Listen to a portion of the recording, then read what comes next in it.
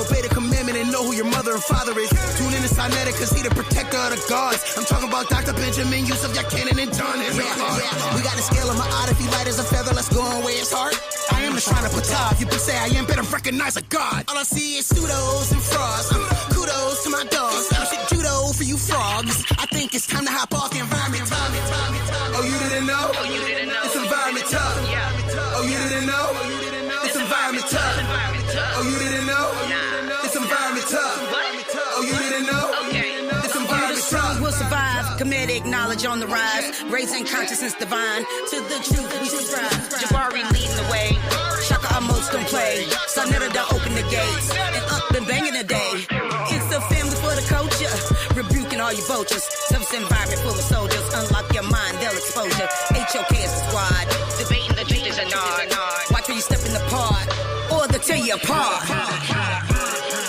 Oh, you didn't know? This environment tough. Oh, you didn't know?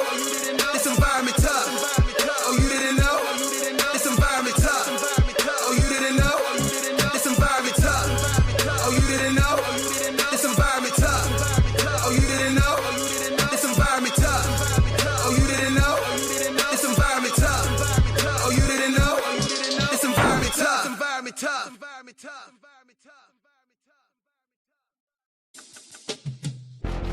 Frankie on the trendsetter. You did it again, man. General, HOK Field Marshal, you know? Nation. None of them can bother dance on the top. Revelation, set the top. Violate the general. Head up in a blood clot funeral home. Anchor the AK, Jabari got the crown. Hector West the Har, we sending them home. Regina the alley with a Cuban and a galley. Send you back on Nile Valley with a shot in your toe intellectually. How click the link if your scholarship sloppy. More if your smile make you cry with the truth. No lie, my youth, him a real historian. 21 gun salute for commission. Not a brother, a hustle, a move like him. All I found the black woman not all like Ulls and the Yana for sister freedom. And the whole panel know what time for Bible thumping. The minute them see me come. Revelation set. Frankie are the trendsetter. None of them can mother dance on it. None of them can mother dance on it. Them got a podcast but saw better. Coast to coast, we be banging. Bringing all this knowledge, we be slanging. In the HOK, we don't do no entertaining. Speak the truth, speak the facts. What the niggas just a layman. Better get on one accord. The future can be yours. Ancestors push you more. We gotta go explore the sciences and math. The future's based on class. You bout to catch my wrath. We turning up this track. In the dark spots of the light. The dark heart still fight. You We gotta make this right. Talk right now. We learn how to stand up and stand proud. No man down. We fam now. House of the conscious, my clan now. Frankie are the trendsetter. None of them can mother dance on it. None of them can mother dance on it. Them got a podcast but saw better. When I look at you niggas, I see what I'm not. Go take him, a little bit of her, mix it with them, I put them in a pot. You still can't get none like me. It might sound the same, but it's unlikely. One white tee. If I lift it up, you niggas gonna see where the gun might be. I thought I told ya. Affirmation, revelation, we some soldiers. Sonetta put this team together, now it's over. We got the weight of the world up on my shoulder. When you get conscious information, hearts turn colder. Now look at these trappers who rapping the same, so stuck in their lane, systemically, chemically. I'm thinking something is wrong with their brain. As long as they paid and flowing the chain, I got nothing to say. They in love with the gang. I traded my gang for change, and now that I changed a few things, still say the same. Frankie are the trendsetter. None of them can mother dance on it. None of them can mother dance on it. Them got a podcast but saw better.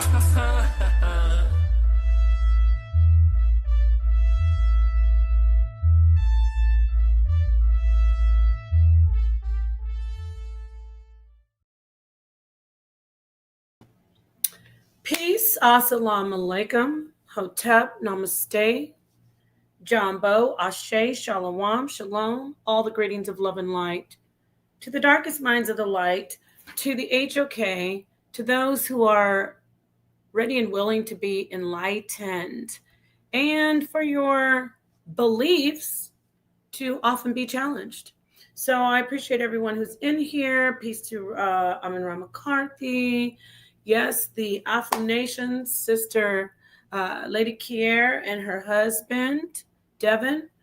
Peace to everyone that I see in the chat. Love you. And now let's get this going.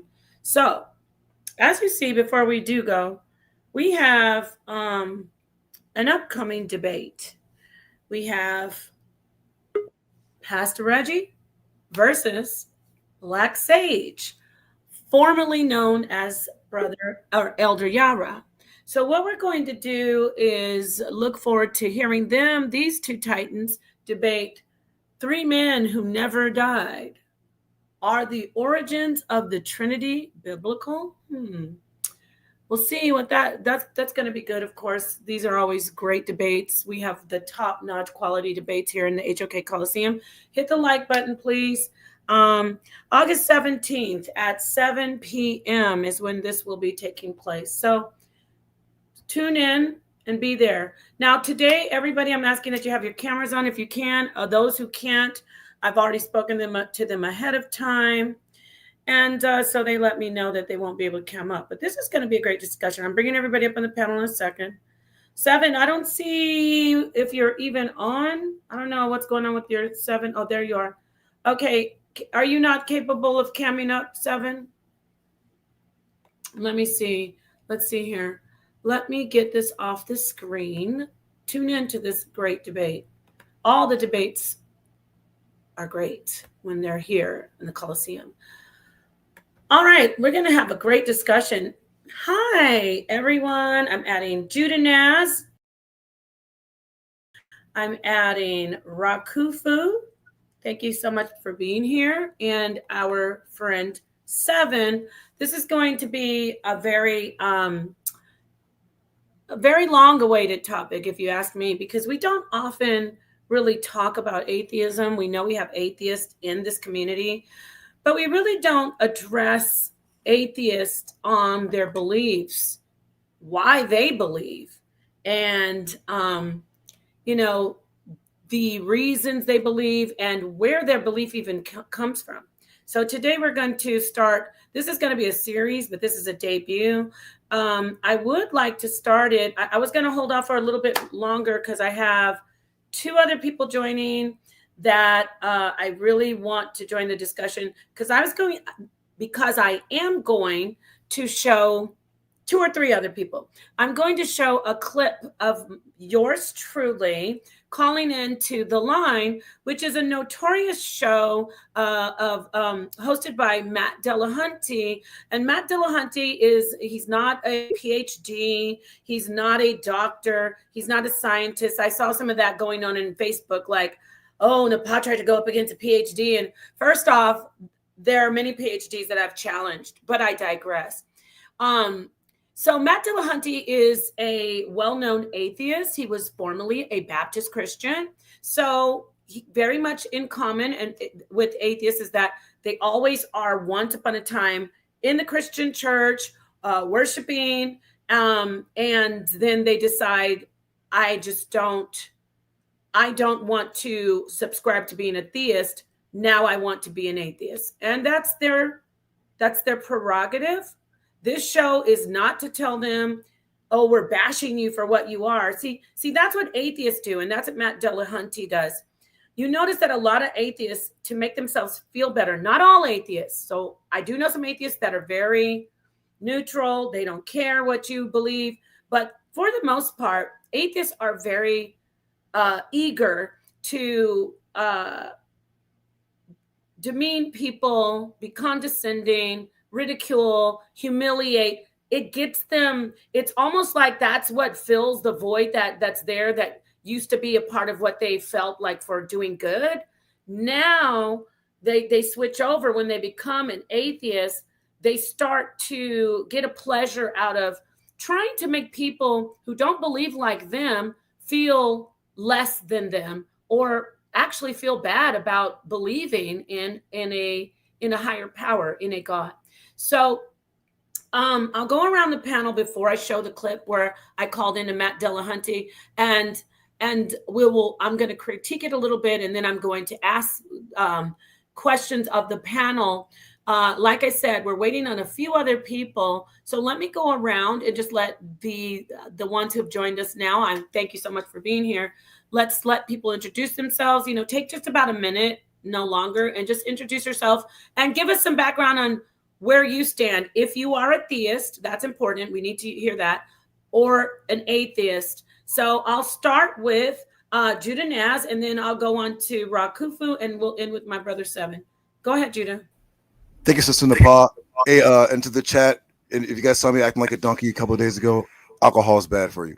So, with that said, we're going to keep this for this is a I know. show. Don't bring up anything outside of this show. So everyone knows I'm Judah Naz from the Tour of Nights. You'll see me on HOK, mopping floors with cats. Shout out to my team. Shout out to Sister Nepal. Shout out to Ellis and Salmetta. Shout out to the panel and the chat. Y'all know that I'm a hardcore believer, but I don't. Even though I'm not religious, I am very spiritual, and I'm not going to get into details or anything or whatever. But I know that some people have certain. Me and Nepal talk about today. What do you call it? They have a certain concept. Certain people have a certain concept of God. Yeah. Right. Mm-hmm. So not certain. Everyone. I argue that everyone does. You can't avoid it. But go ahead. It's unavoidable. So you know what I mean. So mine is more psychology, spirit, mind, noetics type, intellect. I call the Most High the mind of minds, which probably isn't even sufficient to describe him. But as far as our understanding, he's the great mind of spirits or minds. So yeah. Oh, thank you. Okay, and thank you for that, Judah. So Judah is a theist. So we're just going to make sure that everybody keeps that in mind as we go forward. And now we have our brother, our Rakufu. Thank you for coming in. Just first off, let us know if you're an atheist or a theist, and then just introduce yourself and give us a little background if you can. Well, I like to fashion myself as an ominous, as opposed to a theist or a non-believer, because a theist would be one. And in mathematics, I believe math doesn't. The Romans got it wrong. I believe they started 1 to 10. In the objective realm, I believe 0 to 9 in the subjective realm, the 360 degrees, and then the dot in the middle representing radiation or Ra's spiritual system. So my thing would be that we are animated by the great animator. The great animator is neither woman nor man nor woman. It's the creator of those things, and our thoughts are coming from a divine ocean creator, and that's just basically how I wrap that up. Okay, thank you. And last but not least, Seven Asar. We have a brother joining us, Shu Amun. Oh, thank you. And last but not least, go ahead, Seven, and then we'll let this brother introduce himself. He wants to join the conversation. We have a brother joining us, Shu Amun. Last but not least, go ahead, Seven, and then we'll let this. All right, I'll let him get that together. Seven, please introduce yourself and let us know if you are a theist or an atheist, and give us some background on that if you can. First, I'd like to say peace to everybody on the panel and in the chat. My name is Seven Asar. You've heard me on this platform many a times, giving my opinions and adding and building on subjects. As far as myself, I don't know if I could call myself a theist. I do believe in a higher power. I don't quantify that higher power in a deity or a creator in the terms. I don't give it a particular name. I know it's something that's beyond my understanding, and to give it names or create a concept around that, my concept would probably be based more within nature than anything else. I think that's the closest thing that we could get to the truth of what that higher power is. And all the knowledge that I know and the people that I know that I got knowledge from, got that from observing nature, all the way from mathematics to science. So that's how I feel about it. And I'm ready to jump into the subject and give my opinions and views. Thank you, Seven. And moving right along to a newcomer, I'm glad you joined, Brother Shu Amun. Brother Shu Amun, or Shu Amun, let us know a little bit of your background, but please let us be clear and let us know if you are a theist. And when I say theist, I mean, do you believe in a higher power? So I just want to be clear on that. Do you believe there is a higher power, something outside of us that is, not even higher power, just something that is unseen? We call it theist. Or are you an atheist? So do you say, no, there's nothing but what we see in the natural world? You're muted. Yes. Hey, greetings and peace to the panel. Thanks Yes. for having me. I appreciate it always. In short, I consider myself to be liberated.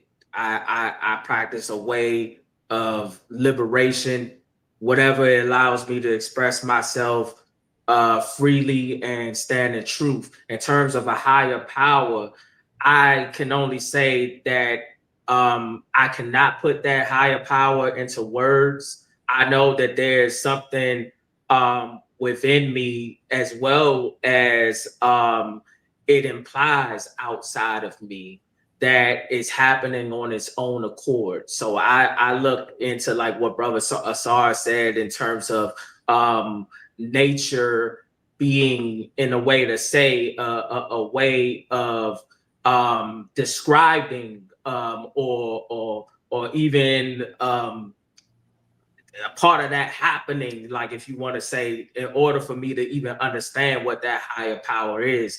So I'm all about, liberation and learning. So I'm always learning from you all. So, thanks for having me. Oh, thank you. Okay, so you're not an atheist, correct? I have no particular stance. I practice many things. The main thing that I practice is martial art. It allows me to express myself freely as a human being, and through it, it has introduced me to the way of the warrior, and that is something that I feel allows me to be connected to all of the things that I practice.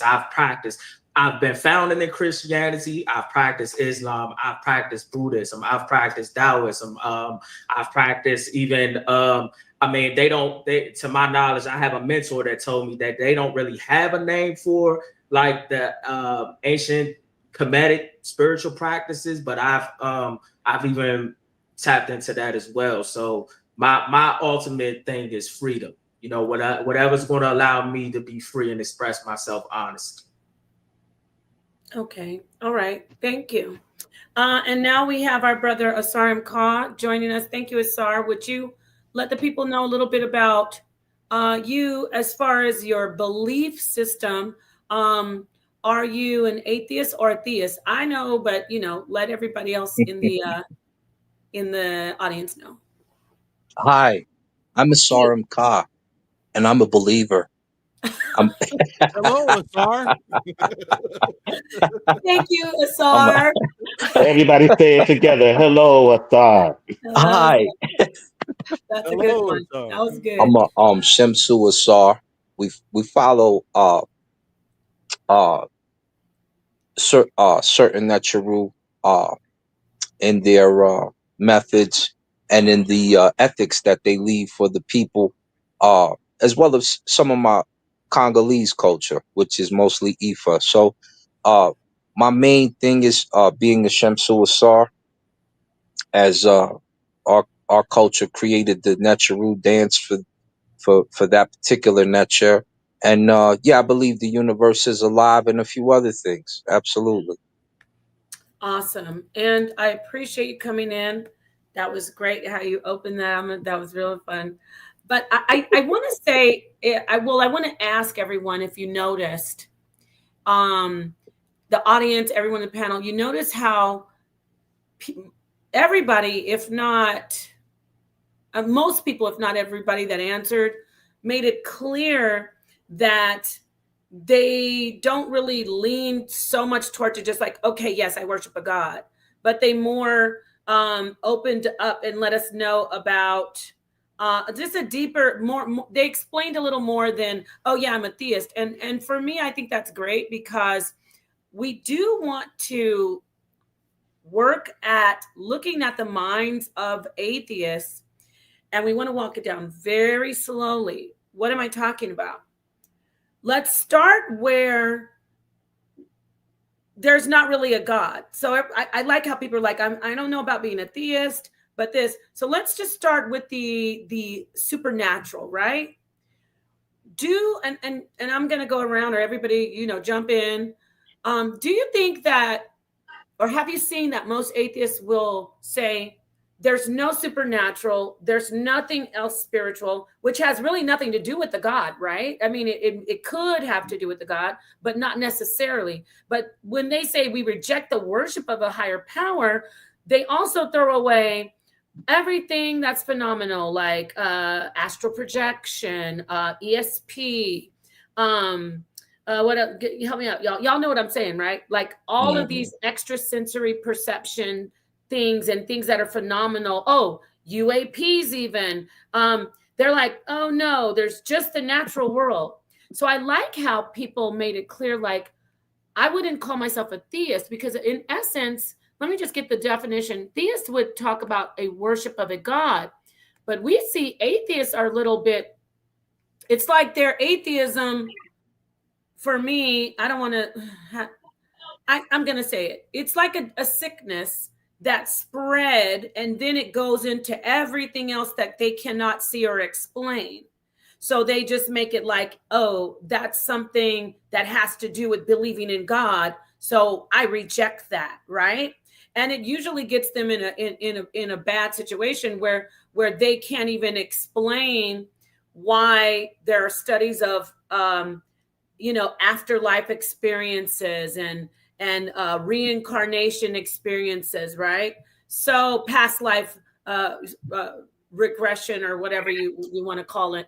What do you think about that? I'm going to hand the mic just to the whole crowd, but notice that they have to reject everything and not just a God, or they usually do.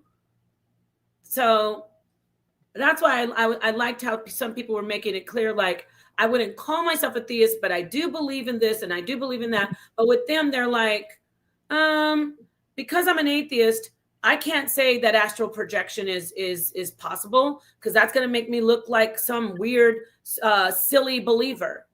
What do you think about that? Well, atheism is a religion rooted in not using what's your logic. Like, but then they wound up like admitting God is real by talking about God as if he exists, or it exists, or however you want to say that. Yeah, right? They don't what say. do you think about them rejecting everything, though? I wanted to just touch on. I mean, because I don't know if that's all atheists, though, right? I think there's some, and I disagree with you, Judah Nass, that atheists are illogical, because I think they think with a little bit too much logic, right? And then sometimes, things that we don't understand, we can't write them off to just, it just doesn't exist. We have to say we don't understand. That's what atheists don't do. They use more logical thought than to look at something that they don't understand and say maybe that these ranges of possibilities could be acceptable, right? So they don't accept, some don't accept, past life experiences, or people saying that they seen ghosts, or, I think there's scientific explanations for all of that. We just don't know the answer, so we give them those names and make it spiritual, when I think it's more based on something that's more reality and tangible. We just don't understand it yet. Right. But science hasn't explained it at all. So just like with God, and so I appreciate you. That goes to my point. Yeah, that goes to my point of how they think. They think more like a scientist, right? Than someone who would be like what the brother said in the last show we had. Can you mix science and spirituality and look at something you don't understand and say, well, maybe this possibility is this and that and that? They're not moving into those squares of outside the box. They're not looking outside of the box. They're just a scientist that's looking ahead. That's what I think atheists look at when you speak on God. Yeah, for me, I thank you for adding that, but I disagree with, from what I've seen, Atheists say they rely on science and they say that they have a scientific mind, but it's really scientism. They are really very biased. They really stick with their beliefs so strongly, just like a Christian, a radical Christian or a radical Muslim. So I haven't seen one atheist that to date that is not biased, because anything that even has a semblance of pointing toward that there is a higher power, a God, they usually reject it. And if they find that there's more information coming out on it, like consciousness, then they will acquiesce to say, okay, I know, but then they go right back into something that feeds to their bias. And they rely on scientism. That's how I've seen most atheists. And so that's just my opinion. And I appreciate you. No, I think that's an excellent point, sis, because they wouldn't be atheists if they would agree that it would be, inspired by God, or, if you gave them information and kind of boxed them in, how could they be atheists if they agreed with you? So I agree. The bias is there. So I would wonder, how is it possible for us to be, I think an atheist limits itself because, for one, the animating electrical, I don't know, atom, neutron, whatever that is that you feel in your palm, that little itch that animates the whole body, they cannot explain the components to actually make that happen and make it happen in real time. So they just experience life. They go through life experiencing life, and I think that's crippling to them. Okay, thank you. Well, Listen, real quick. So, Seven, you're not capable of turning on your camera, correct? No, not at the moment. It wouldn't be appropriate. Okay, great. And so I just want to check now, because I see, Gideon, if you can turn on your camera, I would like you to do that. We're trying to keep the cameras on. If it's not a problem for you, I understand if you can't, like if it's something like he said, he's maybe indisposed. But thank you. And thank you for joining, Gideon. Before Judah, I'm going to get to you right after I let Gideon introduce himself. Gideon, if you could just briefly introduce yourself and let people know if you are an atheist or a theist, or where you stand with your belief. I call it a conceptualization of God, because for me, I'm going to just put it on the board right now, the table.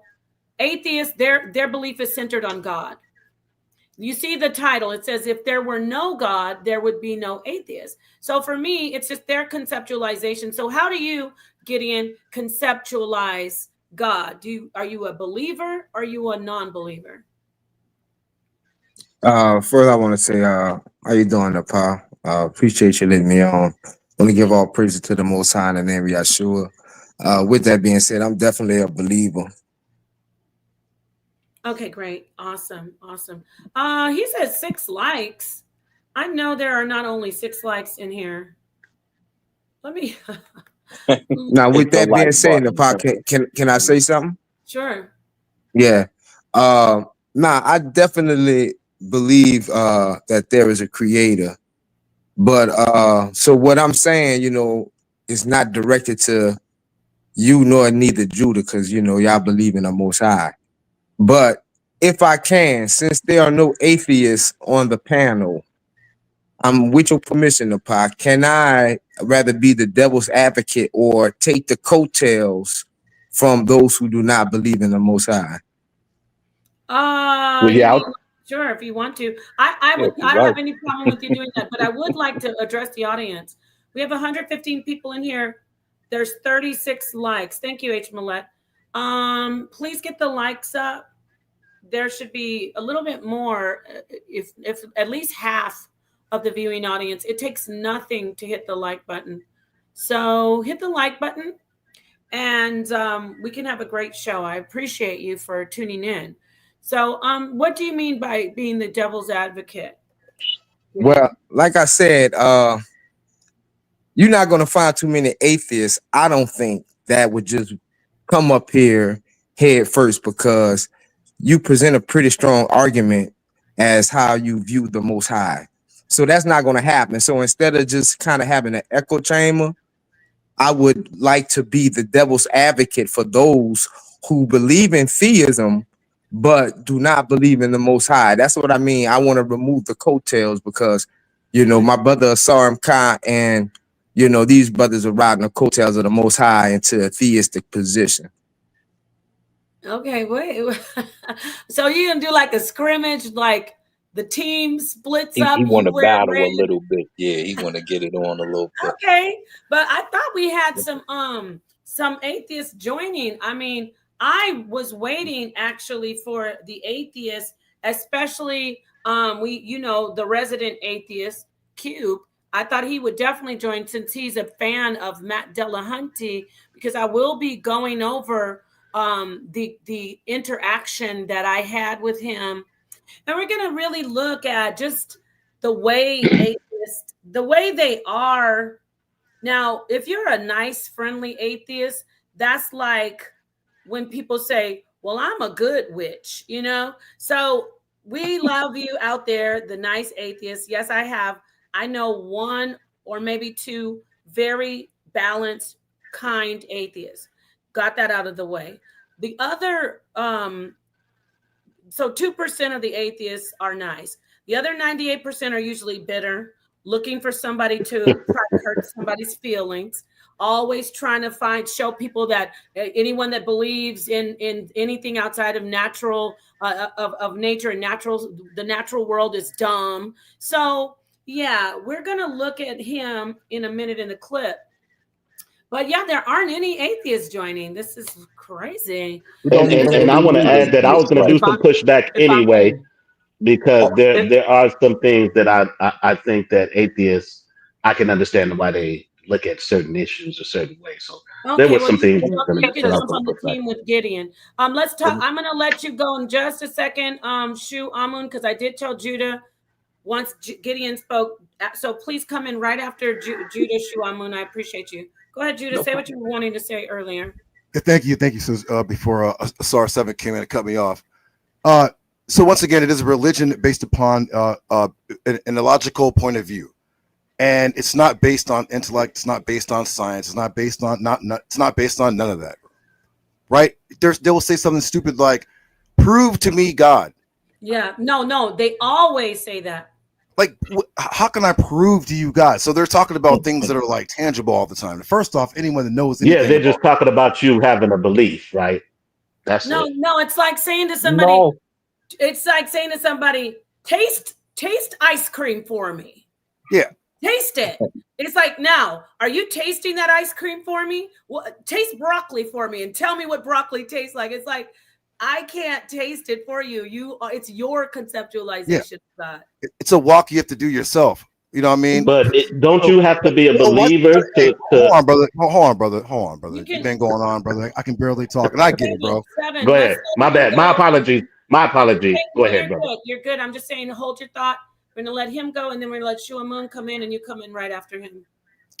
So again, atheism is a religion based. It's illogical, right? So again, if I were to talk to everyone in the chat like they were 7 years old, it would be like this: you sitting there with a steak and vegetables and mashed potatoes, whatever, it's piping hot.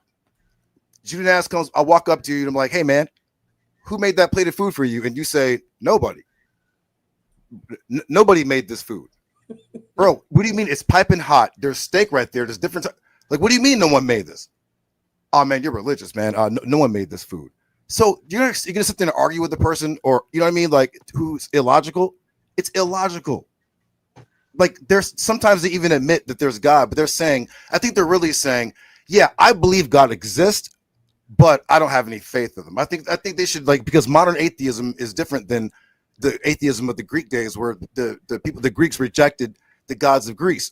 Modern atheism now is just like, they're talking about what you call the Abrahamic faith point of view. So they're saying, okay, I'll reject that. But they're not saying I can't disprove God. You know what I mean? Exactly. They never even put forth that postulation. So yeah. Exactly. Thank you so much, Judy. Now we're going to let Shu and Moon come in, just like I mentioned. No problem. No, thank you. No, I think it's levels to what an atheist is. I just want to say first and foremost, to my knowledge, that they would not exist if it weren't for the fact that there is such thing as someone who believes in a God. So I'm just going to say that. With my experience, though, what I have learned is that with some, they're atheists by default. So it's not that they don't believe, they just have not experienced the evidence that would make them believe. Because some people have a concept, like you brought up a concept, Sister Napa, wherein, you know, they might have believed in God, but now they no longer. But then there are some who have never been introduced to a concept whatsoever. So all they have is experience. So are we going to say that they are atheists because they don't believe, or are they just being who and what they are? So I'm just curious as to what is truly the definition, not by a whole bunch of words and what the words define, but what is the definition of an atheist to someone who is a believer in God? That's what I would want to know. The atheist, the statement, the quote is by the quote that if there were no God, there would be no atheist. So you made a great statement, and that particular statement is by Chesterton. And Chesterton, you know, there are philosophers out here, people we've been having this conversation for centuries, right? So what is a theist? A theist is a person who, first and foremost, the actual definition is someone who believes in a higher power, a God, a deity. However, as we progress, theism and versus atheism is becoming like a person who believes in nothing outside of the natural world, nothing outside of academic science, nothing that hasn't been proven. They reject it. So it's no longer just not believing in a God. They reject anything spiritual, anything phenomenal, anything that cannot be explained. Like when we talk about the children reincarnating, or again, like astral projection, out-of-body experiences. They reject people saying that they had an afterlife experience, like they an NDE, a near-death experience, where they die and they come back. So now it's not just about not believing in a God, like the basic definition. The way that it's progressing, the definition of atheist is that they reject everything that cannot be proven by natural science or outside the natural world by academic science. Now, also the definition in Merriam-Webster says that it is a religious position, which I'm so happy that they have added that, because at the end of the day, as much as they tout themselves as being more intelligent, more logical, they're absolutely not. They're believers, just like everyone else, because that is how our mind works. That's how our mind works. So when you say, what is a theist? A theist is actually someone who has a human brain, and their brain starts to, with consciousness. Now we're getting into consciousness. You start to conceptualize. You can't help it. You can walk around and say, I'm a theist. I'm an atheist. Just like you have a bunch of people who walk around saying, I'm a Christian, but they do the worst things. You can walk around and say it, but you can't deny that your brain works to a point where you gravitate towards something, you value something more than something else, you start to hold something dear, and then you turn it with those who are traditional theists. I know I'm going long, I promise I'll pass the mic a few times. But with traditional theists, we start calling it divine. Don't touch that. It's sacred. So with them, they don't put those labels on it, atheists, but they have that. They have that very much. They have family. They have their values, things that they value. So you can't get around. So what is an atheist? What is a theist? A theist is a person who uses their brain. Atheist is someone who uses their brain. They just put labels on it, like now, and I'm parking my car. Now, because there's God with these people who, well, let me scratch that. Because these people accept that there is an existence of God, I am going to move to the position where I reject the existence of God. God is still centered in their life. That's all I want to Well, say. If I may atheist, say this real quick, and then I promise I'll pass the mic because I want to come back to what she said and Yeah, what because I'm trying to say based on she what she did said. say I would speak next. So go ahead, brother. I got you, brother. So I just want when to say do this I is get why to I asked the speak? question. Why I asked the question because she said something about the concept. So what I'm trying to understand is what is your mind like prior to a concept? That's why I was asking that question because when you and I are thinking, your mind and my mind are not the same. When we are thinking, my mind and your mind are not the same. But when we are not thinking, your mind and my mind are the same because now we're looking at our nature and Not just always. being You have your subconscious mind. You have your subconscious mind. Yeah, So when are you not thinking? yeah, you're not thinking, right? So you have no No, idea. when You are have you no never concept. thinking? When are you never thinking though? That's my question. Well, I mean, for me personally, that there's a thing called meditation, right? You're not trying to get rid of your thoughts, but you are allowing your mind to just be. But you're still in a subconscious mind. When you're I was just about to say that. So Asar 7, I know you're waiting, but Asar, Go if ahead. you want to Go come ahead. back in, that was a great question, though. We want to still elaborate on that. I want to get everybody in. 7. Yeah, go ahead, brother Star. No, let brother Star speak. He and then you hasn't can take really longer, spoken. 7. Get it? You can go Yeah, longer. no problem. It's Thank no you so problem. much. I love to hear my brother speak. Go ahead. What did you want to say about what I was speaking about, or what? When we talk about the atheist is basically someone who just has an absent in belief of the systems that we use generally.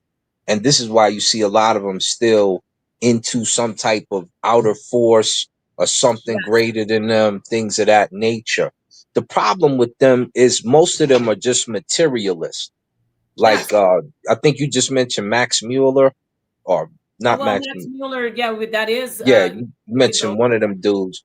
And they're I don't think materialists. I mentioned him. I mentioned So Chesterton. He's Chester, not a materialist, though. But go ahead.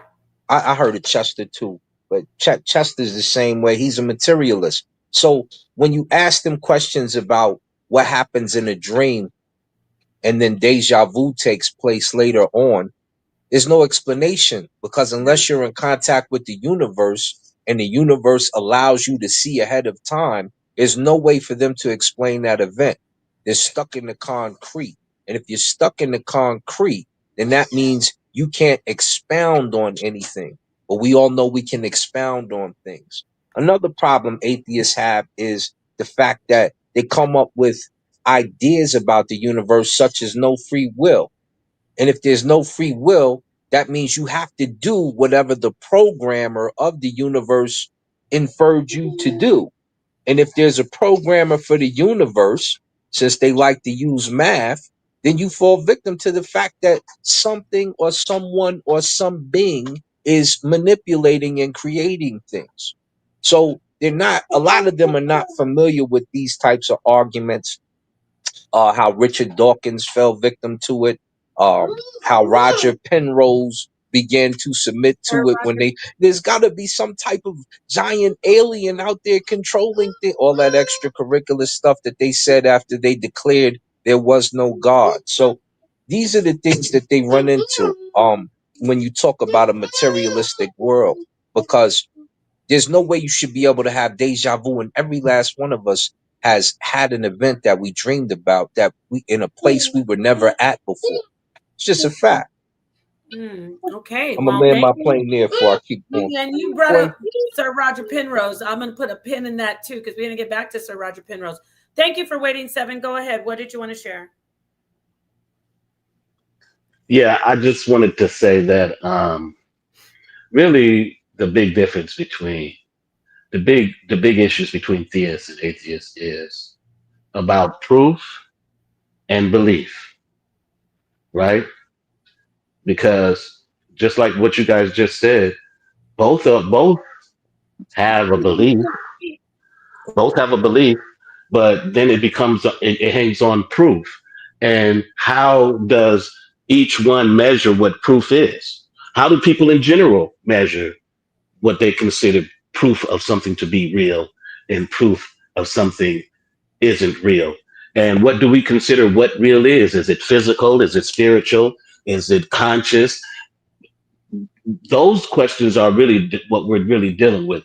Because if you want to talk about a criteria of proof, then you have to go through the different ways that human beings has categorized what proof is of one thing or another, right?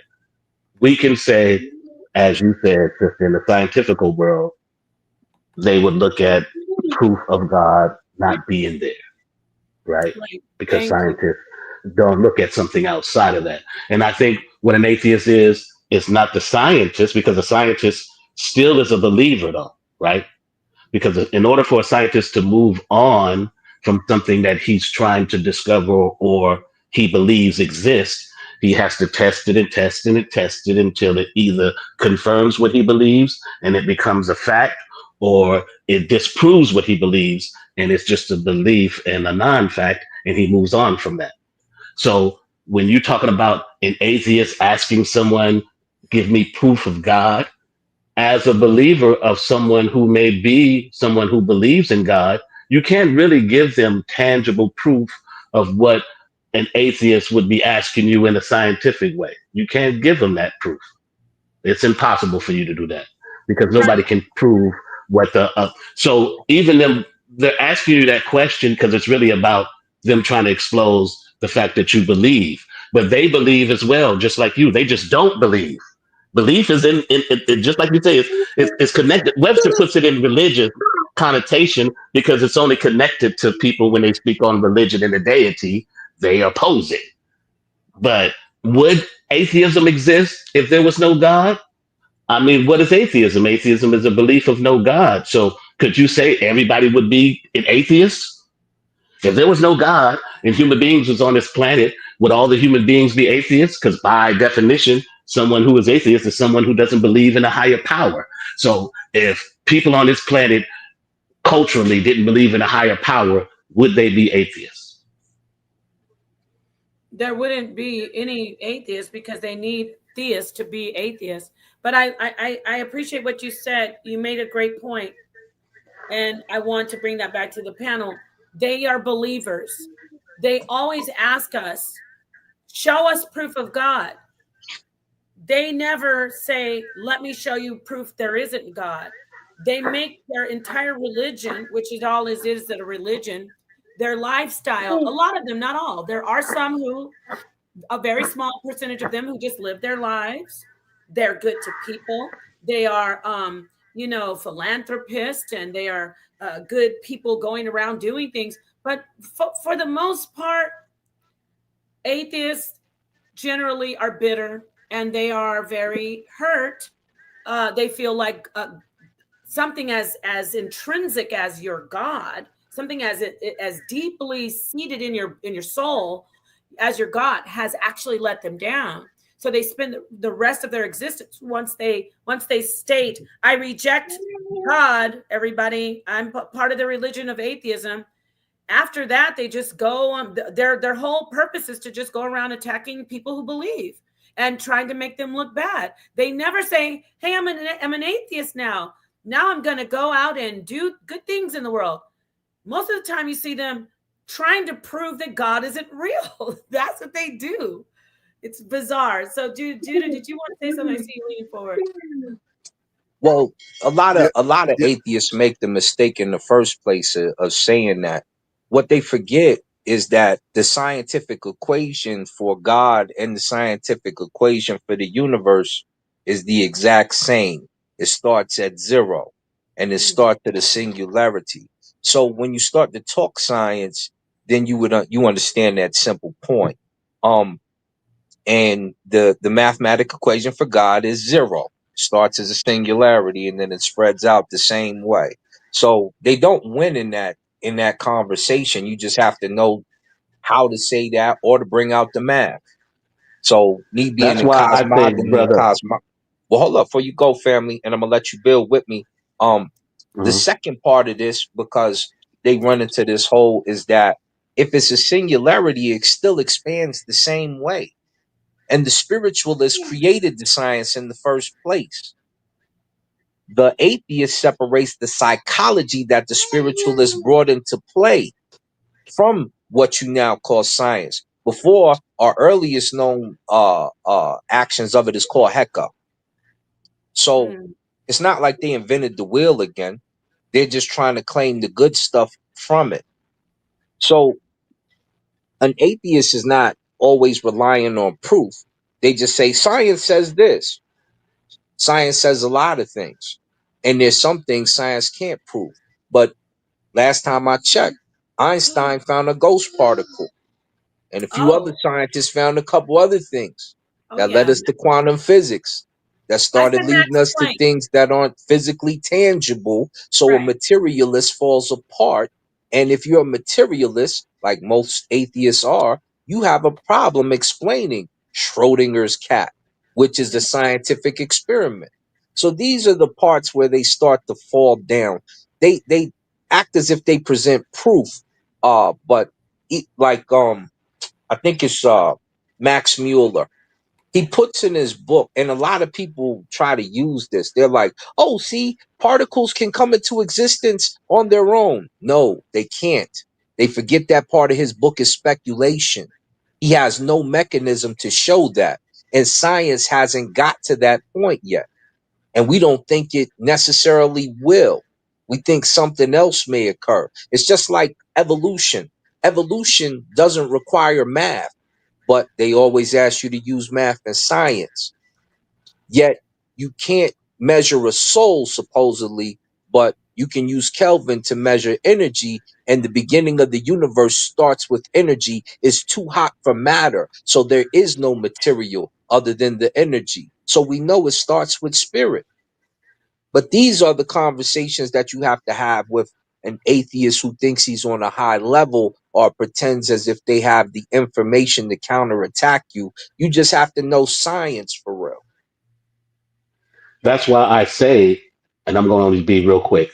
That's why I say an atheist really isn't a scientist, because a scientist has to believe in order to move forward in his experiments and trying to get to a truth that he's trying to. An atheist is actually the person that that takes what the scientist is saying and just only takes the information. He's not trying to go beyond what the science is trying to figure out.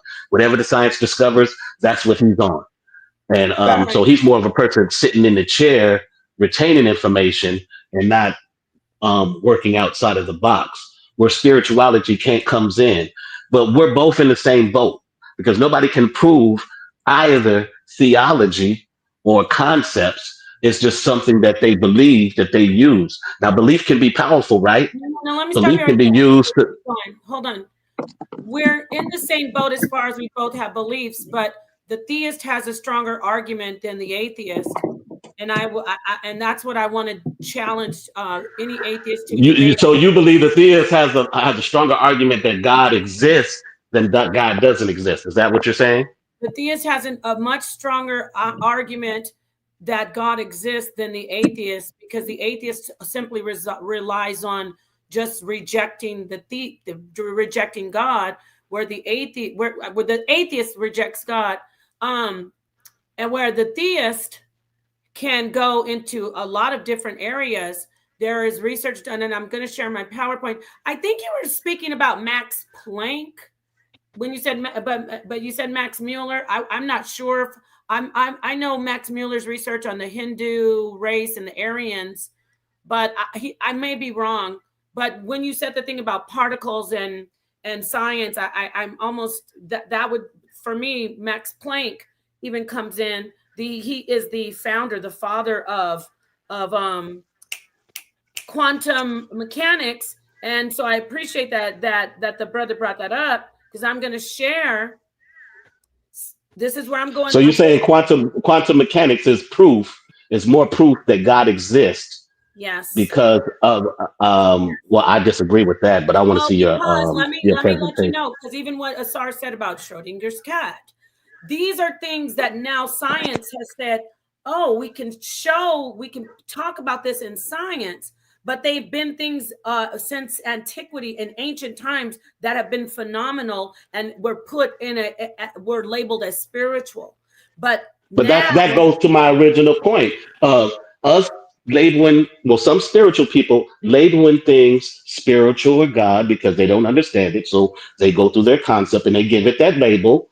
And for me, it's just a scientifical discovery that either we don't understand, right, or hasn't been discovered yet. Now, there are things that have been discovered in the past. Hold on, there are things that have been discovered in the past that we don't understand today that some of our ancestors were doing. So okay, now hold on. I hear what you're saying. No, I hear what you're saying, but that's not proof of God. You want to hurry up and get that out? Go ahead. I'll let you get it out. I'm finished. Go ahead. What did you want to finish saying? Oh, you didn't hear what I said? I dropped out. No, you were like rushing because I was just trying to like interject. But yeah, you're right. Let me let you finish, and then I will explain that.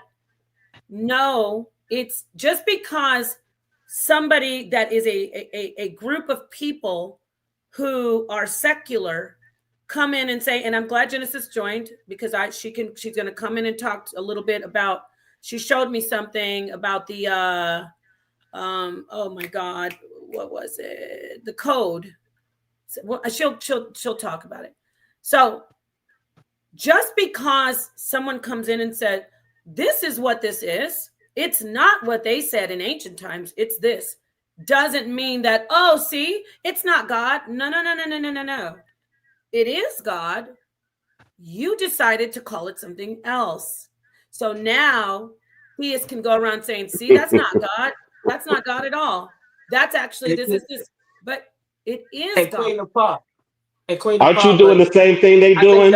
You doing the same thing, the Pa. You doing the same thing they do. You hear the brother speaking, Seven?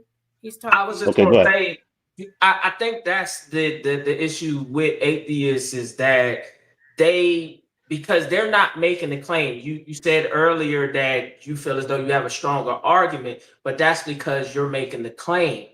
And when it comes to, like, for example, what I've learned from this example of an atheist is that you now have the burden of proof because you're making the claim. You are the one that has to prove it, being that they don't believe. Now, again, this goes back to what I said earlier. There's levels to it because some don't believe by default. They probably were just born and they were never introduced to there being a God or anything like that. And so therefore you would have to give them the evidence because they have no knowledge of it. They have not experienced it. And then those who may have practiced it, they're looking at it like, well, I mean, hey, I practiced it, but I don't see the evidence. So now I'm an atheist by default. And now you have the burden of proof because you're making the claim.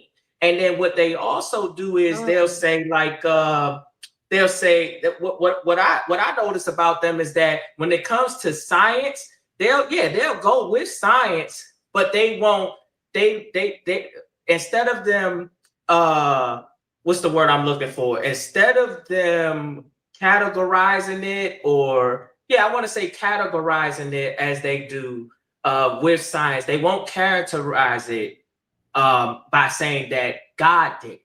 And so they'll just leave it to science because the science is what's giving them the substantial evidence. So I think that's why there's that gap there, that issue there, wherein, you're making the claim and you may not see from their position because you have, I'm going to say this respectfully because I'm not going to lie. I got number love for everybody on the panel. I learned so much from everybody, newcomers, people who've already been here, everything, right? So when you were on the panel earlier yesterday morning, and I noticed what was going on, that's why I said, hey, look, I don't want no smoke because I didn't even know what was going on. I just know how you get down when you're passionate and things like that, and I respect it.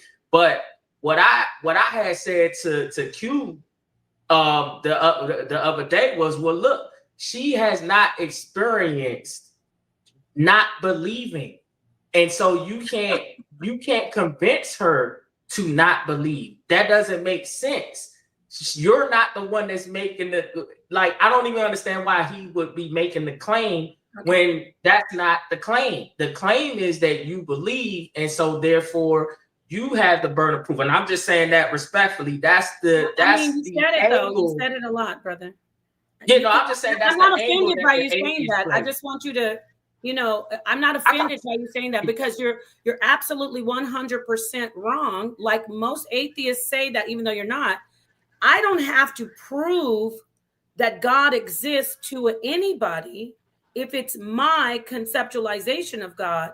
An atheist has to prove, if they want to do this proof game, if I have to prove God exists, an atheist has to prove God doesn't exist. So it's a wash.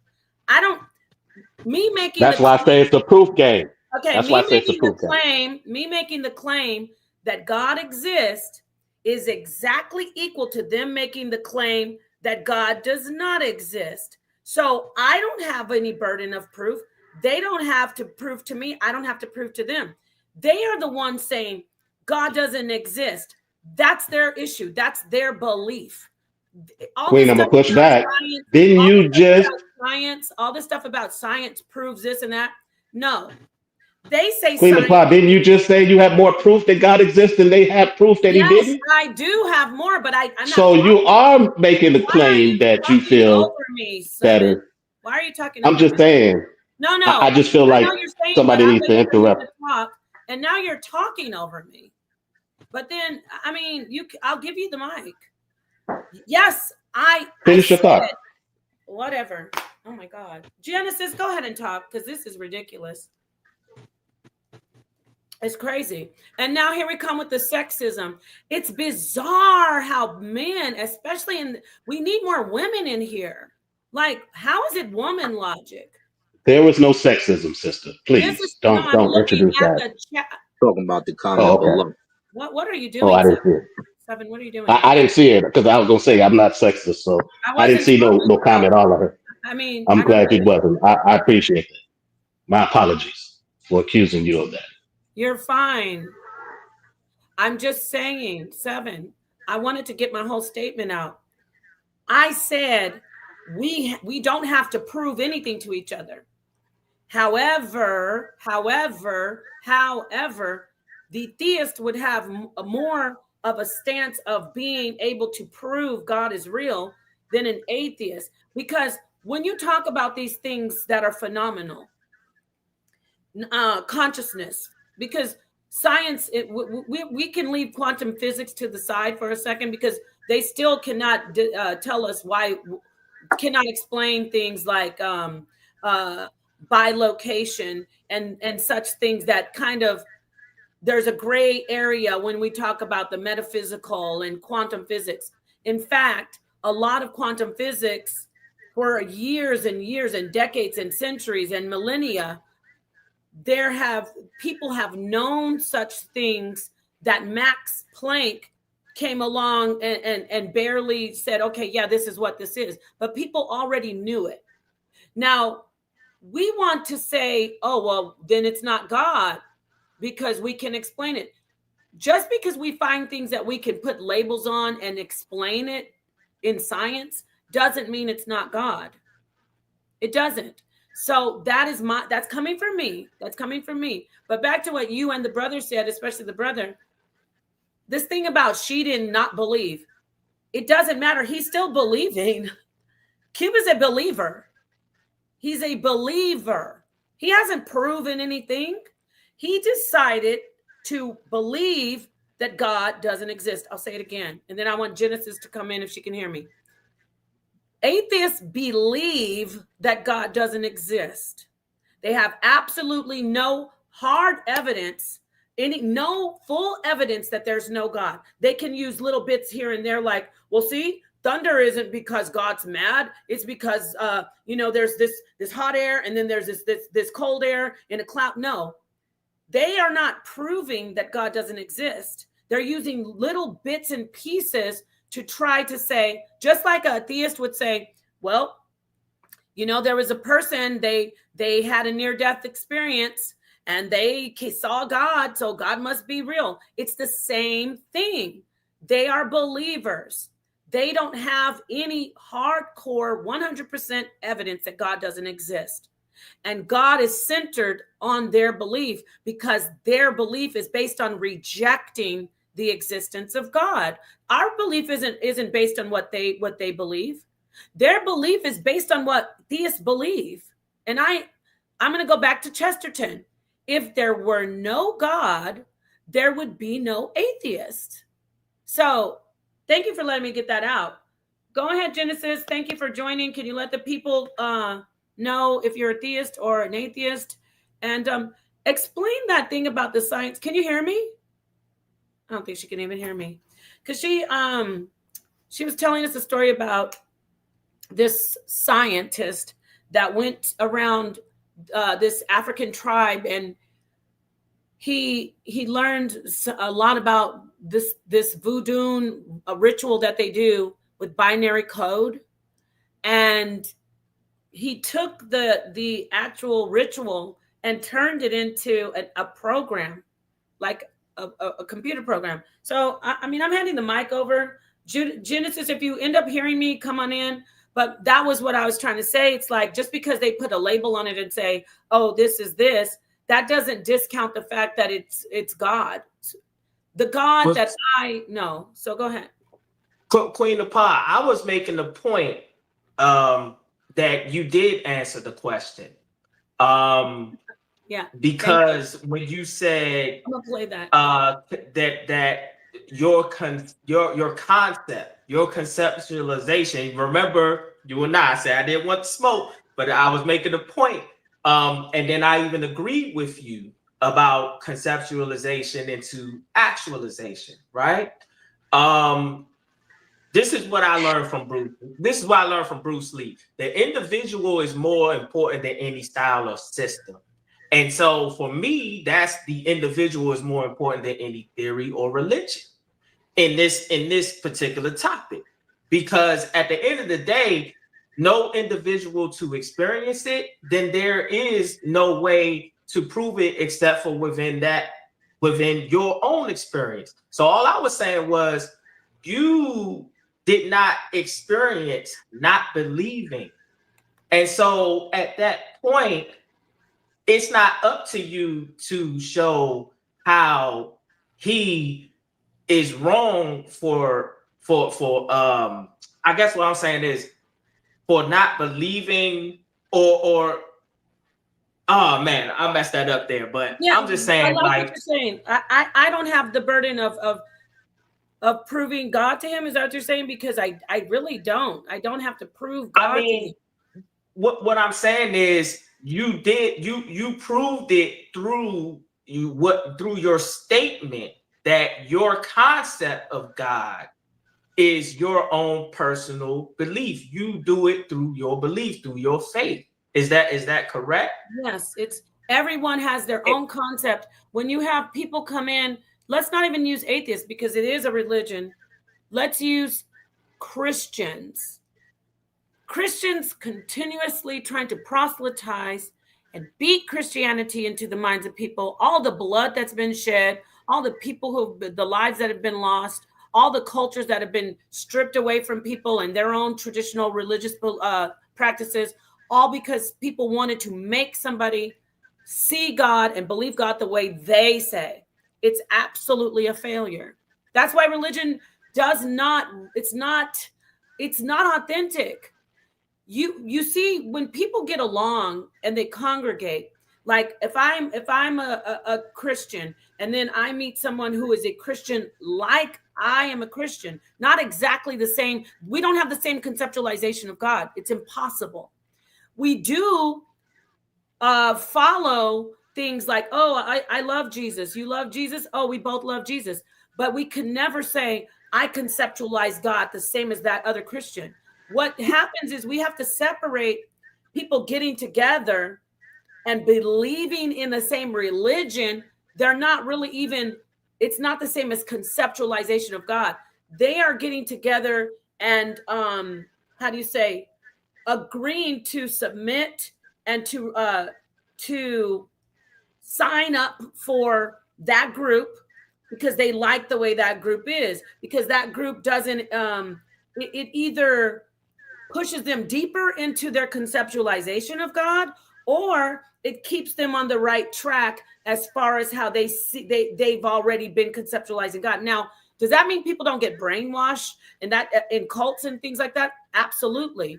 But I'm talking on I want to stay in context. I'm talking on how people have to differentiate between religion and church and worship and our actual conceptualization of God, because it does go into psychology.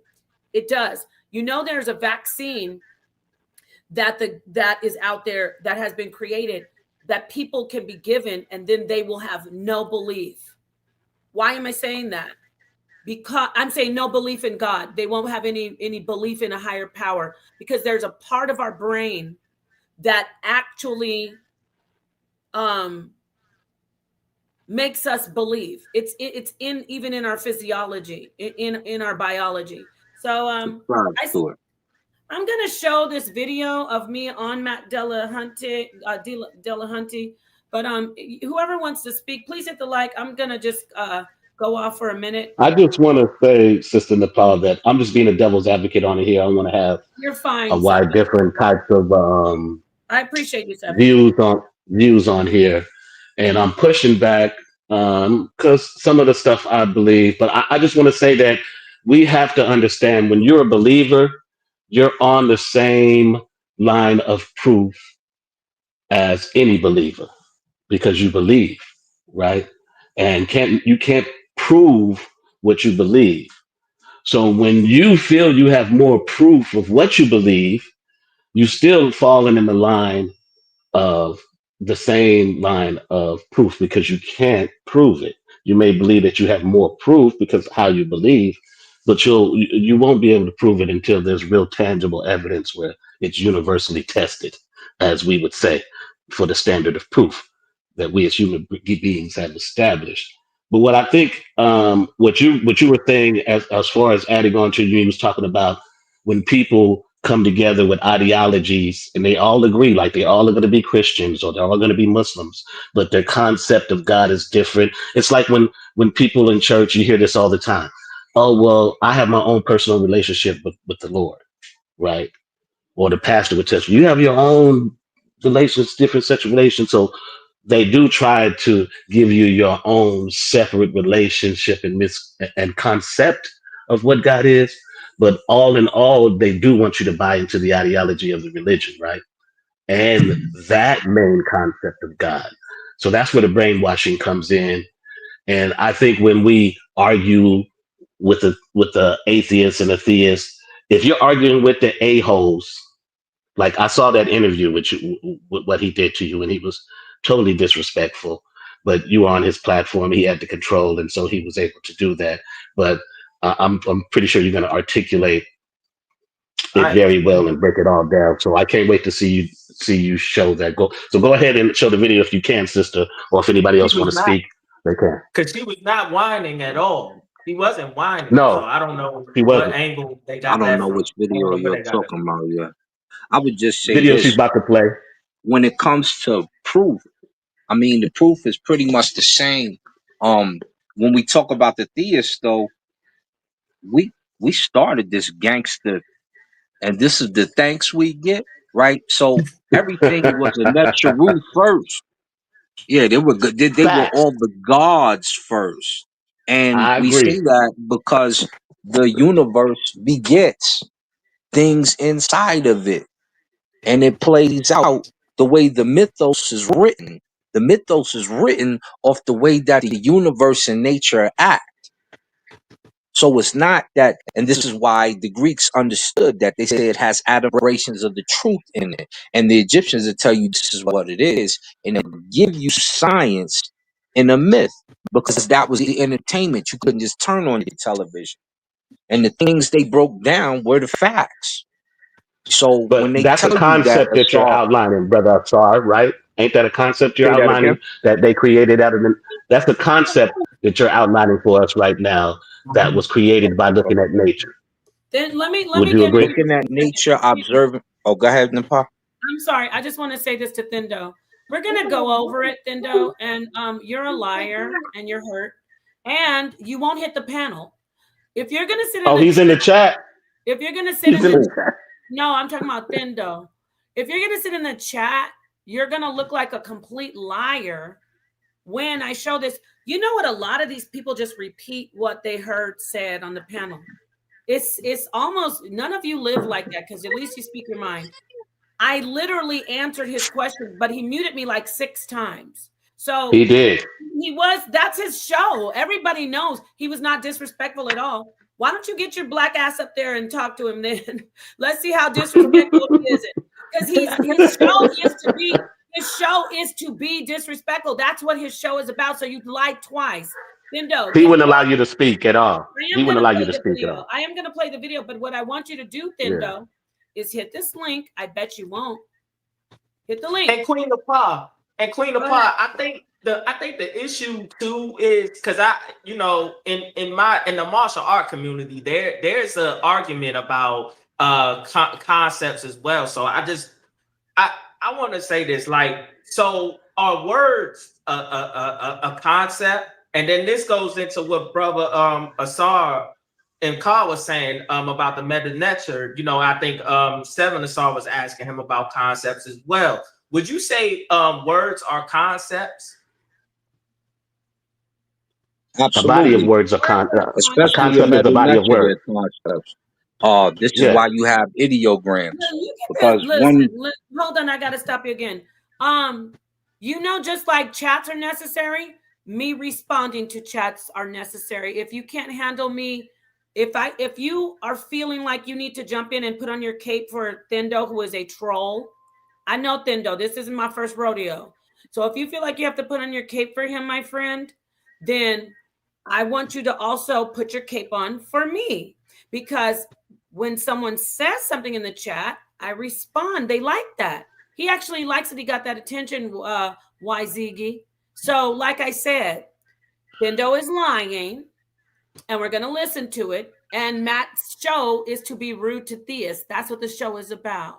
Okay? Because the reason why I asked that about words real quick, Queen of Pa, is because if you believe in God's word, right? Like what it says in John 1:1, that the word, the in the beginning, the word was God, and then I know you know what I'm referring to, right? If you believe in the word of God, and then you say that your concept of God, I mean, to me, that initially is answering the question right away, because you already are going based off God's word. And that's the issue, is that they don't even understand what a concept is. That's what made me ask the question about, was a word a concept? And those words symbolize something based on experience, like what Asar and Carl was saying earlier about the meta nature. That came off of experience, and then they put it into the mythos. So I just wanted to say that, because I think you answered the question several times. So yeah, for sure, an atheist will they understand the concept of letters. They understand, basic life. What they won't do is put themselves on the outside. I've even had one tell me they didn't dream before. He was on Smash's channel. I can't remember who the brother, just to try to be right. He was like, I don't dream. We all just start laughing. And it's you trying to escape a world that all humans experience. And if you're that stuck into materialism, it creates a problem for you. There's no gods. In fact, they called the universe God. They called it Amun. They called the sun a god. They call it, and we call it nature in particular. So the polytheism, which gets attacked, we just laugh at the people who attack it, because it's what made the foundation for the other things. And this is not a shot at anyone on the panel or whoever. I'm just giving them the facts. It say in your book, there are 3 that bear record in heaven: the Father, the Son, the Holy Ghost. They laugh at stuff like, oh, you were possessed, blah, blah, blah, blah. The Holy Spirit possessed you too. That's exactly what you wanted to do. The Muslims, oh, there's only one God. There's only one Allah subhanahu wa ta'ala. Don't worship your ancestors. But if you want to answer a question, you need to use the isnad. You need to use the Prophet Muhammad first. Then you need to use his friends second. Then you need to go through the chain of sheikhs. You need to respect all these ancestors that are gone instead of just getting to the question because you revere your ancestors as well. The original foundation is still the same. I don't care where they run to, what they try to do, what they try to uncover. It's the same.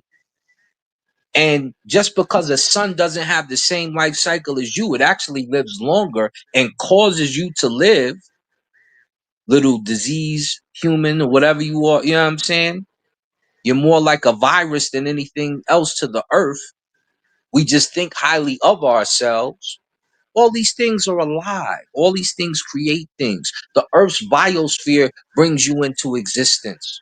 This is how you get convergent evolution in the first place and get a gene pool of things that exist to start to mutate, migrate, and become things.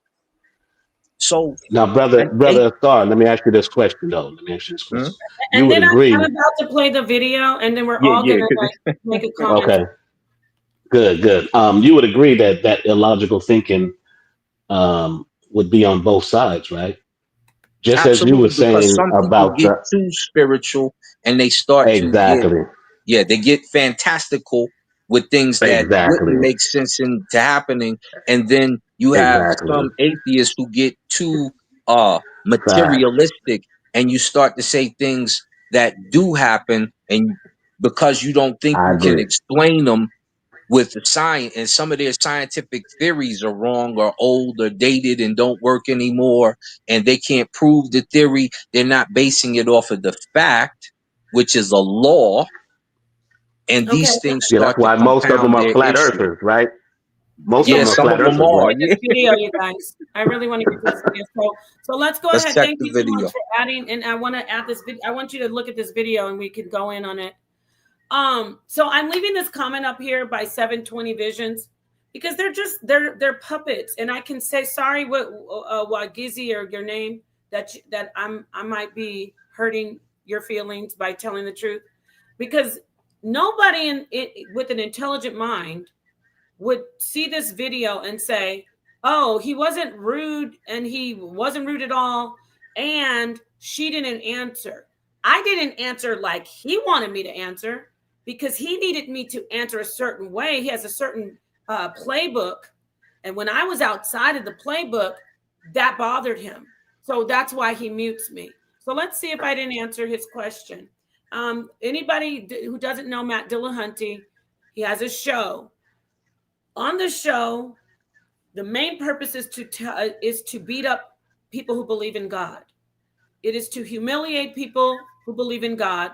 It is to talk about how atheism is superior, how atheists are so much more intelligent, how people who believe in a God are ridiculous and beneath atheists.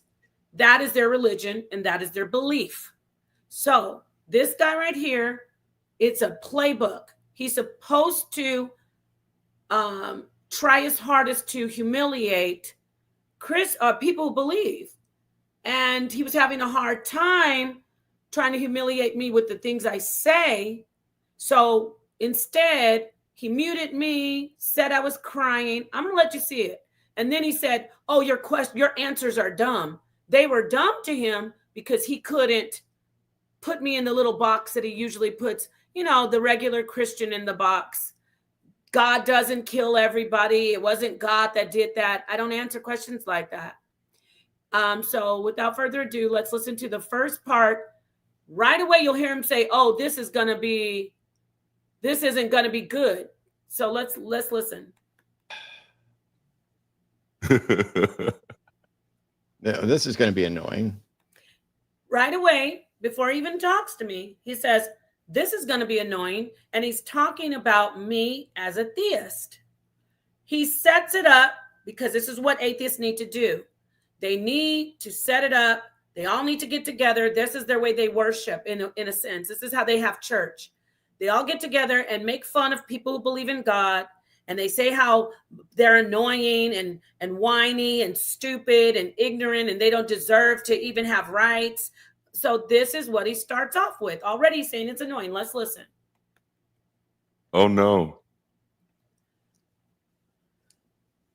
So, is it Nepal who's calling from Arizona? Yes, it is. Can you hear me all right? Yeah, it says here you're a theist, but you're wanting to talk about veganism? No, I'm actually I was listening to a conversation you were having with I believe that was a vegan, correct? Yes.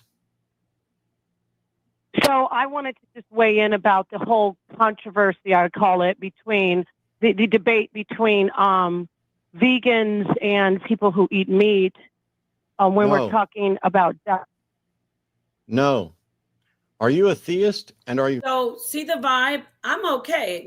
I'm from the toughest environment, but see the vibe? He doesn't know me. He doesn't know that I have a mic and a platform. He thinks he's doing me a favor. He's like, no. Are you a theist? He sees that they already asked me if I was a theist. If you look at the bottom, it says theist caller. They salivate over theists because we're like, we're prey that they can just toy with and make fun of. So he doesn't want to talk about the veganism thing. He's like, no. I mean, remember, he's supposed to be rude, but these liars saying he wasn't rude at all. These are Black people who want to be atheists to get a pat on the head from mainstream white America, in my opinion. The ones in my chat saying he's not rude. He's supposed to be rude. So let's keep listening.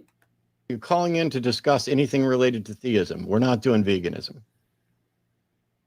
I'm a theist, yes. Cool.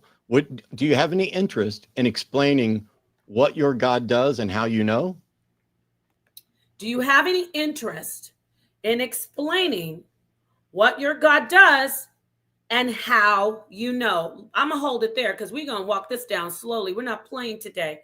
He said, do you have any interest in what your God does and how you know? Did you hear him say that, Judah Nass? Yes, I did. So would that tell me as a logical, intelligent, intellectual that he wants me to elaborate on my belief? Yes, and he's also coming off with an antagonistic, start, Thank you. So, what your God does and how you know is a cue to any intelligent person, but I know how he does it. To start to elaborate and go in depth about what you believe about God and how do you know your God does that? Do you agree with that? I'm just going to go through the panel. Do you agree with that, Shua Moon? He said, tell us what your God does and how you know. Would you agree that he wants me to elaborate on my belief? Yes, he said your God. He didn't say what does God do. He said what does your God do and how do you know? Bingo. Thank you. So would you, as a logical, intellectual person, think, oh, this person wants me to tell them how I believe and what I believe? So I'm going to start to explain, correct? Yes. Thank you. What about you, Asar? If someone asks you, can you tell us what you believe, what your God does, and how you believe in your God, or vice versa, how you believe in your God and what your God does? Would you think that person wants you to elaborate on your belief and why and what your God is?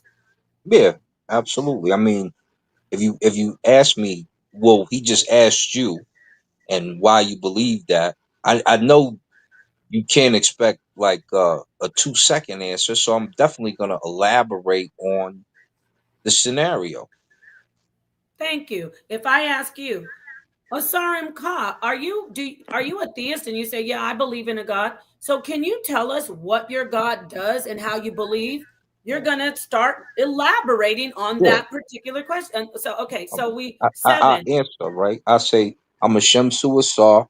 I believe that nature exists because of the different situations in nature and the way that they come about, and the fact that there is more than one nature rule, and the fact that we can describe each one and everything as a nature.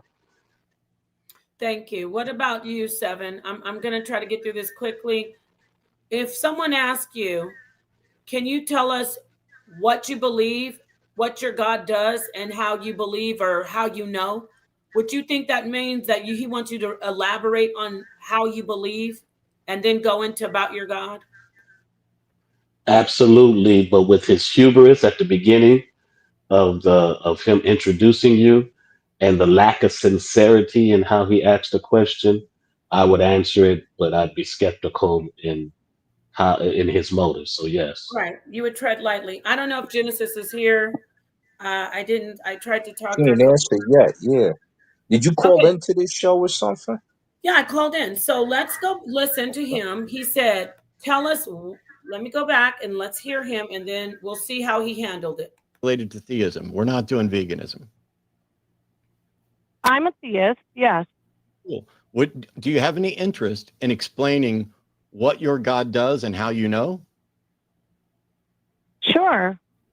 Cool. Let's do that, because we're not going into veganism any further. Do you have any interest in explaining what your God does and how you know? He's asking me about my beliefs. Let's see what happens. We did already. Yeah. All right. Well, I did. What does your God do and how do you know? What does your God do and how do you know? Everyone has a conceptualization of God. It's an individual conceptualization. So now I'm about to tell him how I know and what my God does. Why? Because I'm laying a premise of saying, I believe this way. I believe this way. I've said it many times on these panels. And all this BS about, I've got a lot of people. He took more time on me than he took on any other caller. That's just a way for him to act like I got to hurry up and answer the way he wants me to answer. But it's really not what it is. It's not time. He doesn't like to hear somebody say conceptualization. Why? Because he's not stupid. He's been doing this a long time. This is what I know. He wants me to come out and say, well, my God is great and my God does everything. And I do eventually say that. But me laying the groundwork is, you ask me what I believe and what my God does and how I know my God does it. The first thing I'm going to say is I conceptualize God. Why? Because there's no other way for me to show you what I believe and what I think my God does. There's no other way for me to tell you what I believe my God does and what I believe my God is without first imparting clearly that I have a conceptualization of God that is an individual conceptualization. It is not for me to prove to Matt Delahunty or this brother on the panel or Judah Nass. I laid the groundwork that I have my individual conceptualization, and then I was going to go into what my God does. But no. He cuts me off because he wanted me to just say, my God is the son of God. He's Jesus, and Jesus heals and he saves my life. I know where I am. I'm not going to say that so he can start saying, how do you know he saves your life? And I'm coming with fire with him. Now, these knuckleheads, yes, I said knuckleheads, who are saying that I didn't answer, he's going to mute me. He's going to mute me, and he won't even let me finish. I'm going to let you play. I'm going to play it where you see he mutes me, and then I'm going to get some feedback from the panel. We're not going into veganism any further than we did already. Yeah. All right. Well, what does your God do, and how do you know? Everyone has a conceptualization of God. It's an individual conceptualization.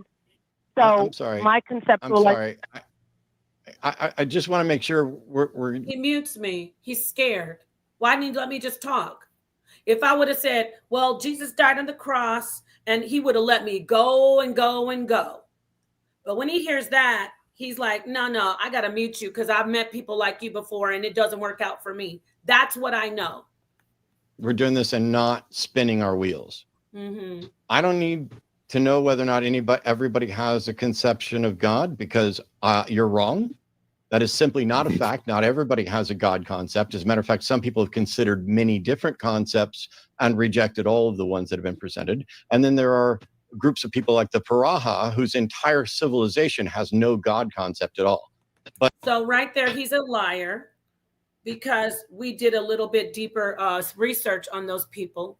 They don't have a westernized concept of God, but they lean toward what we would call, animism. So he's a liar. That's what they do when they're stuck. Now, what he said is, I'm going to go to the panel. I see you joined Black Sage. I want to go to the panel and ask questions, feedback. This is my position. Everyone has a conceptualization of God, meaning when they think of God, what is their concept? An atheist when they hear the word God, their conceptualization is that God does not exist. And so I'm not wrong. Even if you are an atheist, you still have a conceptualization that God does not exist, especially those like Matt, who is a Baptist Christian, who now rejects God. So now he conceives God as non-existent. He still has God centered in his belief. So I'm going to go to Black Sage and then Judah. I want you to give me some feedback on this. So let me have Black Sage come in and introduce himself. I wanted to say something too. I was gone, but I'm back. I know. I'm going to come to you then right after I go to Judah. I was asking you some questions.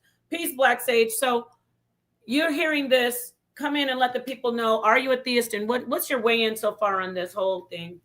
Yeah, peace to you, Sister Nepal, to the panel and everyone that's been listening. Peace and blessings to everybody.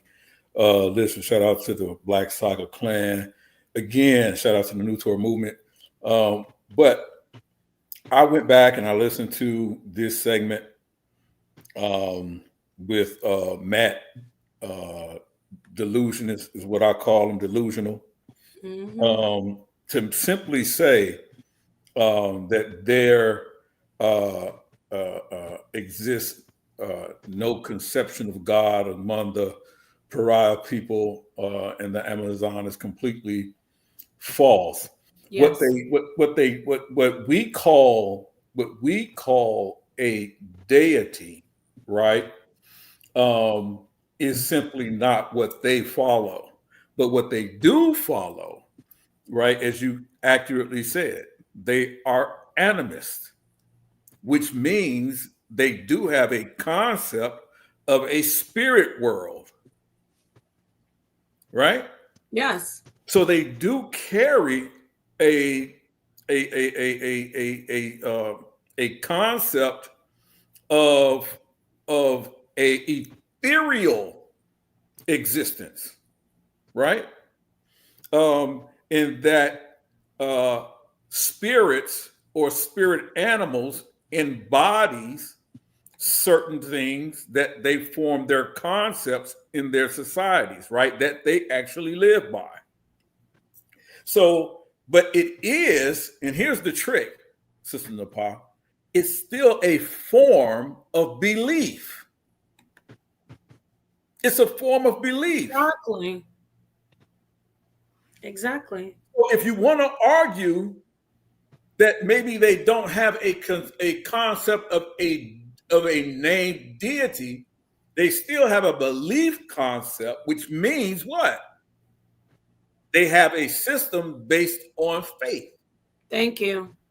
Which atheists reject. So he's a delusionist, and people listen to him and think that he's making logical and intelligent arguments simply because they do not understand the atheist argument. They don't understand it, right? The atheist argument cannot dispel the belief in God, because if they did, there would be no concept for atheism. People didn't catch that. There would be no concept of atheism.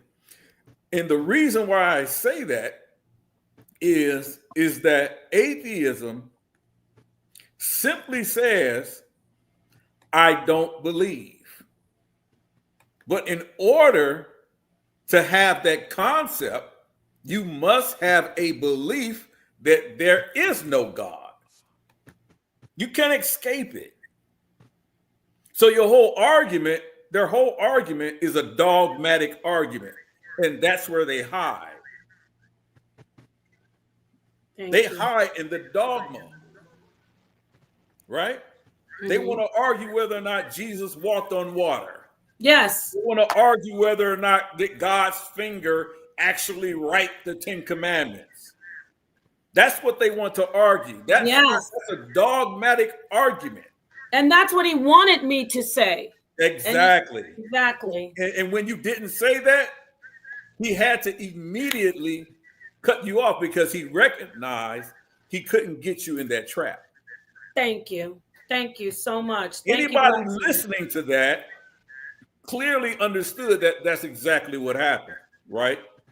So as much as shout out to Cube. So as much as I understand Cube's position on things, Cube himself has to really listen to it and take into account what Matt's arguments actually are, even as an atheist, right? Even as an atheist, right? If I get some time, I know I came on late, so forgive me for that. I had some unexpected guests. Shout out to you, Judah Nash. But anytime I see these arguments of atheists, I simply laugh because I want to share something that I prepared that probably many haven't understood or seen about what actually people scientifically talk about atheism. No one actually ever talks about the atheist mind. There's a psychology that exists when it comes to the atheist mindset. And I want to talk about, if I get a few minutes at a later date, if I'm not too late, just real briefly to 100%. Show what that is with sources. Right, we're going to do a series on this, so I'm so glad you joined. I appreciate that input. You were 100% on point. People need to know. He wanted me to talk about basic, not things that are sacred to me, but yeah, basically you were on point. So Judah, I'm passing the mic to you. I want to hear your input from this, and then we'll go to Genesis, then Asar, Shuamun, 7, and then we'll get back to the rest of the video. Are you there, Judah? Go ahead. Yes. Take your time with this, because I know I really wanted to hear from you because you watched it as well. So go ahead. Yes. So again, when I say that it's an illogical religion, that's what I mean. I'm telling you, it's not backed up by science. It's not backed up by anything. It's just a belief. They're saying whatever their conception of God is, or whatever they read in the Bible, and they got their conception, or whatever happened to them, or whatever it is. They're saying, I refuse to have faith in your God, because they're not trying to go on a mission to disprove that God exists. They're not. All they keep saying is, you prove to me. Listen, nobody out there in the world can prove to me that Pepsi tastes better than Coca-Cola. You can't. You can't, bro. You can't. You can talk all day until your face is blue. You're not going to convince me. Right? So that's what I'm saying. It's a religion not based on logic. So yeah. So weigh in on him, the tactic that he did when he asked me, tell me about your belief in your God and why you believe. And then once I said, and I'll play it again for you if you want. Once I said, I have a conceptualization, and I stopped myself. I said, everyone has a conceptualization. He stopped me. I'm going to show you, and then I want you to talk to respond to this. Because you're wrong. That is simple. You're wanting to talk about veganism. We're not going into veganism any further than we did already. Yeah. All right. Well, I what did. What does your God do, and how do you know? Everyone has a conceptualization of God. It's an individual conceptualization. So I'm sorry. My conceptualization. I'm sorry. So they lied. They said I wasn't answering him. He stopped me. He said he doesn't want to hear it. Go ahead, Judah. What do you think about that so far? I just want to play that part. You're muted. Listen, I've been battling. He's doing the same. Just, like whatever playbook you guys have, You guys need to update that joint. Like, you guys come with the same stupid like questions. Like, you know what I mean? Like, oh, so you really believe that a donkey could talk? Yeah, I believe it's possible that for a brief couple of minutes or seconds or however long it took, that a donkey could speak. There's like over 22 species of bird that can speak, like thousands of words. You know what I'm saying? So like, what? It's not impossible. Like, you know what I mean? Like, again though, it's what more can you say? I mean, you know, so I mean, he wanted me to probably say something like that. Well, my God made a donkey speak to Balaam. But I know, we all know, you know, most people who've been on the panel and gone back and forth with an atheist, they just need to argue those kind of points instead of going to the deeper part of it, like what Yara said and what you've said, the psychology of belief and the understanding that me conceptualizing God is very valid, and they can't make me not conceptualize God, just like I can't make them not conceptualize that God doesn't exist. Right? Right. So anything else you want to say, Judah, before I move on? Yeah, I see some people in the chat. I just want to respond just real quick. Yeah, it's impossible. Thank you. So the people who are like angry and you're atheists out there, you know, I get it. Something bad happened to you and you lost faith in whatever. But guess what? Before she lets the video play, guess what? For all you atheists out there, guess this one sad scientific fact. The brain is programmed to believe in something. Thank you. Like, it is scientifically, there are parts of the brain that light up during like prayer or like during like singing hymns or things like that, like scientifically proven. So no one's, again, and what the thing I say, and this is, you know, not to insult them, this is going to sound weird. I don't understand like the atheists need to like shove their atheism down my throat. Wow. Like it's really weird. Like why do I have to? Okay, that's great. You're an atheist. Why do you have to like force it down my throat though? Like, why does my belief affect you? I'm not putting my beliefs on anybody. That's exactly right. Perfect point. Judah, I concur with everything. We have a line here, Brother Law. I'll let you go. Right, we have a few people here, and I'm definitely going to let you speak. That's why I let you come in. Thank you. So I'm going to move on to Genesis. She's been waiting for a minute. Genesis, you can react to, give us your reaction to so far the interaction. And right. So, go ahead. And what else do you want me to do? And also let us know if you are, you know, let the people know if you're a theist or an atheist. Well, no, I practice E5, so of course I believe in a creator. So I'm a theist. But I would say this: it's interesting that most atheists have that same kind of way of interrupting, of wanting to control how a person answers a question. You know, they'll ask you a question, and when it doesn't come out exactly answering it the way they want to be like a lawyer and be like, no, that's not exactly what yes or no. Right. And this is a tactic that people use to control the narrative and go down the road that they want you to go down. He wants to bring up the Paraha people, and all that atheism of the Paraha people was based on a paper done by Everett, a book done by Everett, and he was actually in the process of converting from Christianity to atheism, and so that is the reason why he was so adamant of saying that they were actually atheists. But in reality, they do have a creation story, but it came as a cataclysm that happened. And there's a creator called Ikigai, which is almost similar to the demiurge, that at some point recreated Earth after a cataclysm happened. So I love it. Kind of an explosion, and it was destroyed, and he recreated the Earth. So, hold on, Genesis. Judah wants to. I know he won't be long. He wants to say something to you. Go ahead, Judah, and I'm letting you back in, sir. So also here, anyone that knows like or come in Japan, you know that even Shintoism, in various forms, like I would say the core, it's animism, right? It's not like organized religion, but they acknowledge that there are spirits in rocks, trees, their ancestors, water spirits, this kind of spirit, that kind of spirit, but they're not religious. There's no text, but they have it's almost as if like someone wrote it down, but you can't see it because like they don't do certain things for fear of what we would call karma or punishment from kami, what they call God. But they're not like religious, but they do understand that there are things besides human beings. Thank you. Yeah, and Shintoism, all those different things are similar to Ifa. Like all those have a similarity, including like the ancient Egyptian religions.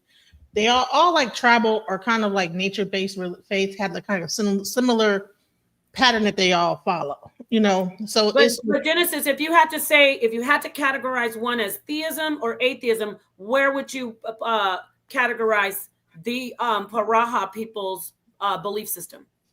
I say that they have a. Let me think. Let me just be careful about how I say this. It wouldn't be necessarily theism. It would be kind of like because the Ikigai is not necessarily considered like the supreme God of all things or whatever. Right. You know, Right. so that's where that's where people are saying, oh, they're atheists, but you know, but they do have a story of how they existed and how this thing created stuff. There was a cataclysm, and then he created the moon and created this and created that. So it's like there is a creator, but it's not like the creator that we would say. So it is metaphysical, though, right? It's outside. It's supernatural, correct? Yeah, because if you hear the story, it's like we were above the moon, looking down on it, looking down on everything. And then we were up higher, then we got lower, and there's like this whole. So he's a lot. So he's showing with her, and with what Yara said, and even Mighty Hebrew, we're proving that Matt is a liar. He misleads and he lies, so it can fit his narrative, and he can say, "Oh, everybody doesn't have a conceptualization of God because the Paraha people." So I appreciate what you're saying, Genesis. Before I move on to the brother Shu Amun, what do you give me just a little bit take on from you about this actual interaction, how he's acting, and the way I answered? What do you an honest critique so far? I think that he wanted to control the narrative. What he wanted, as soon as you didn't answer directly, what's your concept of God? Well, I am a so and so. I'm a Hebrew or whatever it is. So he could eat that up because you went into, well, people have a concept of God. He wanted you to directly say, well, I'm a Muslim, I'm a Christian, and then when you didn't say those things, now it's like, oh, hold on, you're not coming at this the way I want you to. So therefore, I have to cut you off and try to direct the conversation the way I want it to go. And it's a common thing that happens with atheists, is that they want to control how people answer their question because they have a specific way that they try to attack people's arguments, because it's always a debate with atheists. There's always some kind of an argument that they have to try to destroy your argument. Before you play the video again, let me just build, because like my ex-wife is a Hindu. So anytime you say the Varaha people don't believe in God, means you don't know Vishnu. You don't know. So not only did he lie when he said it, everybody who knows the Vedics knows that they believe in gods, not a god, but gods, such as karma. So just to lie to try, and this is what I was just talking about. A lot of atheists would just tell a lie to get out of a situation, and he threw that out there real quick. Oh, there's people who don't believe in God. They're atheists, such as the Varaha people who believe in the god Vishnu and karma. Paraha are people from Brazil. There is a Brazilian tribe. He's saying Paraha, but you're right. You're about saying Paraha? Yeah, but okay, I thought you meant the Varaha, the Hindus. I was about to say, this dude is out his mind. It's a tribe in Brazil in the Amazon. Yes. Yeah, the Varaha people are the Hindu people from by the Punjabi area. Yes. But at the end of the day, you're still. So you're saying Paraha. Paraha, and I didn't know. I wasn't familiar with with is him. the Purana god too, if I'm not mistaken. But yeah, go ahead. Is it? All right, I thought you said Varaha, which is the Hindus. I'm like, this dude is crazy. Is it the Purana god? Because I know that I looked them up, and I saw some animism. I want to ask Black Sage or DJ, and then I'll go into Shu and Moon. Or actually, I think we had. I'd have to look them up. I don't know about that. So, is it the Purana god, or is there anything with that? I'm not sure. What I saw was they looked into the trees, the trees, right.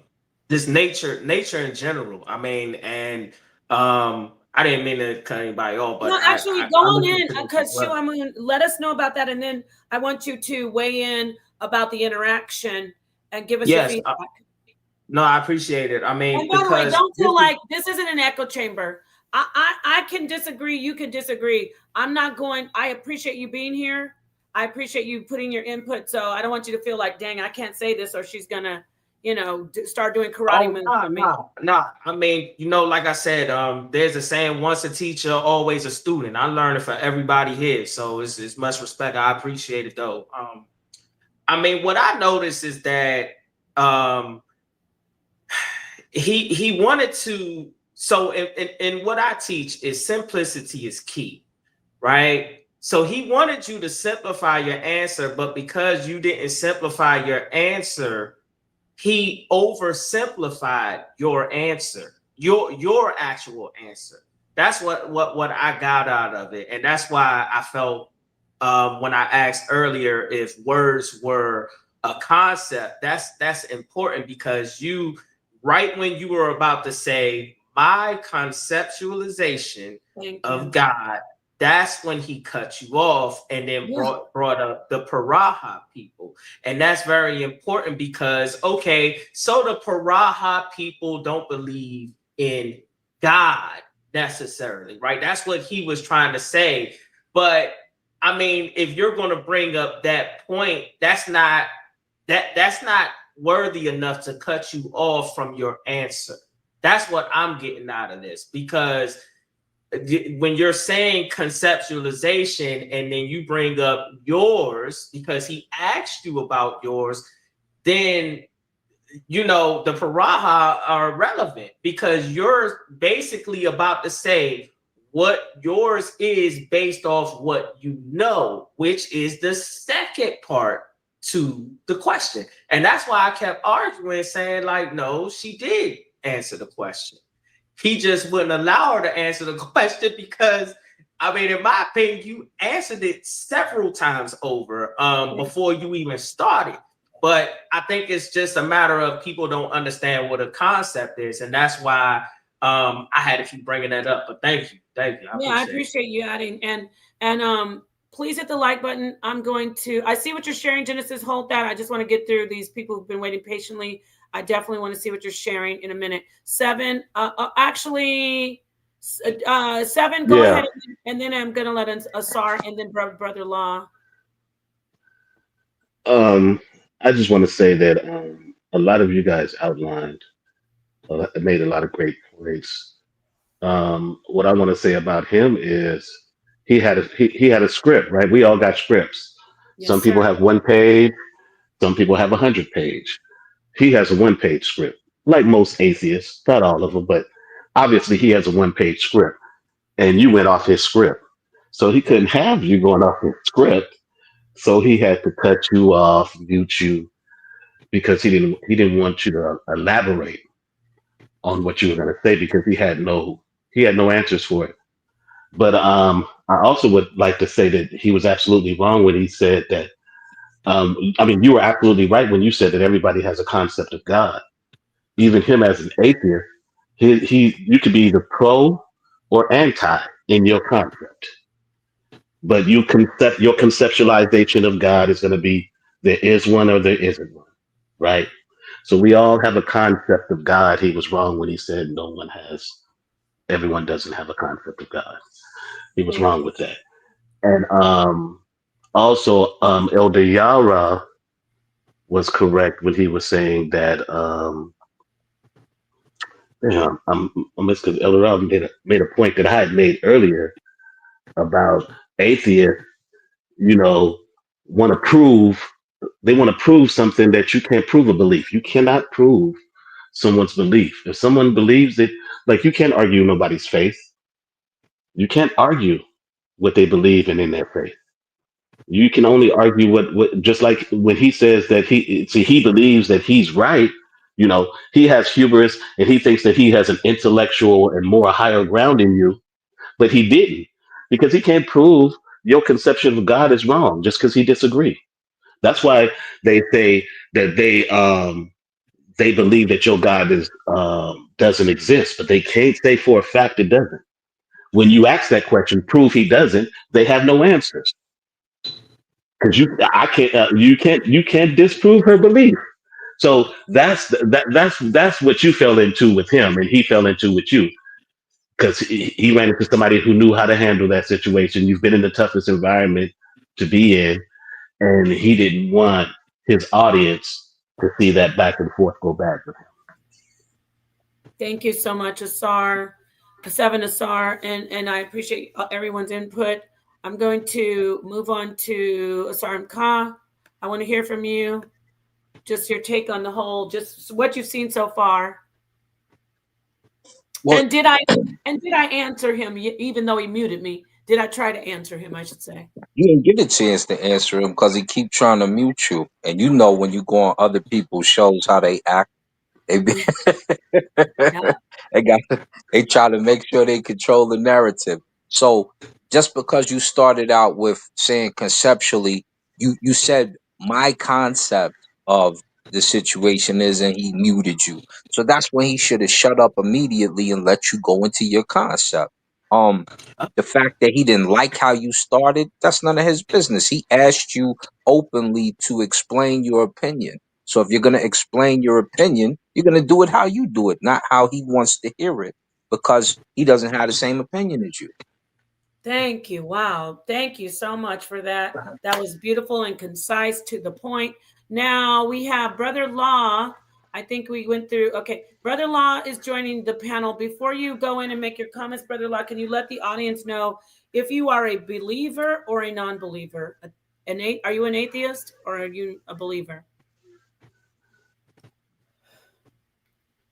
First and foremost, peace and blessings to everybody that's on the panel as well as your family. Peace. Peace. What's up, brother? Peace. The question that you just asked me, I am a believer, Nepal. Okay. That being the case, the way you just asked me a question, that's what the gentleman was trying to get a direct response. Mm-hmm.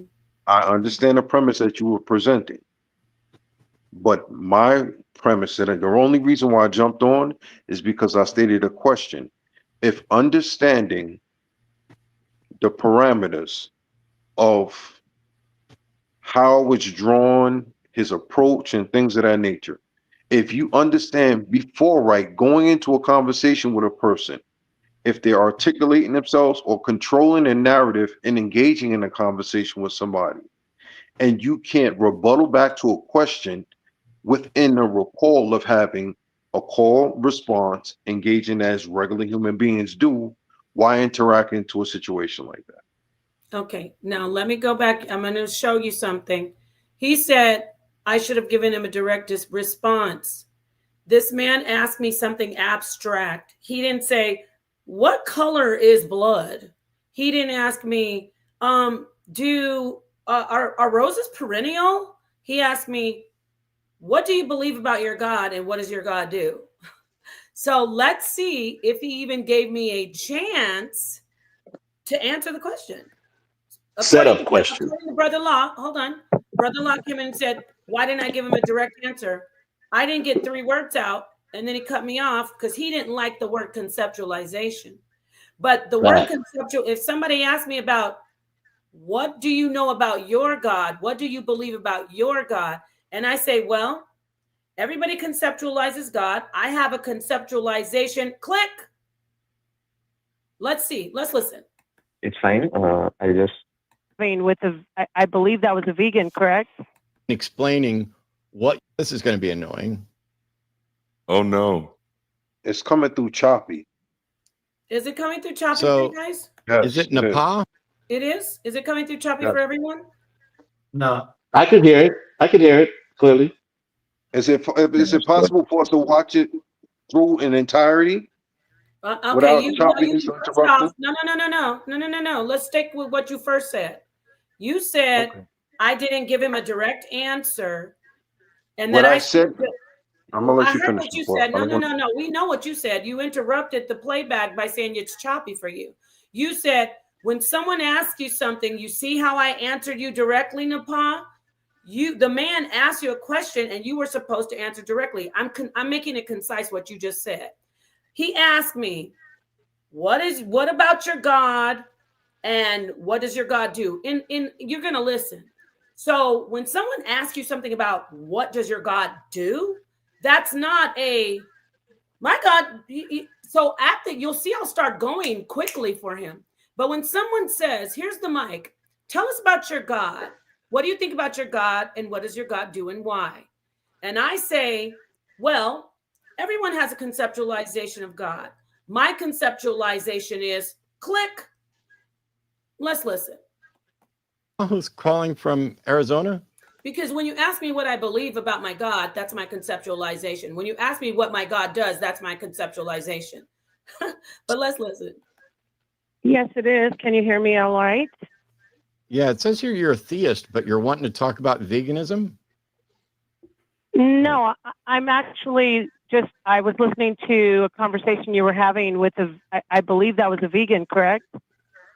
Yes. So I wanted to just weigh in about the whole controversy, I would call it, between the debate between vegans and people who eat meat when we're talking about that. No. So also I want to point this out. I'm actually doing what he wants. Everybody's like, you can't. There's somebody ignorantly in the chat saying you can't expect to be talking 10 minutes. He doesn't let me talk even 3 seconds. But that's a fair point, though, Paul. That's a fair point. Don't do that, Brother Law. When I have the mic, I don't need you to talk over me because I'm answering your question. Because you came in trying to steer a narrative which is untrue, but we're going to see for ourselves, not what you say, not the narrative that was being painted on Cube's channel. We're going to look at the truth. And nobody was trying to hold the mic for 10 minutes. The man asked me about my God and how I believe in my God and why I believe my God. So that's my conceptualization. I said about 3 words. He muted me. They tried to say that I wasn't following his rules. If I wasn't following his rules, this is for the intelligent people who don't like lies. If I wasn't following his rules, when I came in to talk about veganism, why when he said, do you want to, I don't want to talk about veganism, I followed his rules and answered the question and talked about what he wanted to talk about. You're not doing that. Let's listen.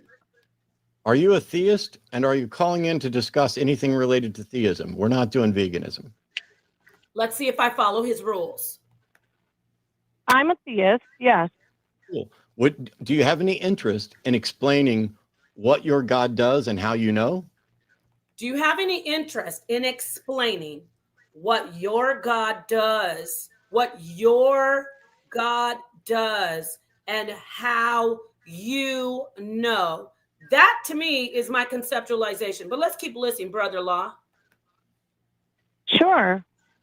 Cool. Let's do that because we're not going into veganism any further than we did already. Yeah. All right. Well, what does your God do and how do you know? What does your God do and how do you know? Let's see.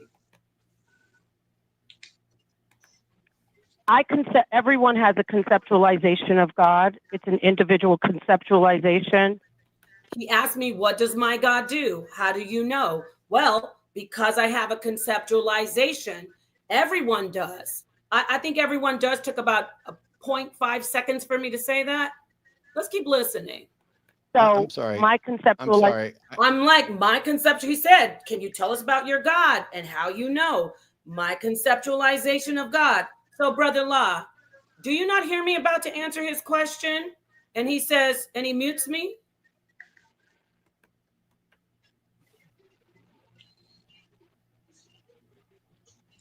Is it okay for me to speak? I asked you, what do you mean, is it okay for you to speak? Why would you say that? I Because asked you I a don't question, Brother Law. I know how you move. It's like shady. I asked you a question. Is it okay for you to speak? Why wouldn't it be okay for you to speak? You are complaining about how I acted on Matt Delahunty, who actually was way worse than how I'm treating you. Okay? I'm showing you actually respect.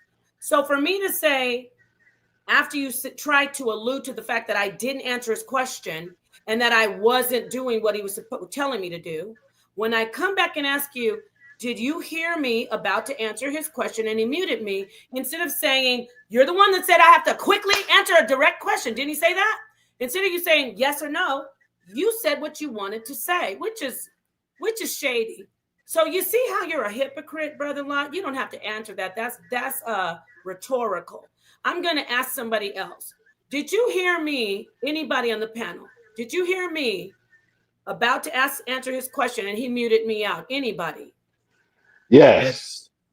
You did. How can he ask you to explain something? What, in 2 words? You can only explain something in 2 words. Come on. She was starting a sentence and got cut off. You're a Christian, or you're this, and you're that. He wanted you to come right off the gate with what your belief system was. Exactly. Yeah, he wanted you to simplify your answer, but in a manner that would be beneficial to his channel. And because you A didn't, setup question, as we would call. Yes. Yeah, as we would call a setup question. Thank you. And he, like Yara had said, like Black Sage had said, but let me show you this person. You went into concepts, not evidence. He didn't ask me for any evidence. He literally asked me, can you tell me what you believe about your God and what your God does? Can you tell me about what you believe about your God? Let's listen. He said, tell us about your God. That's my belief. That's my concept. You're not, something's wrong with a lot of people that they want me to be wrong when it's so clear that this man, and I'm for it. I'm here for the smoke. But what you're not going to do is act like, oh, he was asking you he asked me what I believe about my God. Let's listen. We're not going into veganism any further than we did already. Yeah. All right. Well, what does your God do, and how do you know? What does your God do, and how do you know? Is that anybody? Is that my belief? If I'm telling him, if I come into telling him, this is what my God does, is this a concept? Is this the way I conceptualize God? Or to an atheist, is this actual facts to you? Yes, because that's what you believe your God does. That's what you believe. Yeah. He woke me up in the morning, child. And that's what he wants. That's what he wants. Yeah. He tried to That's the typical thing he hears. That he wanted to receive. That's what he typically hears, though, right? Yes, and then, exactly. Look at these people who are so. You made the sun rise. You just basic. He wants you to give a basic answer. He made the sun come up in the moon. That's funny, Genesis. I said the same thing. Genesis. Read this. That's not a belief question. What does your God do, and how do you know? That's not a belief question. Right. That's definitely not a belief question. He literally asking you. Yeah, why do you believe in God first, and then she's going to tell him why she believes in him. But on top of that, with his lie, because y'all made me go look this up, the Haiti people, as they call themselves, known as the Paraha people, while there isn't a single readily identifiable God of the Haiti in the same way some religions have supreme deity, their animistic beliefs indicate a deep connection to the natural world and spirits within it. So he turned around and lied right after he tried to disrespect you and cut you off. No one is going to answer a question like that within, I think he gave you all of about 5 to 7 seconds. Not even. He gave me 3 seconds. And then I got something even greater about the Paraha people that he was so happy to just tout off and just. And I want to see that from you. That's why I'm holding it. That Paraha not believing in God is concept all the way down, and that shit is wrong. And Genesis, I need you, Genesis. I'm gonna let you come in. I'm gonna let Black Sage talk. I'm gonna let you come in and share all that and teach us about them because I need to know more. I'm gonna let Black Sage talk, and then the audience is saying, "Let Brother Law talk." Brother Law had a chance to talk. Remember, I let him have the mic, and he said, "Can he speak now?" And the same thing I would have done to Matt Delahunty, he would have muted me. And Brother Law, to me, seems like he's siding with the guy and saying, "I don't see what the problem is." So Brother Law will talk, but what we're not going to do is play games up here. Go ahead, Black Sage. I concur with you, Nicole, but in the same token, I'm engaging. I'm not insulting. No, you're good, Brother Law. We're not disrespecting each other, but so I'm just why? letting you know. Yes, yeah, but so why sit there and say that I'm shady? I'm this. No, you are. You do say some things that are shady, like "Can I talk now?" That wasn't necessary. Go ahead, Black. I'm gonna let Black Sage go, and then you can have the mic, brother-in-law. You didn't have to say that. That's shady to me. You didn't have to say that. You were trying to paint a narrative like, oh, she's so ridiculous. How can I talk now? That's not something respectful that you say to somebody when they hand the mic to you, but you know that. Go ahead, Black Sage. Did you want to say something?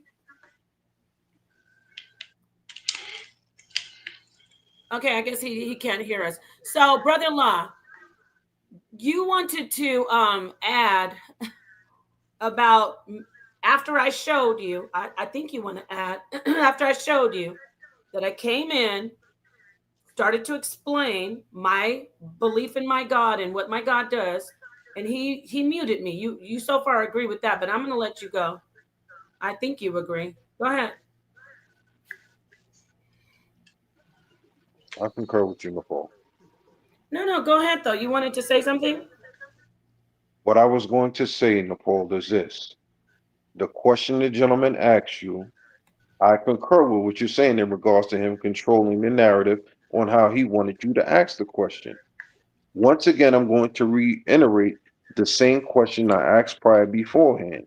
If you understand, and this goes for everybody else as well on the panel, if you understand the narrative that a person has, whether you call in or you jump on a panel, and you're wanting to engage in a conversation with somebody, and you understand the premise on how they hold the conversation, if they interrupt you, they mute you, whatever the case may be, having a short period of time or a window to have a dialogue with a person, why even call? It's content. I'm a content creator, so that's the answer. So, and you asked that before. So that's why I'm a content creator, and this is what I do. We have conversations. This is why we have this content now to go over. Genesis, I'm going to let you go ahead and show the information you have on the Paraha people, where he lied and said that they are atheists, basically. And remember, the definition of atheist is being broadened. It's not just not worshiping a deity. Most atheists say there is nothing outside of the natural world, outside of what science, academic science can prove. That's usually the atheistic stance, especially for him. So with that understood, I want I'm going to stop sharing this for a minute, and we're going to go back to the video. But I want Genesis to show us the information she found out about the Paraha people. Go ahead, Genesis. Well, the Paraha people believe in a demiurge named Ikigai. Now, Ikigai is a creator figure that recreated the world after a great cataclysm. So, of course, if the world had to be recreated, it had to be here before then. So, and I don't think that the person that wrote the books on this tribe in the Amazon, I don't think that he got the whole story, because, okay, if there was a cataclysm, well, what created it to begin with? So what the whole objective is, like, okay, these are people that believe in the world immediately that's around them, and that this Ikigai character is the creator of all things. So what do they say? So Ikigai, he created the fish and animals, the boto, creating the boto, the river dolphin, connection to the moon. The full moon is considered as an oven where Ikigai bakes the Minoic flour. And so there's a recreation story. A significant myth tells of Ikigai's role in the recreation of the world after a cosmic cataclysm caused by a man shooting arrows at the moon, which resulted in the sky falling and the world becoming dark. In this story, Ikigai intervenes to bring the animals to a lower level and reestablish the world and rivers after being located by the cries of women. Now but they're atheists. Okay, and we also have rituals. No, this is the opposite of atheism. This is a belief in a supernatural. I like to just get away from the literal, the only literal definition that is one of the definitions to not worship a deity. But also atheists, they do not believe, and they reject the belief or any type of creation story. Anything that is outside of academic science and observable in the natural world, they reject it. So he lied. He misled people because he needed to do that. I'm sure, again, I'm not the first person. They want to say, oh, you got cooked. I'm not bragging, because he sat down with a lot of greats and they made him look bad too. But I'm sure he wasn't ready for what he calls me, like a crybaby Karen. He wasn't ready for somebody to call in and say, well, my conceptualization, everybody has a conceptualization. That offends atheists. Atheists hate to hear that because it exposes them that they are believers. So thank you for sharing that. And here's the other thing is, okay, what is a demiurge? I want to really get into this. Demiurge is like in Gnosticism. A demiurge is actually a type of God. It's an evil God. So the demiurge is an evil God. It's an evil ruler who has like locked everyone into their existence. And, basically that's a part of Gnosticism. So really, they have a Gnostic faith. That's what the whole thing is. That's why they have to perform rituals to make sure the cataclysm doesn't come again, that the earth is not destroyed again. Wow. Yeah, they're religious. They're animistic. Festivals to give to Ikigai. You know? Animistic. Well, Yes, go ahead. they have a creator, right? They have a creator. Yeah, he lied. He said they're atheists and they're full blown animists. Animist is a religion or a spiritual system. Yes. So can I he's say a one lie. thing? He lied. Lie. Is that just because you might not believe, because they say they don't believe necessarily in the universe, but they believe in the creator of the world. Now, what if there are people that don't believe that there's a universe outside of the world, that we are on a flat plane and this is all that there is, that we are the center, right? Then it would make sense that this Ikigai character would be the creator of this world, and therefore that universe of this world would be their creator. So that is the belief in a God. Thank you so much for showing that. So I like that we are showing again, and I want to say for everybody, not just Brother Law, I'm not hurt because I knew what time it was when I went in there. Just because I knew what time it was doesn't mean I'm not going to say, are you a bully? Because I'm doing that to put it on the surface that he's scared. He can't just come intellectually. He can't just come philosophically. He has to come with insults and lies. So I see. Thank you for joining in, Yame. Before we move on, I just want to see if Black Sage, did you want to add hold on? I want to say one last thing, because even in Islam, we believe in Olodumare. Olodumare being a creator, the creator of the universe, but does not involve itself in earthly things, and therefore there's also a lower deity that is the creator of the earth and things like that. So there's like a similarity. I just haven't found out who the creator is when it comes down to their belief, who the Olodumare of their belief is yet. But I'll look into it. Right. Let me answer this real quick. I'm not necessarily saying my feelings that the demiurge is considered the antithesis or the opposite or against mankind. Okay, so thank you. So people always want you. I love these people who can stay in the chat, but they can't come up here. At least Brother Law had the courage and the self-confidence to come into the stream. So you're wrong, sir. I appreciate you being here, though. Hit the like. Black Sage, go ahead and weigh in, and then we're going to go to the brother Nyame, hear if he is a believer or an atheist, and then have him weigh in and add. So Black Sage, did you have something to say? Yeah, I do. I was wondering if I can just share something. Is that okay? Mm-hmm. All right. If you have time permits. Yeah, go ahead. Okay, I wanted to share something. I'm going to share my screen really quickly. And everyone in here, the panel, the chat, this is how it goes, but I appreciate everybody here. You know, I might not agree with you. You definitely don't agree with me, but this is what we're here to do, have a forum and a conversation. So I'm waiting for you to share that. And I have another question. Why is it that they got to go all the way to Brazil? Isn't he European? Why couldn't he go anywhere to Europe tribes that believe in atheism, or to tribes where he come from? He had to go all the way to Brazil in the middle of the Amazon to find a group that believed in, and then is wrong about that. You know that and you know what, sis? A lot of people made shows off of that engagement you had on that show. They made content off that critiquing you. A lot of people who hated you critiqued you on that. So it's only fair that you are able to come on and do your own thing as well. Thank you. So Thank ask you, Seven. why you went on there and why you doing all of this, it just don't make no sense. And they lied because I did what he wanted me to do. I answered his question. Most of them are just saying their opinions But I'm showing, if anybody can come in and say, oh yeah, you didn't answer his question there. Like the one person said, knowing isn't a concept, isn't a belief. I can't even address somebody like that. If you ask me about God, I can say I know, but I'm talking about my belief, my concept. But go ahead, go Black Sage, and then and Yame, you can come up after him. Thank you for waiting. Go ahead. Yeah, I just wanted to read this. This is something that I prepared years ago to have an atheist debate, but it just never came to fruition. But I want to read this article, right? And it was published December 27th, right?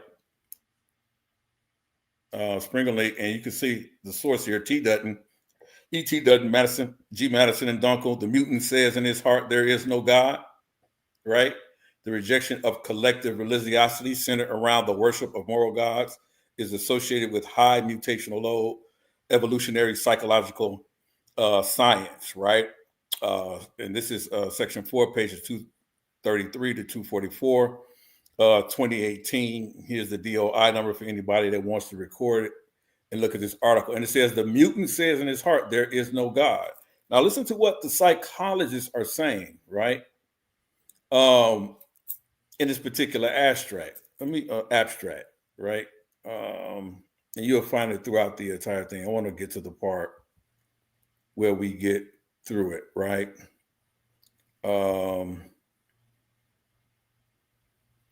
Let's see right here. I just want to read this right So they here. tied atheism to autism? Certain parts. Interesting. Yes. And what they say in this article, right, is that atheism is people who believe in atheism is their brain pattern and function is the same as those who are diagnosed with autism, because people with autism have no concept of a deity or a God, right? And because of that, it is a malfunction of the brain and psychologically speaking of the mind, right? When there is no concept of God, because they've tested people with autism, and they found out that they cannot understand or they don't have a concept of a deity or deism. They can't conceptualize that, right? So goes the atheist when they make these arguments. They convince themselves, almost like a placebo. They convince themselves that there is no God. And as they keep reiterating and acting out on these actions, their brain functions and brain patterns is equivalent to those of who suffer from autism. And so, and there also occurs a genetic mutation, right? So here it is, autism. It says people who have more traits of autism are less likely to believe in God than those that do not have such traits, according to new research that suggests that belief is boosted by the ability to see into the minds of others. This ability, often called theory of mind or mentalizing, is diminished in people with autism spectrum disorders, a cluster of conditions marked by communication and social difficulties. Because people's beliefs in God are often marked by feelings of having a personal relationship with the deity.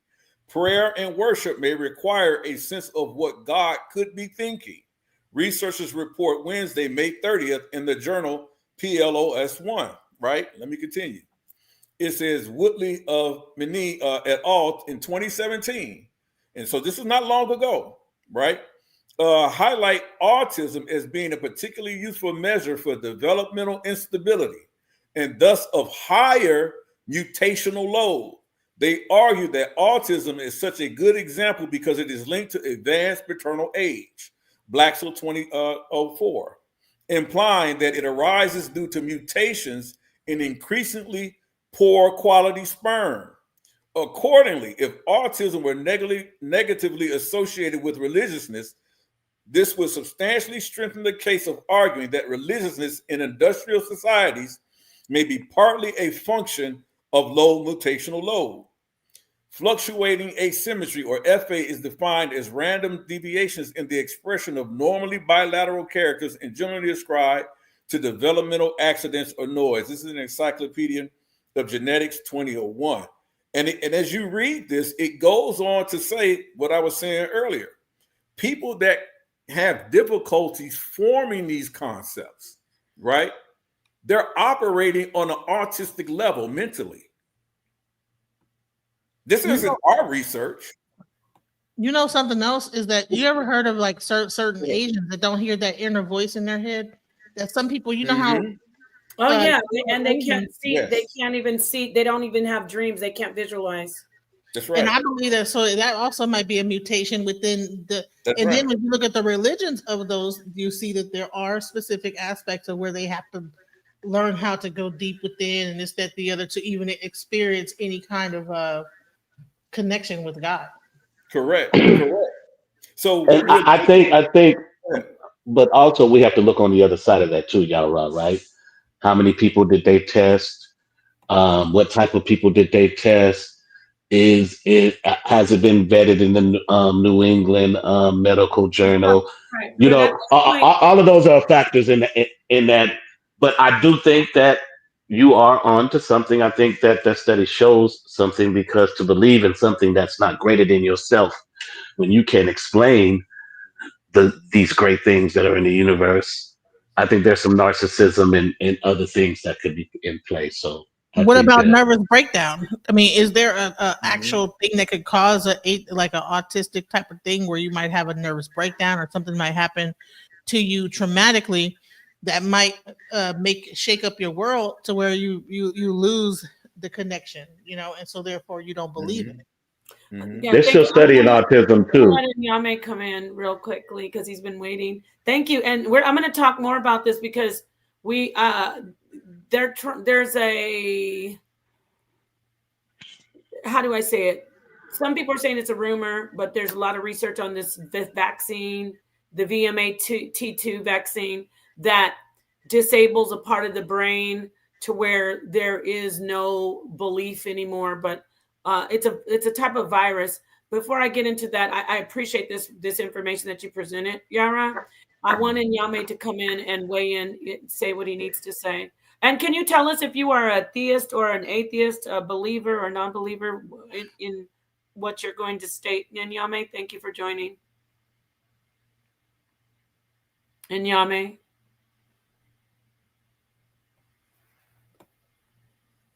We can't hear you if you're talking. Peace. Oh, we hear you now. Sounds a little boring. Peace, can you hear me? Yeah, we hear you. So keep talking because Okay. it's kind of boring. Peace. Well, let me go back out and come back in because I'm in a bad area. Okay, now we hear you. Go ahead. Oh, Okay. it's clear. It's clear now. Yeah, it's clear enough. We can hear you now. Yeah, I'm definitely okay. I'm definitely a theist. I understand if I'm a scientist, I'm going to be a scientist, and I don't want to have my perceptions of God to interfere with any of my measurements. But what I have a problem with atheists is that it seems like they want to define everybody's God. Yes. And so they define your God, they make it into a straw man, and then they can destroy it. They don't want to even hear your definition. They already have a pre-made definition of what your God is. And God is such a phenomenal concept of an idea that we can't describe it in scientific terms.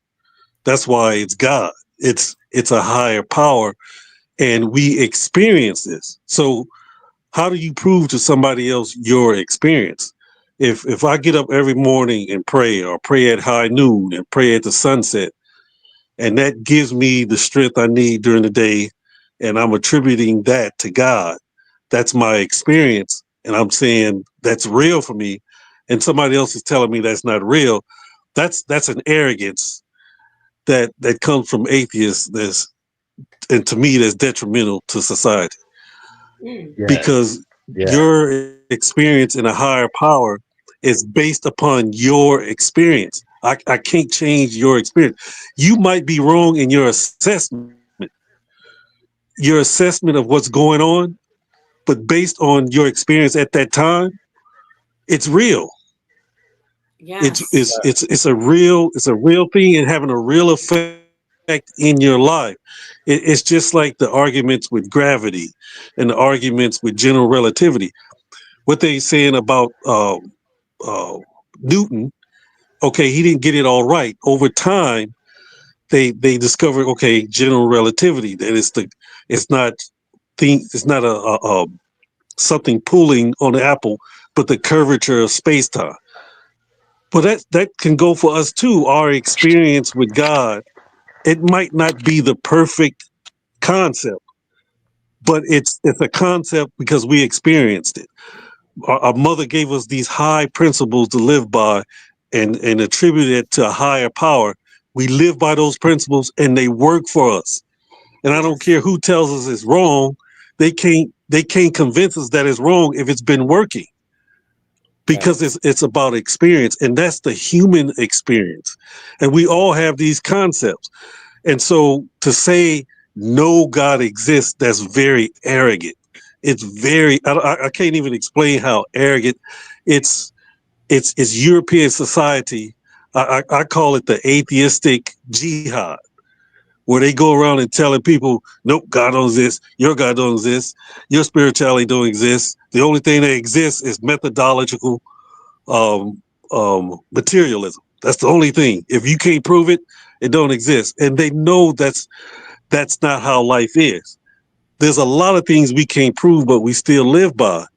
So I wouldn't fight so much against the atheists because they have a preconceived, from their standpoint, that they don't believe. There's nothing you're going to say that's going to ever convince them. But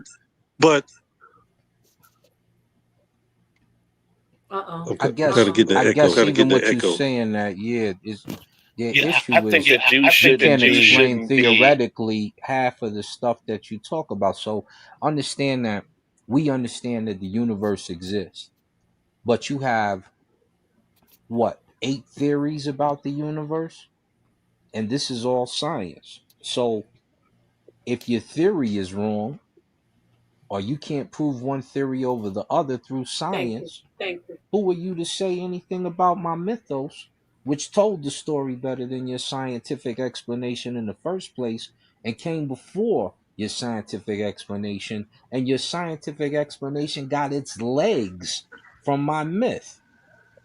So you have to stand down if you're an atheist trying to claim that you know this or that, when the concepts of science come from the spiritualists in the first place. Sit down. Yes, thank you. And Black Sage, you go ahead, and thank you for adding. I love this thing. What you both said was awesome. This is a great build. We invited atheists, none came. So go ahead, Black Sage. Yeah, I want to share something else real quick. This is the second thing I wanted to share, just so you guys can have something to arm yourselves with, because they don't like to talk about things that they know is antithetical to their argument, right? So this is just a Wikipedia article. Can y'all see it? Yes, Anthony Flew. Yeah, Anthony Flew. Anyone who wants to make an argument against any type of atheist or anyone who claims that they don't believe in God and they base it on an atheistic argument, you have to know who Anthony or Antony Flew is, right? And so Antony Gerald Newton Flew, born in 1923, died April 2010. He was an English philosopher belonging to the analytic and evidentialist schools of thought. Flew worked on the philosophy of religion During the course of his career, he taught philosophy at the universities of Oxford, Aberdeen, Keele, and Reading in the United Kingdom, and at York University in Toronto, Canada. So we know he was very well credentialed and very well capable for the arguments that he presented, right? He was a scholar nonetheless. So for much of his career, Flew was an advocate of atheism, arguing that one should presuppose atheism until empirical evidence suggesting the existence of a God surfaces. He also criticized the idea of life after death, the free will defense to the problem of evil, and the meaningfulness of the concept of God. In 2003, he was one of the signatories of the Humanist Manifesto. You guys should read that, right? This is what a lot of atheists still try to use today. It's you hear a lot of their rhetoric in this manifesto. I read it earlier. He also developed the no true Scotsman fallacy. Y'all hear that being thrown around this community, right? He's the one that came up with that fallacy, the no true Scotsman fallacy, right? And debated retrocausality with Michael Dummett. Y'all need to talk about that, because here it is right here. It talks about backwards causation is a concept of cause and effect in which an effect precedes its cause in time, and so a later event affects an earlier one in quantum physics. The distinction between cause and effect is not made at the most fundamental level, and so time symmetric, and so time symmetric systems, right? So, but however, in 2004, he changed his position and stated that he now believed in the existence of an intelligent designer of the universe, shocking colleagues and fellow atheists in order to further clarify his personal conception of God, which is what Sister Nepal hit Matt Delusional with from the very beginning, when she talked about concepts of God. And he tried to run away from that, right?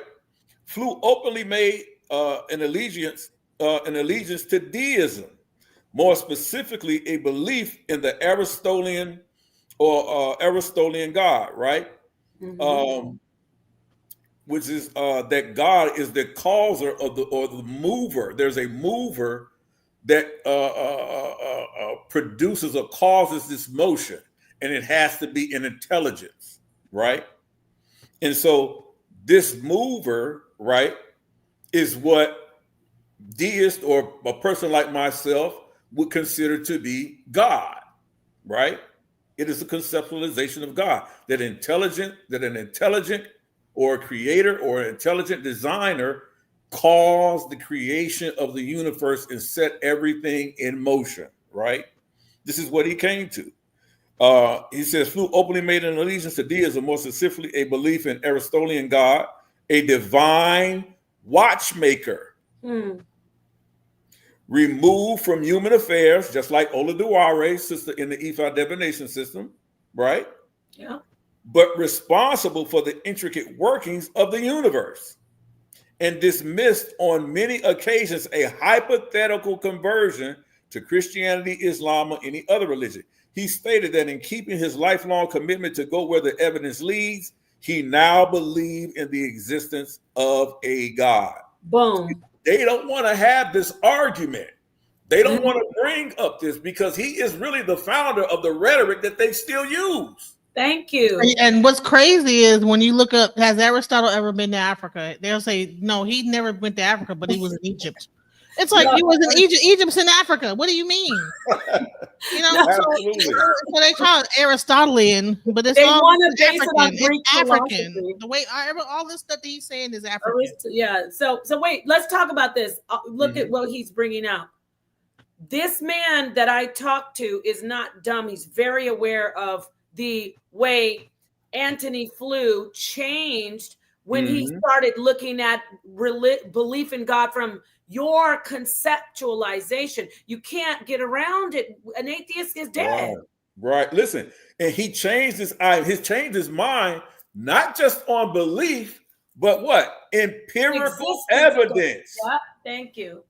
And that's why I told 7, we have more of a chance showing them empirical evidence than they do, because they best base their conceptualization is that God does not exist. So they have to, like I said, when I quoted, dang, I forgot his name, but when I said the quote, if there were no God, there would be no atheists. So I wanted to pass the mic, but then if you guys want me to just play the thing all the way through, I can. Well, let me say this real quick, though. Let me say this real quick, because I think. I want to hear what other speakers have to say. But and here's nothing. Is there any atheist societies in Africa? There may be now. Black people are losing their minds. Not originally. I want to ask this question real quick. I mean, originally there wasn't Christians like that in Africa, and there's a whole bunch of them now. So. True. I want to know. So if someone, let's just use me. Indigenous. If someone believes or experiences, I'm going to say experiences a growing world or planet, whatever you call it, and more or less than they do a constructed one, because we say the term God. We're talking about God right now, and there would be no atheists if there was no belief in God. So God to me would imply a creator. So if I don't see a creator creating, which is in my mind constructed, like it's someone from the outside, because you said supreme, they don't believe in something outside the natural world. So that would mean it's outside, and it's creating from that outside and constructed the world that we're living in, the natural world, right? But I don't see a natural world being constructed piece by piece. What I see and what I'm experiencing is a growing world. It all starts from the center and then it exfoliates outwardly. So if I'm seeing that and experiencing that, and does that make me an atheist because I'm not experiencing a constructed world? No, because what you have to look at is two things. When you put a video game together, do they ever meet the programmer? The characters in that game? They never meet you. You just create them from the outside or from a stance of putting information in. So most scientists have now called the universe a simulation. They also say things like you don't have any free will. Well, if you can't have any free will, that means you're being controlled by something. And if it appears that the universe is being programmed, so you don't see like a great big explosion and no control, like the Earth spins on an axis and it revolves around an orbit, which evolves around the sun. So you're seeing things that are being controlled, and you're seeing pieces that are put together. So when the Big Bang happens or whatever banged across, and we know there was some type of explosion because your outer visual for the universe is black, which indicates something hot took place. Something burned. Something was very hot. Energy is as hot as it gets. The energy would be the cause, or at least what we know so far. In the beginning, everything was energy until it cools off and starts to become matter. So an atheist is just someone who doesn't believe in your organized spirituality system. It doesn't mean that they don't believe in a creator. It just means that they don't believe in your spiritual system to bring it forth. But looking at the different gods in the universe, everything begets. Everything. Suns explode. That matter becomes different things on different planets. Nebulas create suns. All that, everything. Everything. I just said the word. It begets something else. I was going to ask, based on that, would that mean that the supreme being, I'm going to just use that term, is a living organism that is spontaneous, just like nature is spontaneous. All the beings are living. Well, and I want to expound on something because the Queen said something earlier. We're echoing. We're echoing. Somebody's got an echo. But I'm gonna let you go, Seven, and then I'm gonna finish playing the rest of this so people can see. Can you hear me? Am I still echoing? Hello? Yes, we hear you. Okay. Yeah, I just wanted to reiterate when you said that you guys had a little bit more information to prove, but Brother Atum made an excellent point. They're not making any claims. Atheists aren't making any claims of any God. The only claim they're saying is, well, they are making one claim that you can't prove your God. So they're not out there researching and trying to prove a God like people who do believe. So you may have a hypothesis of what you think that's proof of God, but there is no proof. It's just your belief of what you think that you can show. You can show him something that you think is proof, but it's not proof. It's something that's based on your belief. Because it's all belief. None of this has tangible proof for us to prove. It's what you believe. Nobody can't prove it or disprove it. No, that's wholly. No, that's what belief is about. No, Are you done? it actually. Wait. Why am I echoing them? Are you done, Seven? Because I'm gonna let Black Sage respond to you if you're done. No, I'm not done. Go ahead. But like I said, no one can prove or disprove. It's their own belief. They can go and have somebody say, well, they studied this and they found this, but there's no proof that God exists. There's no proof of that. All that is what you believe. Whatever God you believe, that's your concept of God. But they're not in the tangible way of what we look up as proof, as we've all discussed earlier. But you can come up with more information if you believe in that. It's the same thing with someone who believes in creationism versus evolution. Evolution has a vast amount of research and edification towards that subject. Creationism doesn't. So we can't critique creationism because they don't have no information to critique. But you have a whole bunch of information of evolution to critique and prove, right? That's why people say evolution is not fact. It's just a theory. We've had a whole bunch of conversations on that too. So I'm going to land my plane right here. There is no proof that anybody's God, actual proof beyond their belief, that it exists beyond their belief. I'll land my plane. And there's no proof that he doesn't exist. No, I'm gonna just prove it right now. I'm gonna let Sage go. Okay. And then somebody is thank you. Yeah, somebody's trying to record, and that's why you're getting the echo with their mic open. So here's the problem with that entire statement, right? Because that's a poor classic atheist argument, right? So scientists already are leaning towards now the understanding of quantum physics, that behind that is an intelligence that exists, right? For the existence and the creation of the universe, right? There's no sciences that would tell you that that the universe cannot be shown outside of a mathematical equation.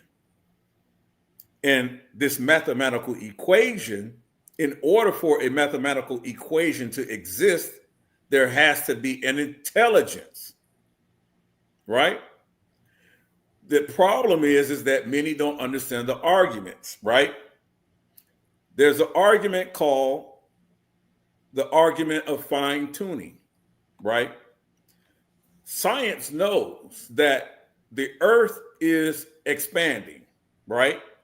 From a particular point where they say whether it was the point of origin from the Big Bang theory, whatever exploded, they know that Earth is still, the universe, I should say, is still expanding. But guess what?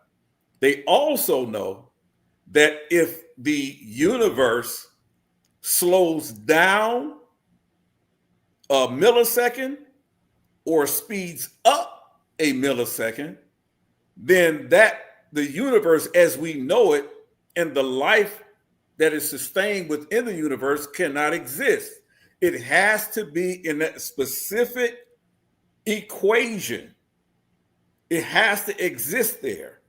And the only thing that they can come up with is that there has to be an intelligence that set that in order, because the universe itself, unless you say the universe is aware of itself, then the universe would not know how to be in that right frequency. It's just as if when you get that AM, FM, you get that AM frequency and you have to turn that dial just to the right frequency in order for the sound, the station to come in clear. This is how they understand the universe to have developed. That frequency had to be set at the exact proper frequency in order for life to exist. So this argument that there is no proof of God, that's the dogma that people like to argue in. Listen, however I define it, I can call it the Stay Puft Marshmallow Man. I can call it the Energizer Bunny. But that Stay Puft Marshmallow Man, that Energizer Bunny, has to have an intelligence in order to set these things in place. The fine tuning of the universe requires an intelligent designer.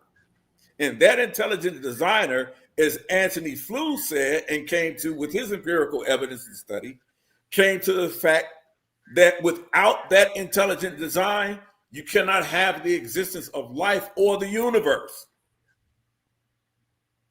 That's not proof. That's not proof. They haven't been arguing that. For decades. Well, when you look at evolution, number one, divergent evolution is already a failed chapter in its history because your fossil record is not good. You can't prove if anyone leans on Australopithecus, you believe in Bigfoot. And what we're seeing is it leans more towards convergent evolution. They say the only issue with convergent evolution is it needs a mechanism to bring it into existence, and they don't want to say God exists. That's what they say about convergent. But I lean on convergent evolution because not just because it says a God exists, but because it's obvious that this phenotype doesn't make this other phenotype in different kinds. And this type of ape doesn't make this type of monkey, right? And we know when that happens that there's a failure to reproduce, things of that nature. So it's showing that whatever happened must have happened at the chemical level. And to say that there's no information in spirituality that would bring these evidences forth would be a lie, because there's more information in Egyptology than there is in evolution experiments so far. Evolution is starting to catch up, but we've got more spiritual evidence than we have anything else, because we got a whole history from its beginnings to all the way to Islam, which is one of the last religions. So that wouldn't be true. And then when it comes to discussing existence, if I tell you that the sun is Ra, which it was and still is, if I tell you the earth is Geb, which it was and still is, these are languages to describe the early forms of the universe. If I tell you Geb brings you into existence because of the heat of Ra, that's a fact. My gods work. They always have. The Necharu were described as the planets before they was called anything else. Astronomy comes from the Ami Unut, the hour watchers, who told you about the universe and made your first calendar. The first science comes from spirituality. And science is not just given to atheists. Atheists usually don't know science. They just say stuff like, I don't think that exists. They're skeptics. Science comes from spiritualists. Christians right now are making most of the discoveries because you live in America and most of America is Christian. Muslims make the other half. I don't disagree with most of what you saying, Yeah. or Elder Yahweh saying, but Elder Yahweh did not disprove what I was saying with what he said. What old boy is saying is just a theory. There's no report from the scientific world that they discovered God or what God is or who God is. What you're talking about is somebody who's putting together a hypothesis. But that's not proof. That's just a man's opinion on a body of information he put together. So don't come to me acting just because you got a body of information that it's proof. It's not. It's just a hypothesis right now. Mathematics is not So a hypothesis. that is a hypothesis you just gave me. Oh, boy didn't prove that God existed. It's based on mathematics. No, what you're explaining is the mathematics. Exactly. But those mathematics don't prove that God exists. Mathematics. Those mathematics prove that that math exists. Yes, that's it what does. that's proof of. It absolutely does. Black Sage. It does not. Black Sage, it does not. How do you solve a math problem? Say it again. How do you solve a math problem? That is not proof. That ain't nothing but math. How do you solve a math problem is the question. How do you solve a math problem? Yes. By learning how the math works. That's how you solve a math problem. By learning how the math works. By learning how the math works. Yes.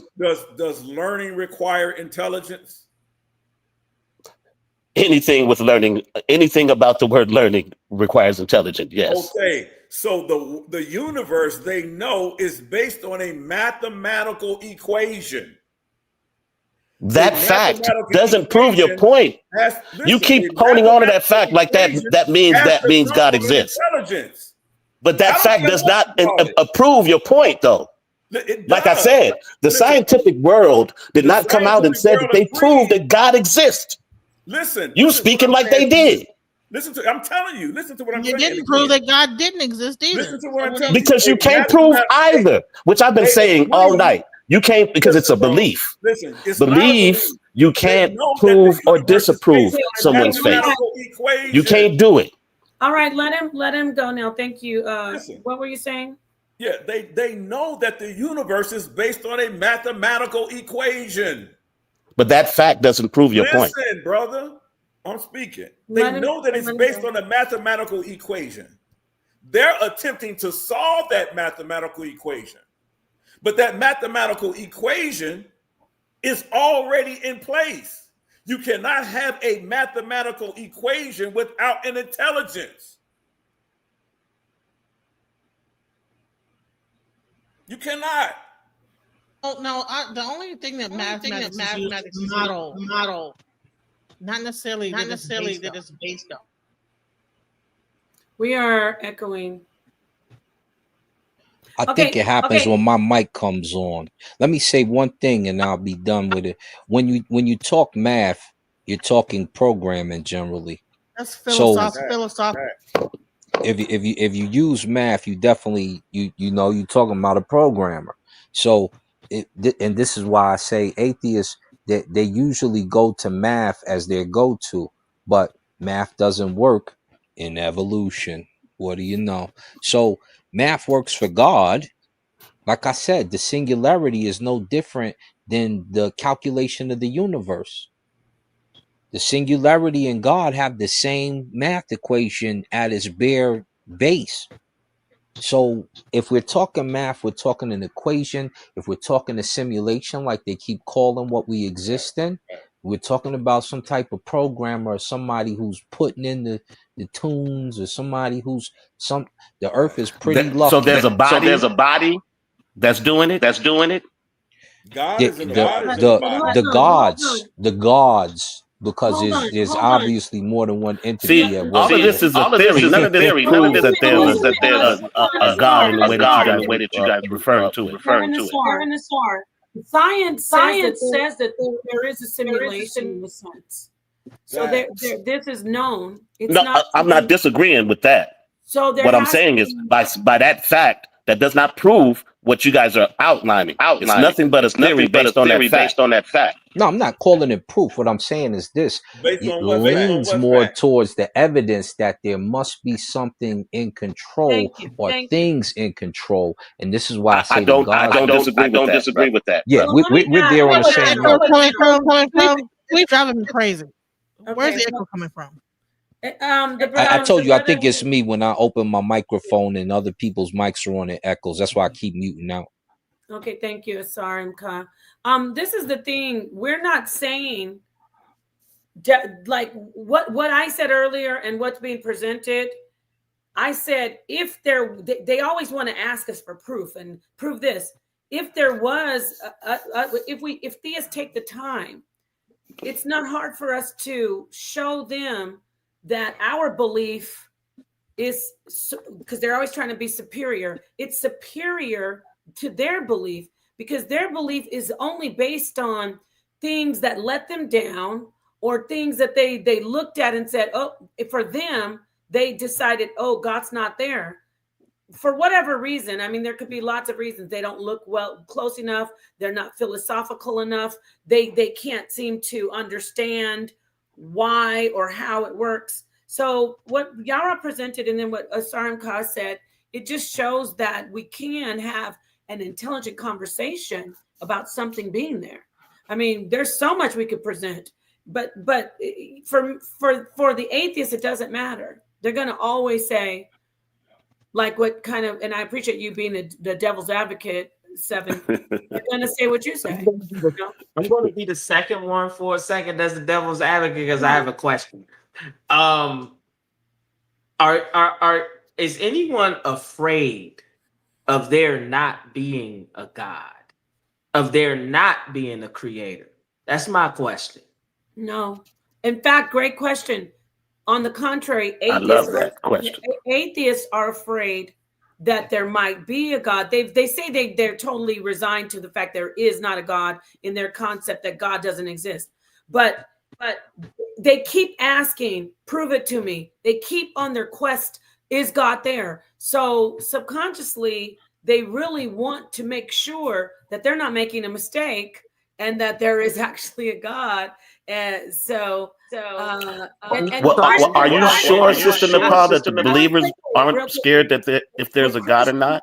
I think there's some that may be. The Christian God that they know about, there's trouble for them if they don't believe in the God. So go on, Seven. What were you saying? Yeah, that's what I was saying. I think there's some. That might be scary. I still hear that echo. Let me say this, right? My bad. Oh yeah, I was going.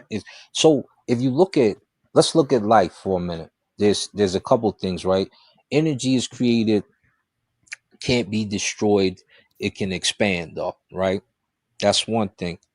Second, you had about 3 lives so far. You were a sperm cell in your mother in some different body. You were an egg cell in your mother, different body, and you were a sperm cell in your father with a totally different existence than how you are now. Then you physically came together as one being inside your mother and you ate through your stomach. That's your third life. Then you got pushed out into this existence where you now eat and consume with your mouth. That's your fourth life. So just because you're going to shed this physical body, wouldn't it suggest that your energy is probably going to travel and do something else? Good question. I like that. That brings back a deeper. You have to go into a deeper philosophical conversation. Once you show this, I'm going to show some information on this consciousness experiment, and well, not really experiment, but you'll see. Go ahead, Black Sage. I think are you talking? Oh, no, you're not muted. Thank you, Tahuti. He says, I'm so smart and articulate. I'll take it. Because I'm usually called the opposite. All right, Black Sage. I think you have to go out and come back in. So So while we I was wait, just making that point real quick. I was bringing that up to say, you know, in the way of the warrior, this is just my stance. This is something that I learned on and through my experience. I have no fear of there being a God or not being a God whatsoever. That derived through my attitude of faith, because for me, faith and belief are kind of, to me, at least to me, they're different. Whereas my attitude of faith was to just let God be, like basically let God do his thing. If I truly believe, I'm just going to let him do his thing, and I'm going to walk on, you know, in my stance. And that to me displayed my divine responsibility from that point on. And so I only ask that question because I feel like some people get caught up in the argument of there being a God and not being a God because of fear. And that's why I said my stance was in truth and walking on the path of liberation. That's why I was asking that question. Can I just make a statement about that question? Sure. Yes. I would say that, you know, me being a practitioner, we don't understand ourselves as separate from God. And so when you look at God as outside of yourself, then there's something to fear, right? But if God is within you and you're a literal part of the universe and of God and of the creator and the creation, and it's a creation, and you're just a vessel that is really a spirit having this experience, then you would not fear there wasn't a God, because you understand that there is one because you exist. I like that. That's nice. Yeah, that's good. I like that. I want to share this. Thank you, Genesis and Shuamun. I want to show you this. I'd say it's an experiment. Yes, it is. It's a common experiment. And this is to the point that I was making about we as theists, as believers, can bring up, you know, the idea of something outside of this natural world. You're Black Sage. I still don't see your device connected. So while he's trying to get that worked out, I want to show you this if I can. What did Mary know? What did Mary know? This is a consciousness experiment, because see, the consciousness conversation, unfortunately for atheists, has now moved into academic mainstream science. So they're lost completely. When you keep asking me, prove God, prove God, prove God, you're wrong. You don't even have an idea of how a belief, a faith, a conceptualization of God works, which is real if we talk about consciousness. What did Mary know? Marina Gurner on a thought experiment about consciousness. Imagine a girl called Mary. She's brilliant. She's a brilliant neuroscientist. Now, this is going to take the conversation a little bit into more of the, you know, discussion of consciousness, but it still pertains to a belief in something, an individual personal conceptualization. So anyway, I digress. She is a brilliant neuroscientist and a world expert on color vision. But because she grew up entirely in so this is the experiment, by the way, in a black and white room, she has never actually seen any colors. Many black and white books and TV programs have taught her all there is to know about color vision. So she knows about color. She's an expert on it.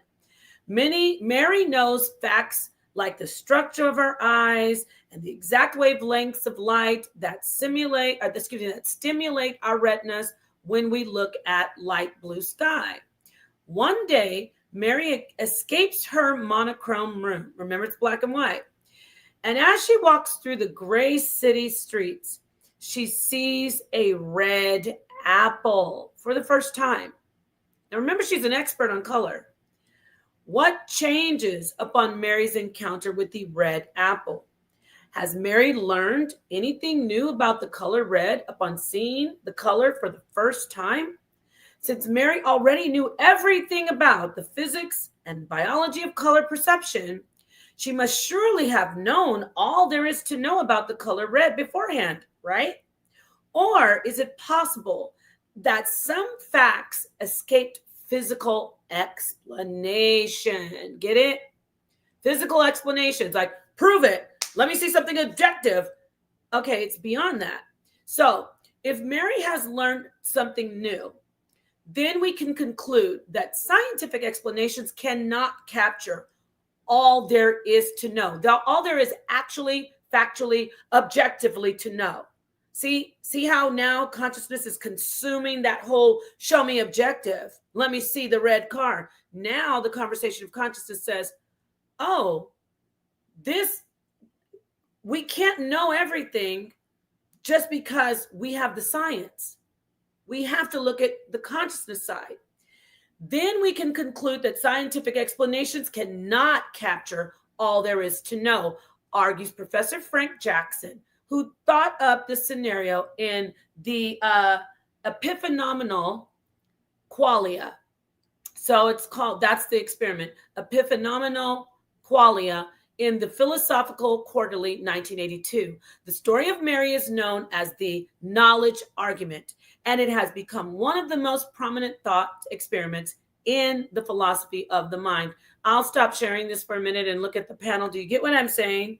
So when I say my conceptualization of God, science is telling me that it is real. Atheists can't do anything about that. Science has shown, because science and philosophers and scientists are coming together in this conversation of consciousness. And when we talk about something like God, which is abstract, it's a faith, it's something beyond what we can just say, show me objective, come on, hurry up and say it. Like this Matt Delahunty, I'm still waiting for Yara to come in. It's not just that cut and dry. So I'm going to go around. I'll start with Genesis, and I'll go to Shu. What do you think, first off, about that experiment and the powerful tool or the weaponry that we have against atheists to bring it up and say, I can't show you God. It's in your consciousness. I can't conceptualize God for you. I'm handing the mic over to you, DJ Genesis. Well, one thing I said in the chat, I said that I think that for like some part of like an atheist wants you to prove them wrong because they want to believe. Yeah, that's why they ask you with such fervor, and it disappoints them when in their mind they're able to so-called prove you wrong. Now, what was the question again? I'm sorry. Was I on the right track though? I think that the atheists really don't want to not believe in something because that is the most emptiest feeling you could ever think of. I mean, think about this, to like not even understand a feeling of a creator. Therefore, what's your purpose? I mean, that could just lead down a whole like tunnel of like, what exactly am I here for? I know a person that went from atheism to nihilism, and then eventually like he killed himself. So this is how this whole thing could get. I think that the experiment with the apple, there's no way that a person that's not colorblind could ever know what it's like to not see color and be void of color and then see color and then explain it to someone else. We're all here having our own experience, at the end of the day, and I think that when people want to rely on other human beings that are having their own human experience to explain something to them, that a person that's living in their own meat suit, so to speak, and they're a spirit having their own experience, like how could I explain what my experience is and make you believe based on my experience? And if you can't explain it, is the apple not real? No, the apple's real. It's to you. Just like they're having video games, right? You could be playing a video game. You're playing this part of the video game. Does that mean the other people that they're playing are not experiencing what they're experiencing? Everybody's playing. They're part of the game, and everybody got their own like track that they're on. Some people might be over here fighting people on Roblox and jumping across the thing. Other people might be over here in a different room in Roblox. But each person is having their own unique experience. Thank you very much. I see your back, Black Sage. I'm gonna let you share your information. I just want to let Shu and Moon go, and then I'll go to Black Sage, and then I also. Well, did you hear hear what I read? Yes, Black about Sage? Mary, and Okay, great. the blind woman. Yes, excellent. So I'm gonna let Shu and Moon go, and then I'll go to Black Sage, and then you brothers. Did Asar just get back, or was I not even seeing him? That's crazy. How did I not see Asar? I was hiding. Okay. So let's And go Asar ahead. 7's under the words. Oh wow, Shu and Moon. Yes. What do you think about that experiment? And would you say that because of the experiment, that the idea, the way she sees red individually, her way, would you say that still is real according to what we're seeing, what's being said in the philosophical experiment? It's real, right? Well, yes, because you know, and forgive me, because I think, again, I gotta say this: once a teacher, always a student. I learned from you all. I heard a sister say something about not being separate and knowing that you exist, and I'm going to tie that into this for a moment, because I am legally blind. I don't know if you all can see this on my glasses. I have a bioptic, they call it a bioptic telescope. I have to have it in order to drive. And so see that. I actually have had the training as a blind person, and one of my students is fully blind. And so it just goes to show how our beings, and how they say, that we are made in the image of God. I find that interesting, because that would mean that we also, too, in our own way, in our living experience, are omnipotent as well.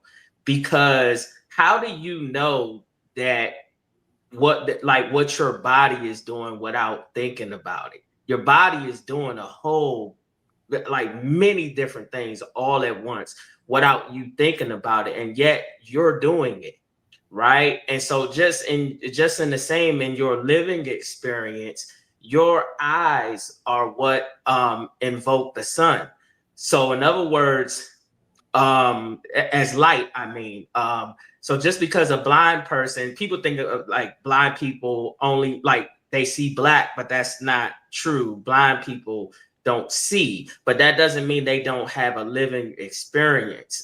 They still can feel the sun. They can still be told about the sun. And therefore they're experiencing the sun, and they're experiencing other things as well. And in fact, they're experiencing it in a more amplified way in comparison to sighted people do. And so therefore she probably was able to give her experience as a living being, and that we could go, I'm gonna go along with you, who is made in the image of God, and then expound on her experience even without seeing. And therefore someone like me, who's making so much effort to see, with the bioptic, I got a digital telescope over there, I got a seeing cane, all of that, I'm making all this effort to see, and really they're, seeing it, the vibration of the light comes onto your eye. It's just that simple. Just like sound lands on the eardrum. It's just that simple. And we're doing that all without thinking. My bad. No, you're good. You're good, brother. You got that. But hold on. You ever heard the guy that used to make the sounds with his mouth and was able to walk without a cane? And he would just these clicking sounds, and the vibration off of the buildings and everything like this allowed him to somehow in his mind visualize. That means that shows me that sight is really not what we thought it was. Sight is connected to also sound and everything that's around us. So, and do we really hear with our ears? Or do we hear with our mind? Is our ears hearing, or is our mind understanding and hearing what we think. Same thing with our eyes. Are we really seeing, or is our mind interpreting things? You know. So Yes. They base superheroes off of that fact, sisters. They're superheroes based off of that fact. Go ahead, Asar. Tell us, but I just want to bring it back. I appreciate all of this is great. I do want you to know that I'm showing you that the way she sees the color, and even though she knows all about it, she has all the information about it scientifically, but there's more to it that is very significant. And even more significant is what the feeling evokes for her than her knowing all that knowledge. That's what I interpret from it. But you get what I'm saying? It's not even just about her sight. It's Yeah, the term the color. I can't see red for any of you. I can't taste honey for any of you. But it does. But it actually is a real reaction. But hold on, imagine the person keep asking you, tell me what red looks like. Well, tell me what your red looks like. Does that mean that they want to experience it through your eyes, or is it because they are trying to argue with you? Or is it because they really want you to convince them that red exists? That's what I think atheists are really doing, is that they really want to conceive God and know God, but because they have that cut off from them, they're unable to conceive it. And so therefore, that's why they're always in this argumentative state, to where that because they want to deep inside somewhere in their subconscious, they want to know God, but they feel cut off from it. Thank you, Genesis. I'm going to let you respond to the 7. Are you done responding? Because I was going to go to Asar and then hand it right back to Black Sage because he was trying to. Did you want to say something? No, I just want. Yeah, I just wanted to say that the term you're using that you're looking for is perceptional reality that she's going through. We all have our own perceptional reality. More so for people who haven't who've lost their senses, like the sister was building on, and other senses enhanced, and they experience things in different ways.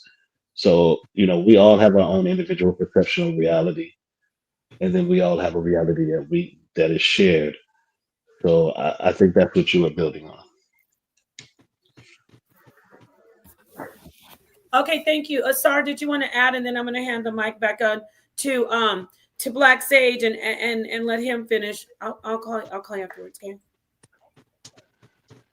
We can let Brother Sage go.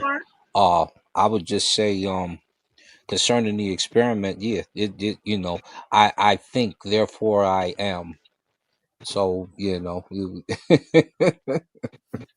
consciousness is what it is, and you can justify yourself with any perception that you like. That's why they running around here calling themselves that or it, or identifying themselves as whatever, because technically, scientifically, you could say what you want to say and have it exist to a degree.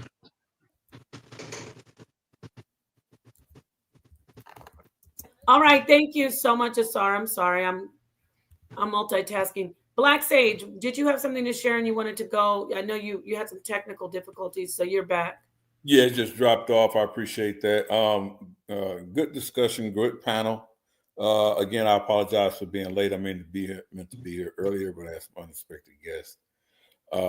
But again, this whole idea of atheism started at a specific point in time where we know we could pinpoint it, right? So it's not a concept that has always existed, right? Relativity, I can't even say it. Relatively, we can show that this is a much later philosophical question, right? That is something that is not older or thought of in an ancient time. I often hear, and you guys can help me out with that is it Homo sapien is about what, 300? You can help me, Asar, is about 300,000 years old. Yeah. Right. Yeah. That's fact. Right. So But we also know, if you study the existence of atheism, I'm sorry, not atheism, but animism and shamanism, it is also almost as that 250,000 to 300,000 years old. So by the time we get to where we see modern man in relatively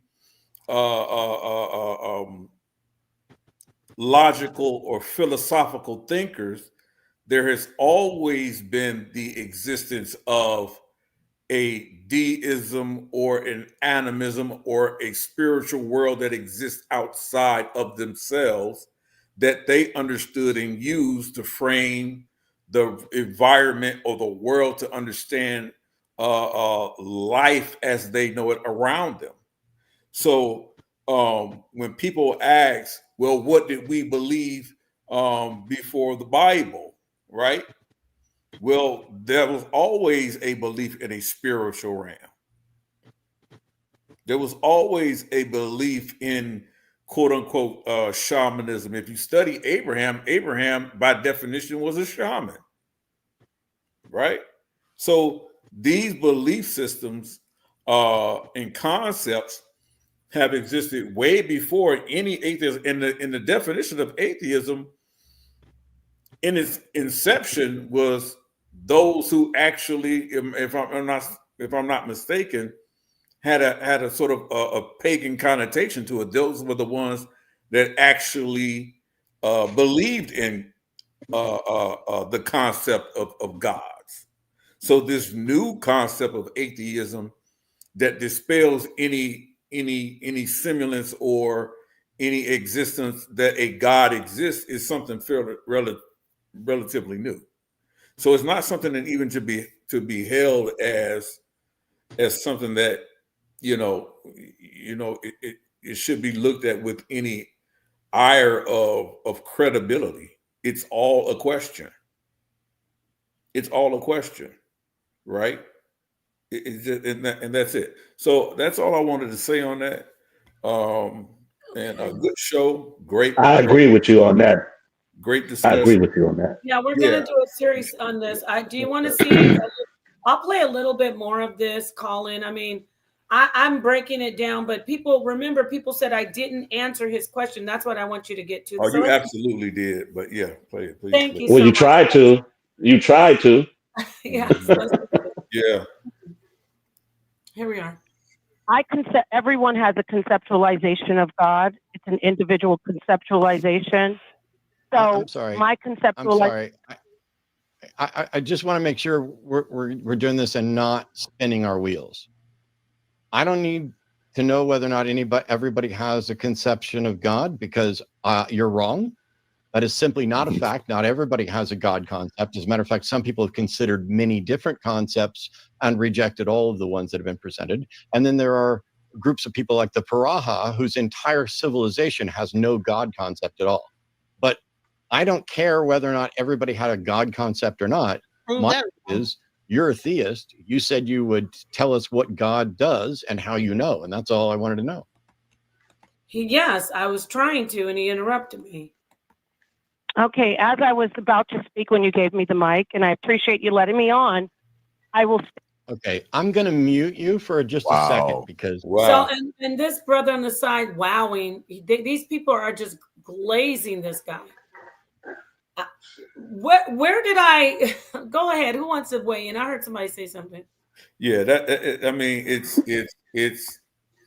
a dog and pony show. This is what you get, not just from atheists per se, but from people who have these. Listen, you see the same thing with almost these modern day panelists. They use the mute button, and you don't realize it, but you're not just debating the person that you're talking to or having a discussion with the person you're talking to. You're also arguing with their ability to hit the mute button, right? Yes. What that does is they're able to stifle your thought. And it's just like in a sports game, right? We know in football, when the game is down to the down to the line, and they bring the field goal kicker out, and he's about to win the game on the field goal, what does the opposing coach do? They call it freezing the kicker. He calls a timeout. Why does he do that? To throw off the rhythm of the kicker, so that in hopes he'll miss his point or miss the field goal, right? So this is what they do. They freeze the caller, or they freeze their opponent, right? Which is you, DePaul. They try to freeze their opponent to simply throw you off of a valid point that you're about to make. Why? Because they see there's a possibility that they're about to lose this argument. Yes. Yes, I agree. They do the same thing in basketball. When the game is down to the line, and someone, they make that last foul, and the player goes to the free throw line, what does the opposing side do? Right before the team before he shoots the free throw, they call a timeout. Why is that? Freeze the shooter, to get him unfocused, to get him off of the argument at hand. Why? To throw you off your ethos, your pathos, and your logos, just to throw you all off. To throw me off, yes. And you know what else I want to add? You're absolutely right. He did that at the beginning when I said conceptualization. And also, if I just, for me, remember, this is like a hazing, or, oh, this is where we beat up this theist. So he's like, are you entertained? Any little moment where he can just strip me of any type of dignity in his mind. When I pointed out that he cut me off, even that was a moment for him to say, oh, I got to come in here and try to humiliate her some more and let her know who's boss. And everybody's cheering him on like, yes, Matt, get that theist. So I just want to point that out too. But you're right. He's trying to throw me off because I'm in some of these people's world. They're like, why did you do this? Why did you do that? Even a Christian said, I won't say his name because he's going to start crying. He said, why when you came off mute, you just didn't go back into talking? Because I don't have to. He muted me, and I have the right to point that out. And I pointed it out I was polite, but you know what I'm saying? Like, don't forget, this is also my show now. Get it? Because I'm using the content. I don't have to sit there and go, oh, thank you. Anyway, as I was saying, blah, blah, blah. I wanted to point out, you muted me. And he caught it, and he's like, no. So I just wanted to add that. What does your God do, and how do you know? Everyone has a conceptualization of God. It's an individual conceptualization. So I'm sorry. My conceptualization. I'm sorry. I just want to make sure we're doing this and not spinning our wheels. I don't need to know whether or not everybody has a conception of God, because you're wrong. That is simply not a fact. Not everybody has a God concept. As a matter of fact, some people have considered many different concepts and rejected all of the ones that have been presented. And then there are groups of people like the Paraha, whose entire civilization has no God concept at all. But I don't care whether or not everybody had a God concept or not. My thing is, you're a theist. You said you would tell us what God does and how you know. And that's all I wanted to know. Okay, as I was about to speak when you gave me the mic, and I appreciate you letting me on, I will. Okay, I'm going to mute you for just a second, because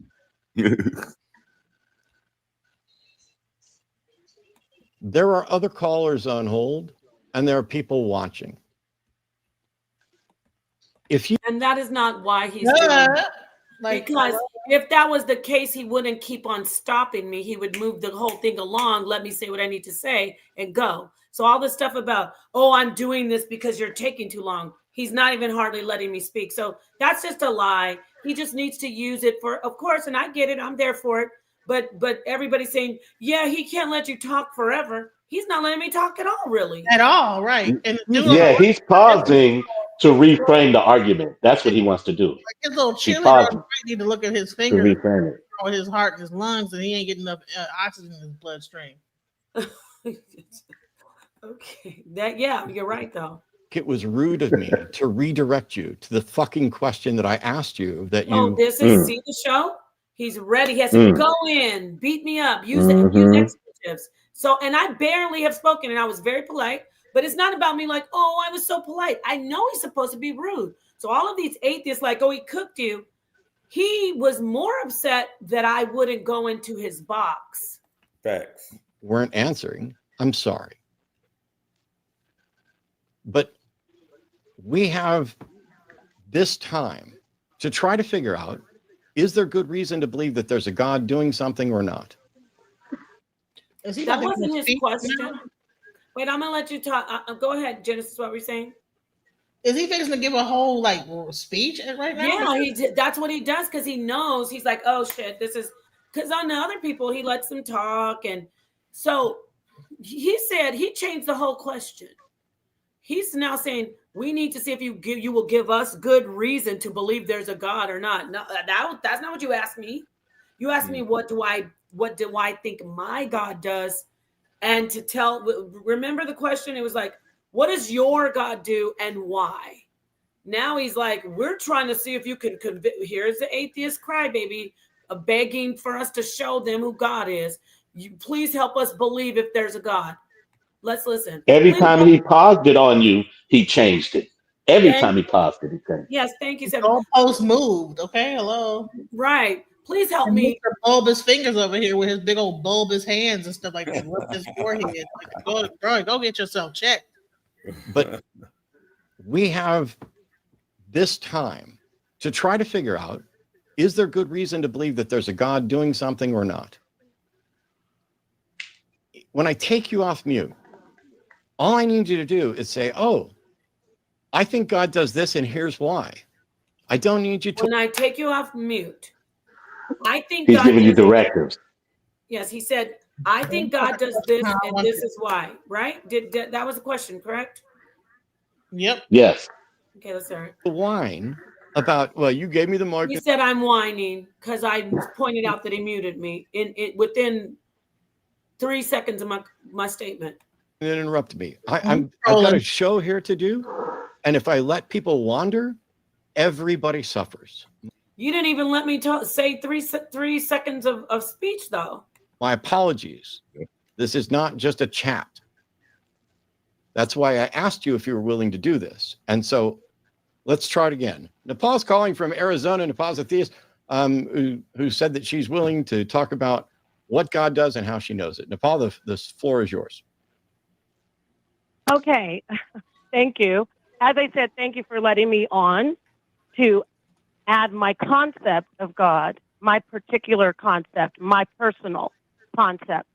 And they don't like that. The guy on the right is you stuck to the script. Right. You stuck to your script. He didn't like it.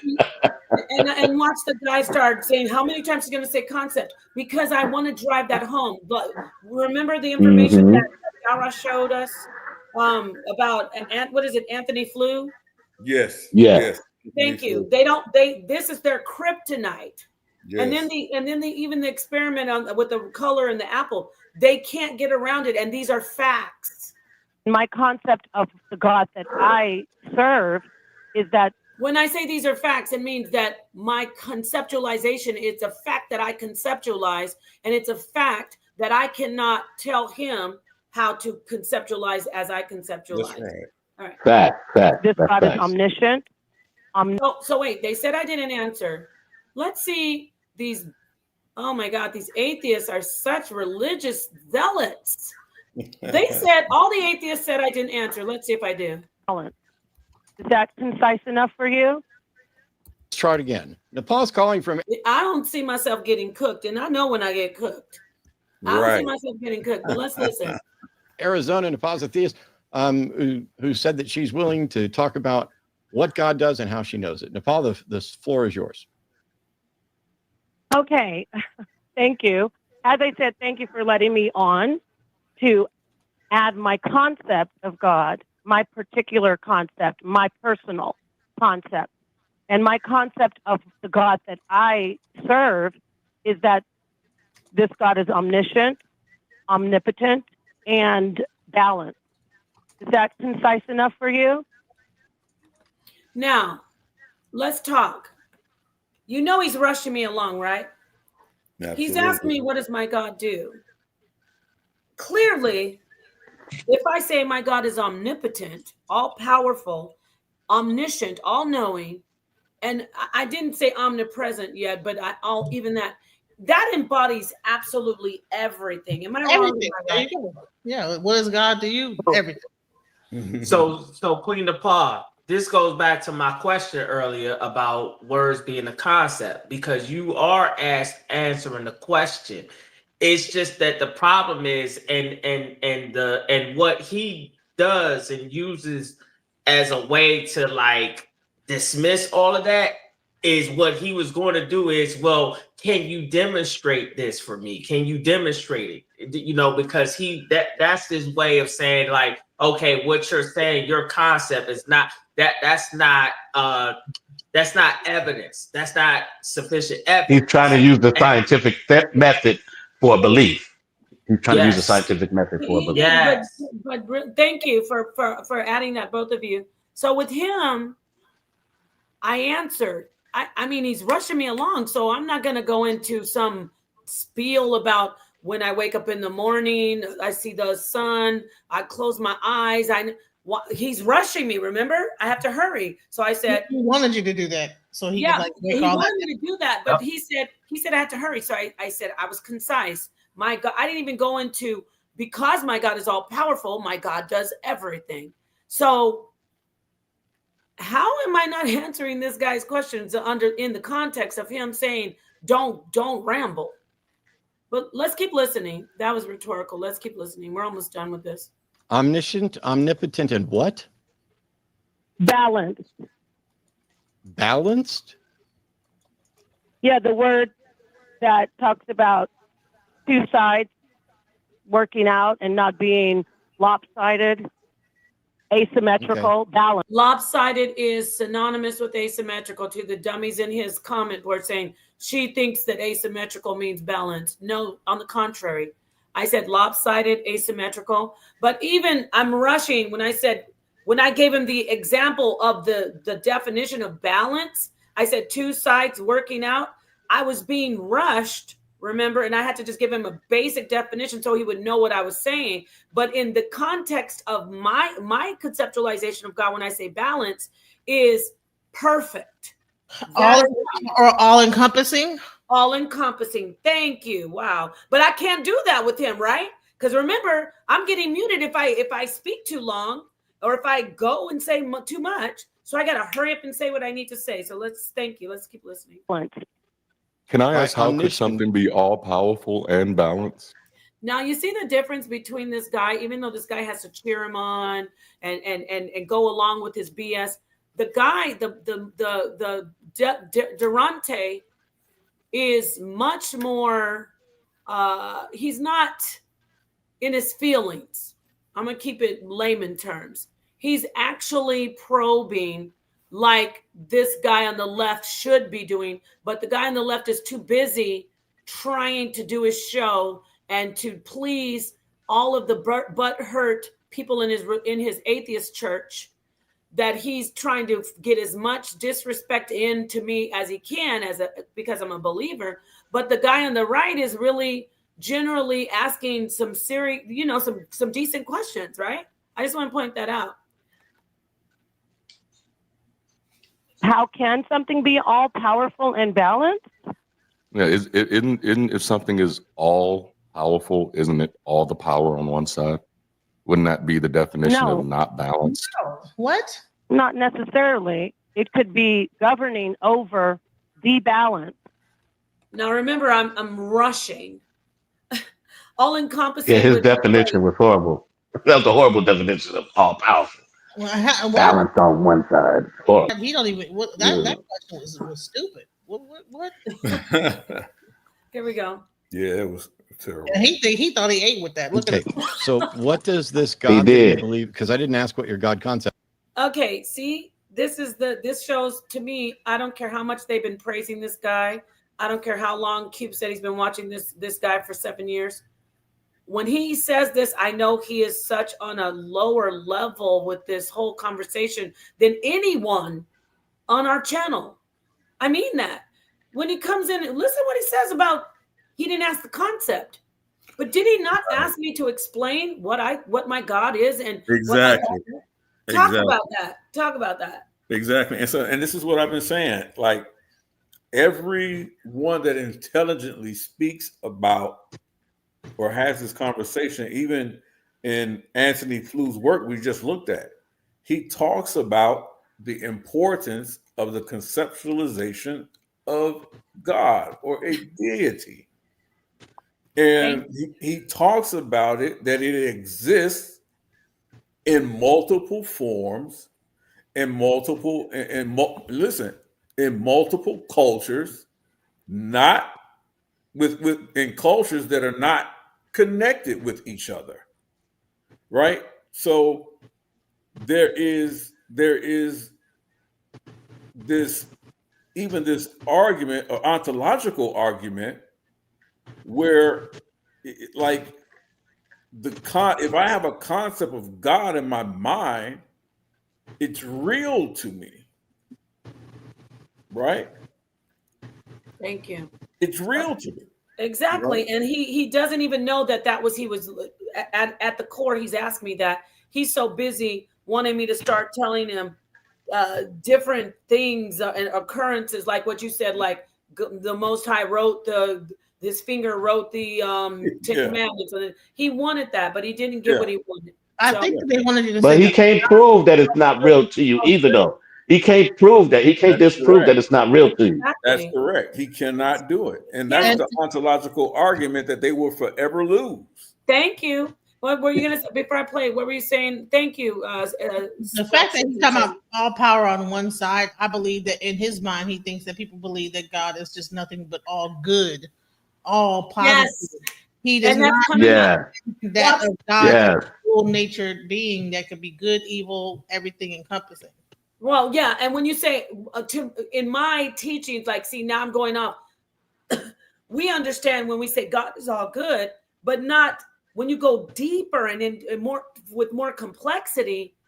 You can see the death and the dying and all of that, and that's a way deeper conversation. He's saying he doesn't have a lot of time. Get it? Right. So let's hear the rest of this. But thank you from all of you for adding. What does this God do, and how do you know? Well, you asked me belief. Belief is concept. No.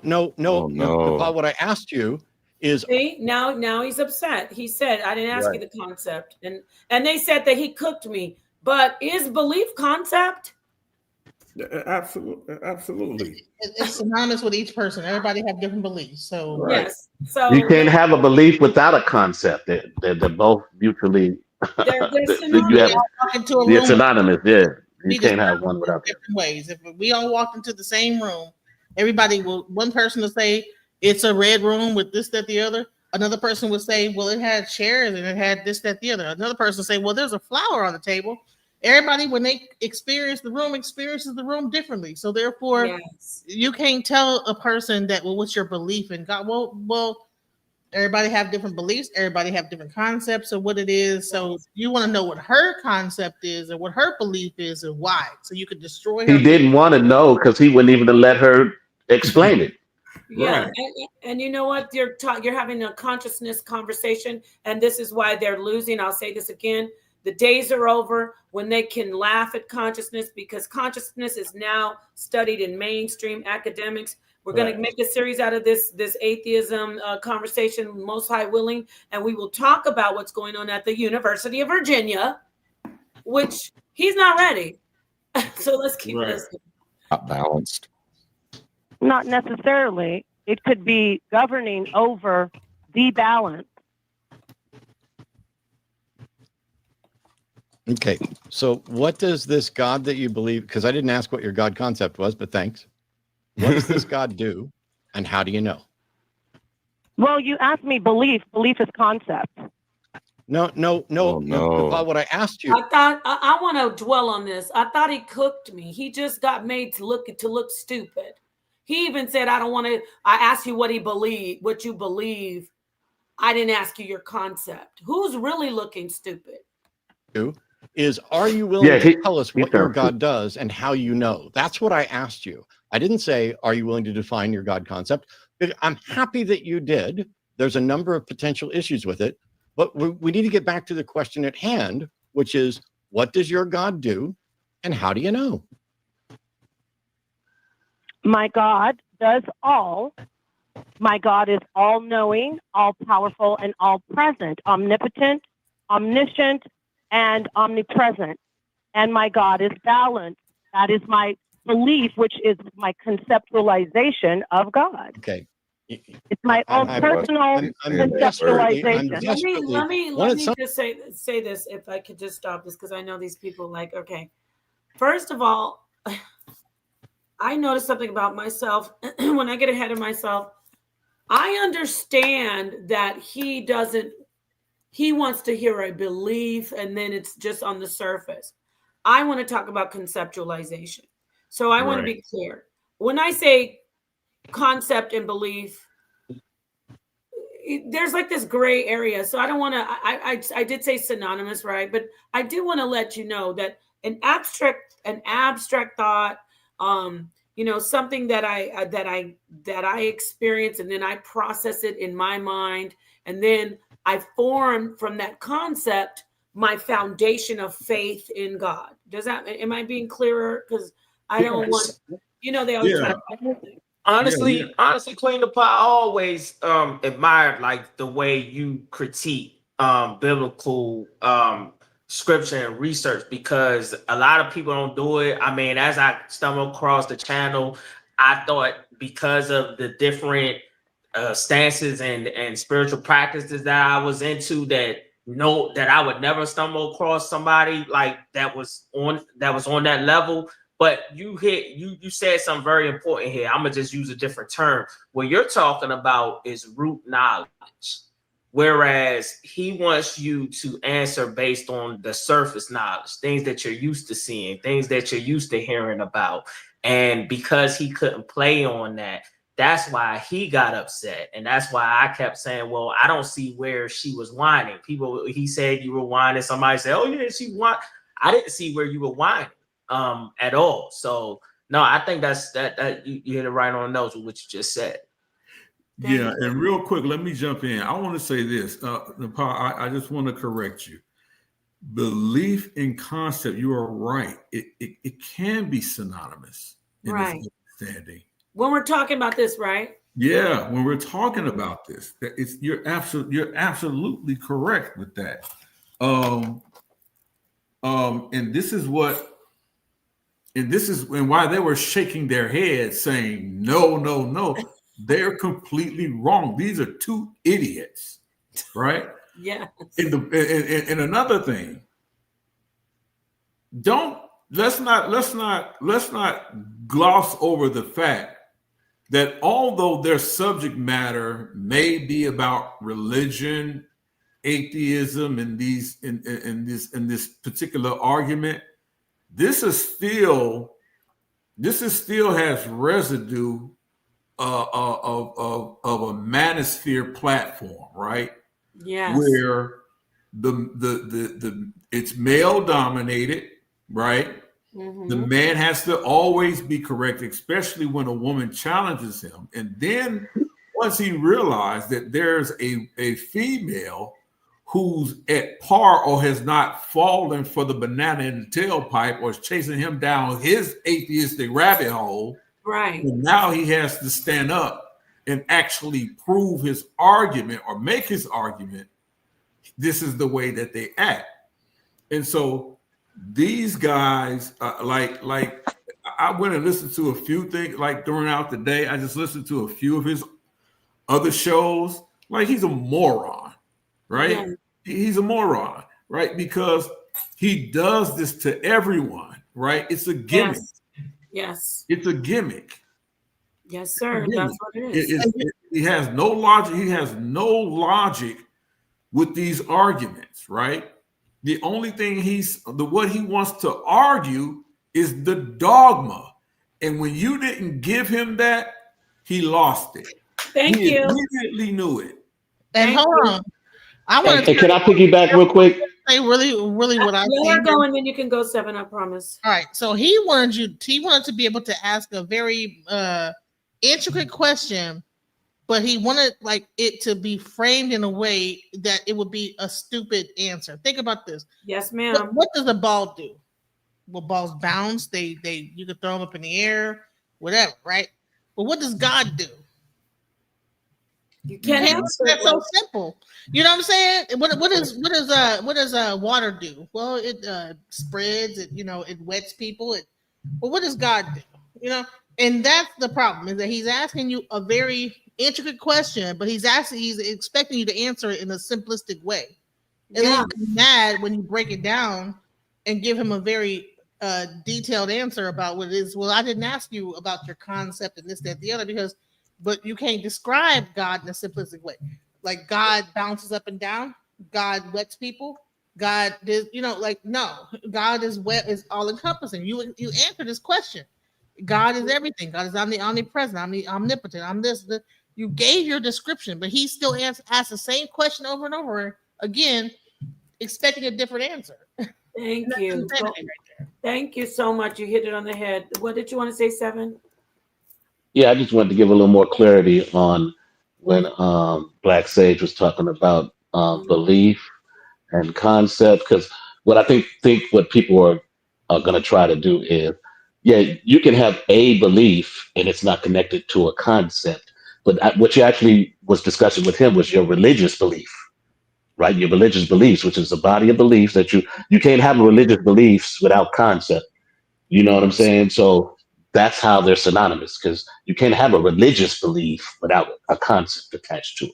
Well, concept and different things. I do have to say exactly. That. So you can't have a religious belief without a concept behind it. When people ask you what your religious belief is, beliefs are subjective. Concepts are in blocks to thought. Exactly. So it's a religious belief that you was that you was trying to break down the concept of your religious beliefs. Thank you. Let's play the rest of it. I appreciate the input. It's great. And we're almost through. We're almost done with this. Someday you'll figure out that I'm trying to do you a favor, because all I'm asking is, what does... Imagine being able to build anything just by thinking about it. Meet Base 44, a complete AI creation platform made for anyone with an idea. Your God do. When you say your God does all, did your God poop in my toilet today? Crazy question. In essence, yes.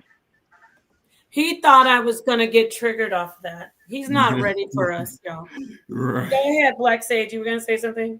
Yeah, he's a moron. It just proves my point. Right? A horrible question. Look at him looking forward like, what? This guy. Right. No, the brother, we might talk to him a little bit, and then he might be over here talking about, okay, I get it. There is a God.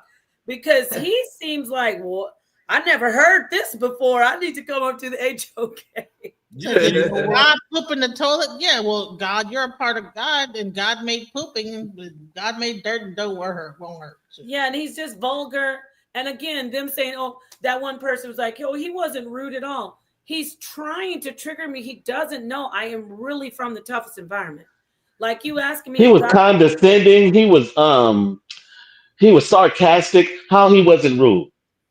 Come on. But those are, you have to understand, those are strategies to keep you off center, because a lot of times we focus on the actions of our opponent, of our interlocutor, right? Well, he's disrespecting me, but all of that is to keep you away from your argument, right? See, I do that at times to debaters. I was just about to say that, LD. I was just about to say those are your tactics. Yeah, I do it at times to debaters. You say you're doing me a favor. He was hoping that you would get off the subject and be like, "What you doing me a favor? What you mean you doing me a favor?" Because and one of the terms, and get off the subject, and then y'all get the back and forth, and right. Because one of the terms we use for that in marketing, we call it the pig in the window, right?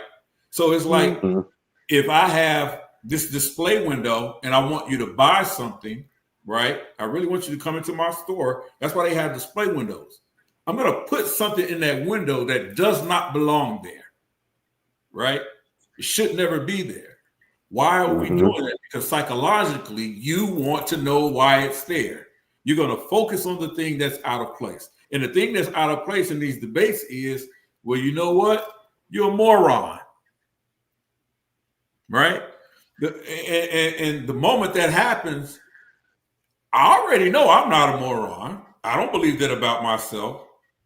But if you are afraid of what other people's opinions are of you, right, which I'm not, then that triggers you. And then you're off. You're off kilter, you're off balance, right? And so this is they use that in sports. Yeah, and right. And that's all what he's doing. But this guy here knows that most people can't give the answer that Sister Napa gave, and they don't give it. The moment you talking about the brother? Omnipotent, omniscience, right? He's everywhere. Once she went into that, she clearly gave the definition of a conceptualization of her God, which was she answered the question twice too, right? She answered the question twice. It was his question. What does your God do, and how do you know it? Well, he's omniscient. What is omniscient? He's all-knowing. He's all-powerful. He's all-powerful, so he's doing everything. Right, he's doing everything. And how do I know that? Because I've witnessed this in my life, right? And yes, and that right there, remember, he's in a rush. First off, I already know how they work. I'm not sharing these anecdotal moments with him. I'm not telling him anything. I was watching a movie and something manifests in the center of the room, and I knew it had to do with that. I'm not doing that.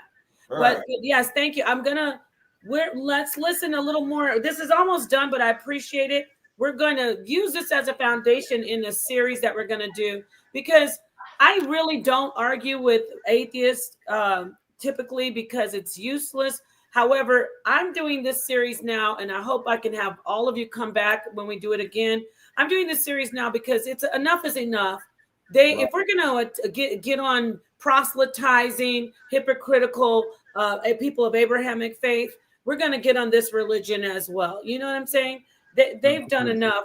We got to expose them for being a bunch of bitter believers that, as I think it was Genesis and somebody else said in the chat, stop trying to force your beliefs down my throat.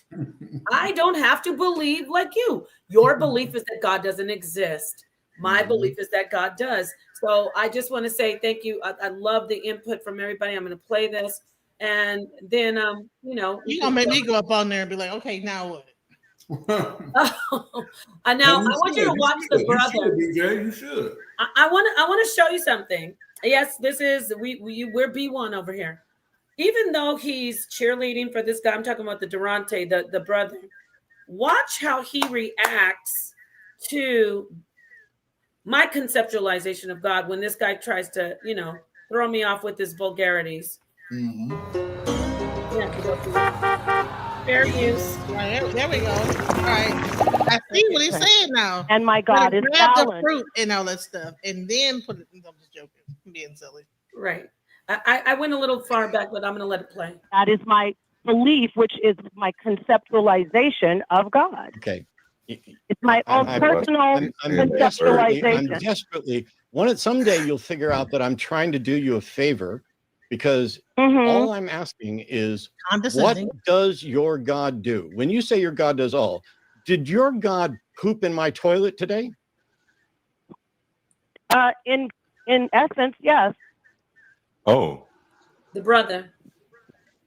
Did your God slaughter innocent people? In essence, yes. Okay. How do you know that your God has ever done anything? See, he didn't like those answers. He expected me to say, and everybody has their different, but where I come from, if I say, has the scripture, I do the good and I do the evil, so to speak, the murder, the so-called killing. I alone do all things, but he wasn't ready. And I dang sure couldn't take the time to quote Isaiah to him because I can't. He didn't think he was going to own up to it. He didn't think he was going to own up to it. How do you know your God does anything? Because everything exists. Oh, here it comes. Here it comes.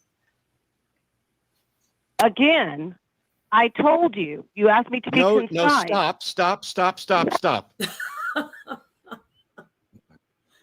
I'm asking you how you are aware that your God has done something. I'm not asking you to just restate your fucking belief again. I'm asking, how is it that you are aware of this? I've asked it now 3 or 4 times.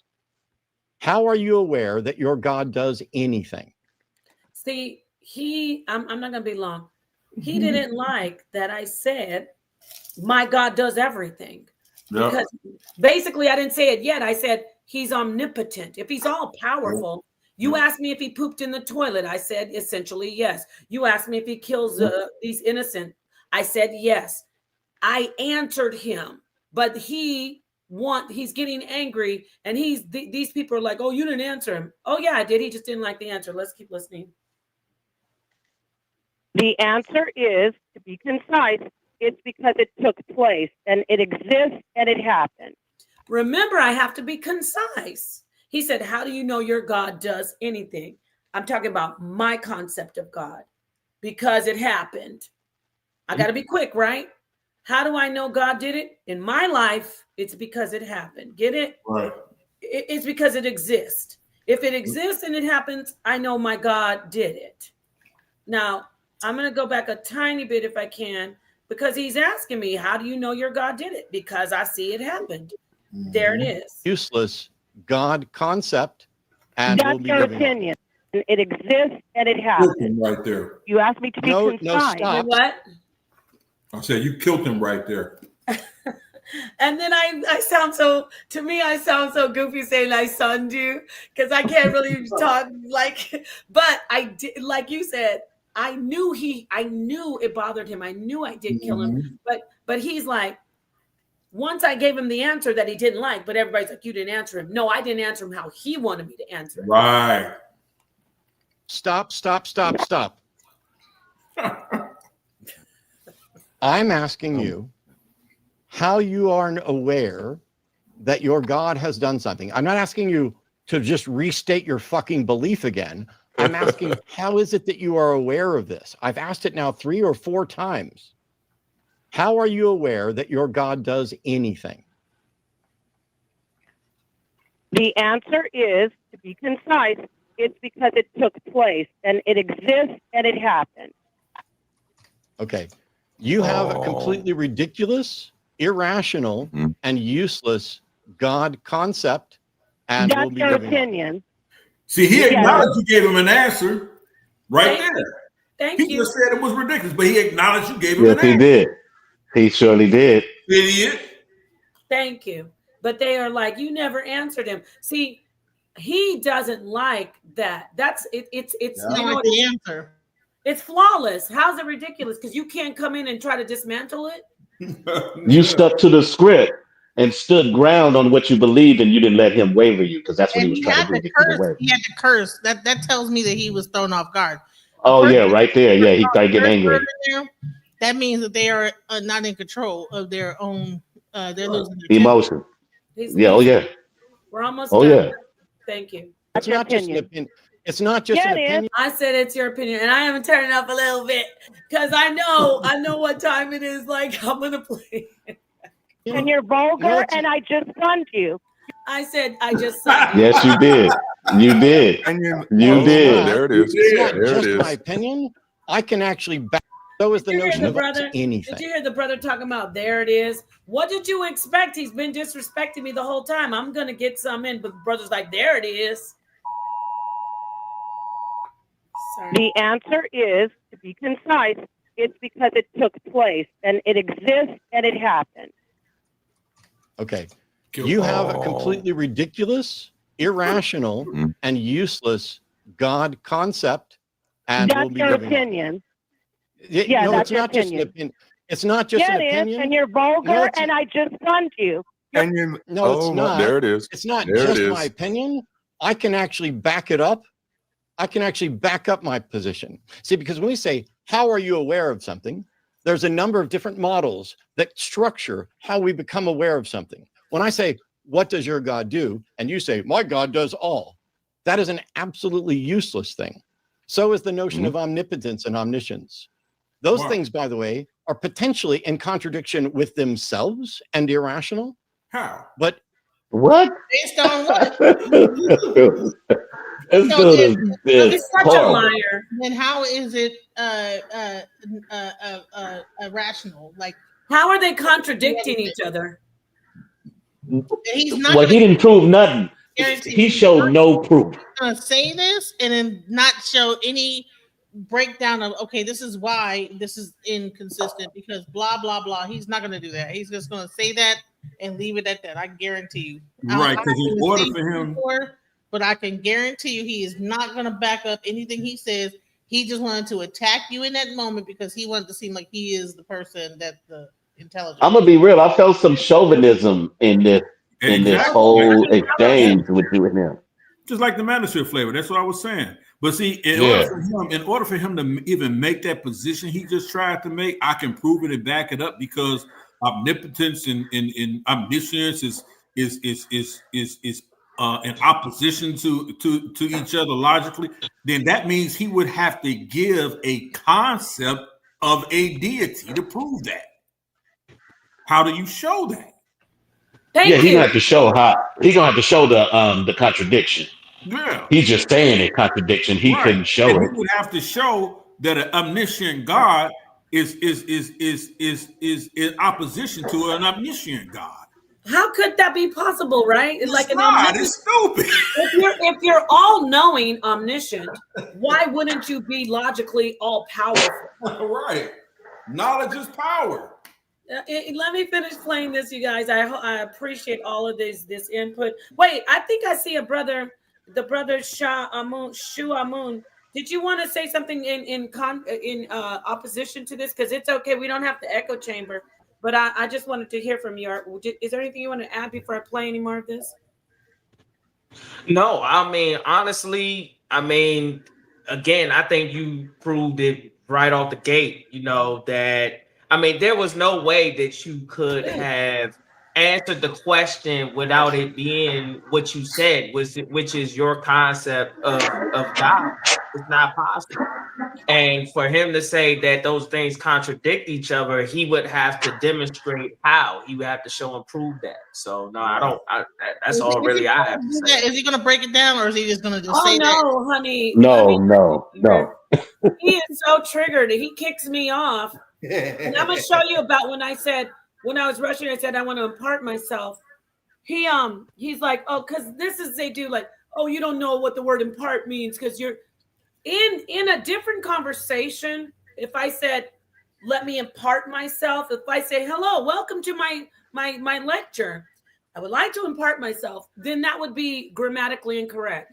But in a conversation about me and my belief and my core essence of myself, when someone literally asks me, what do you believe? And then I say, well, when you're talking in a spiritual sense, it is correct to say, or it is grammatically okay and acceptable to say, let me impart myself. And you don't have to take my word for it. I'm going to obviously go and Google it and show you the resources and the information on that. Because at the end of this, he's going to say, oh, you want to impart yourself. And by that time, I'm grasping for straws to try to get a couple words in because he's muting me out.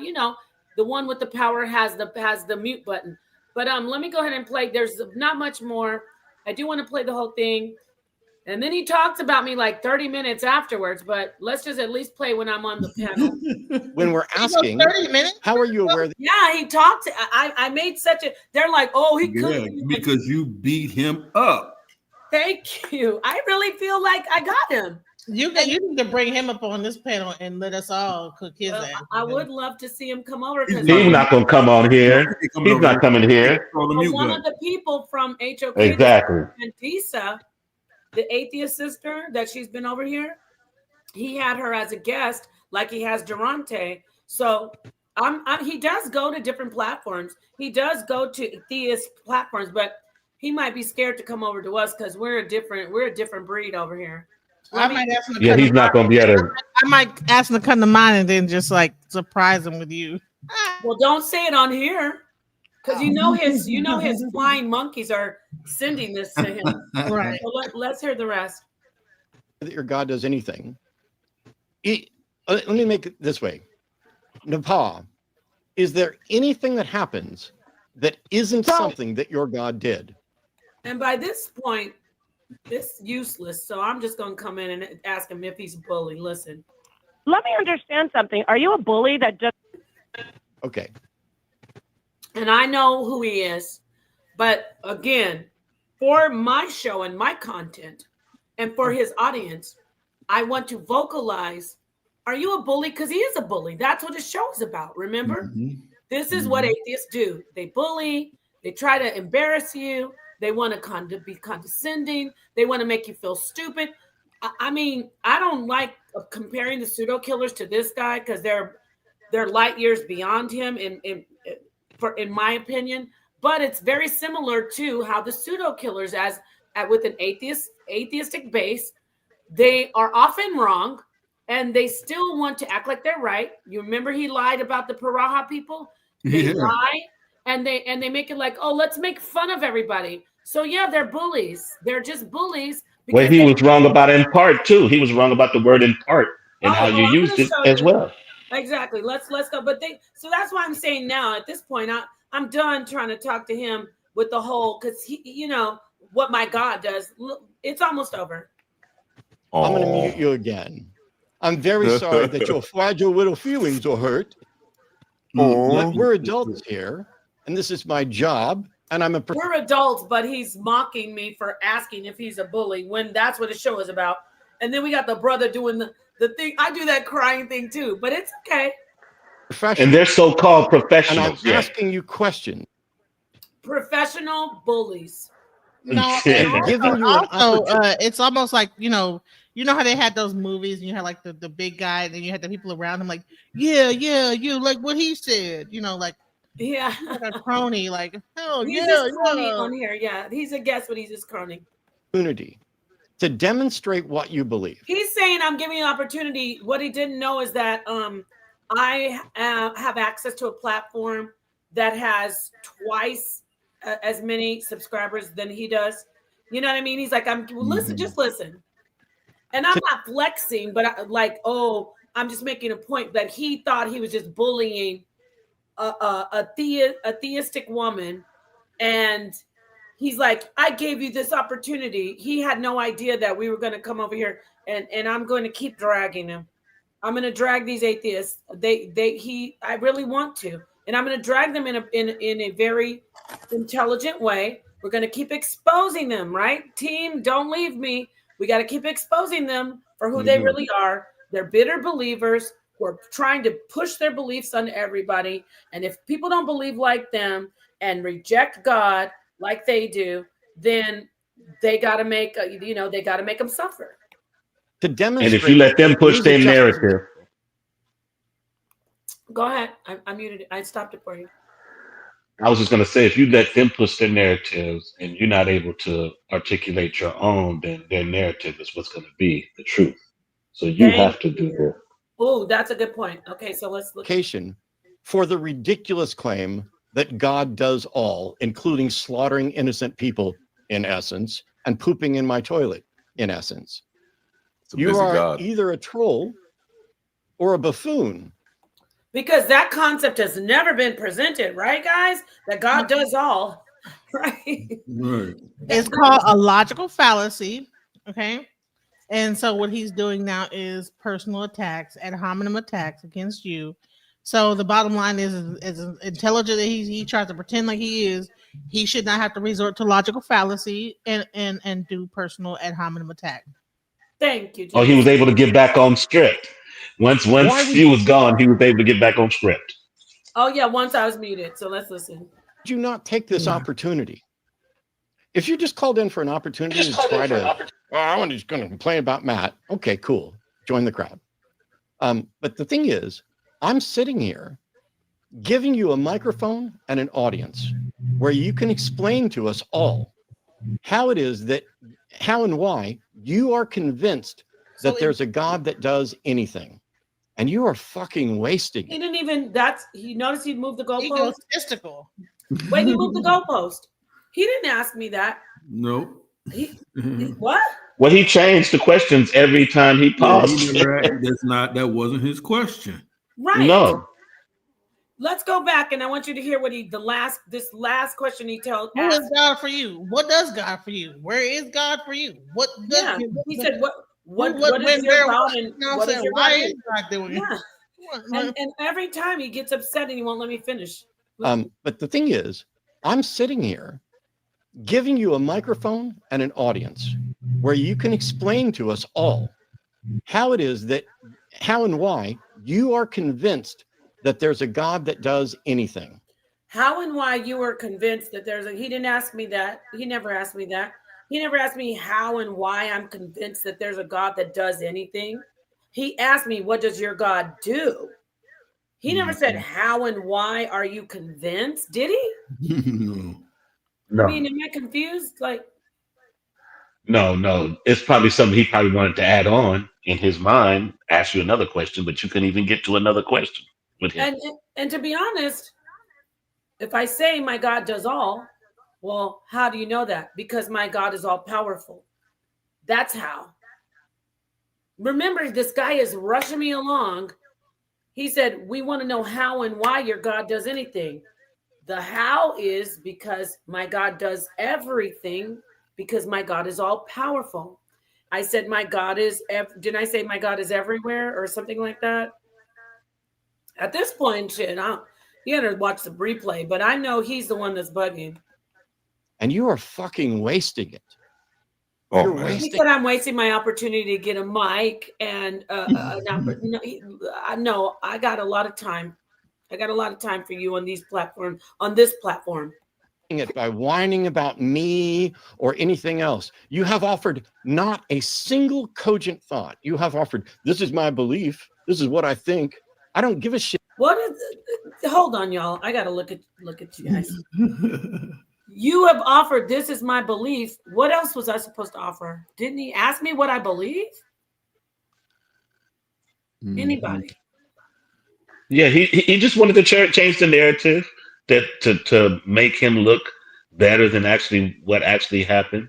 And what's the guy that's always laughing at Johnny Carson's jokes? Because that's what the black dude is. What's that guy that used to always laugh at Johnny Carson's jokes?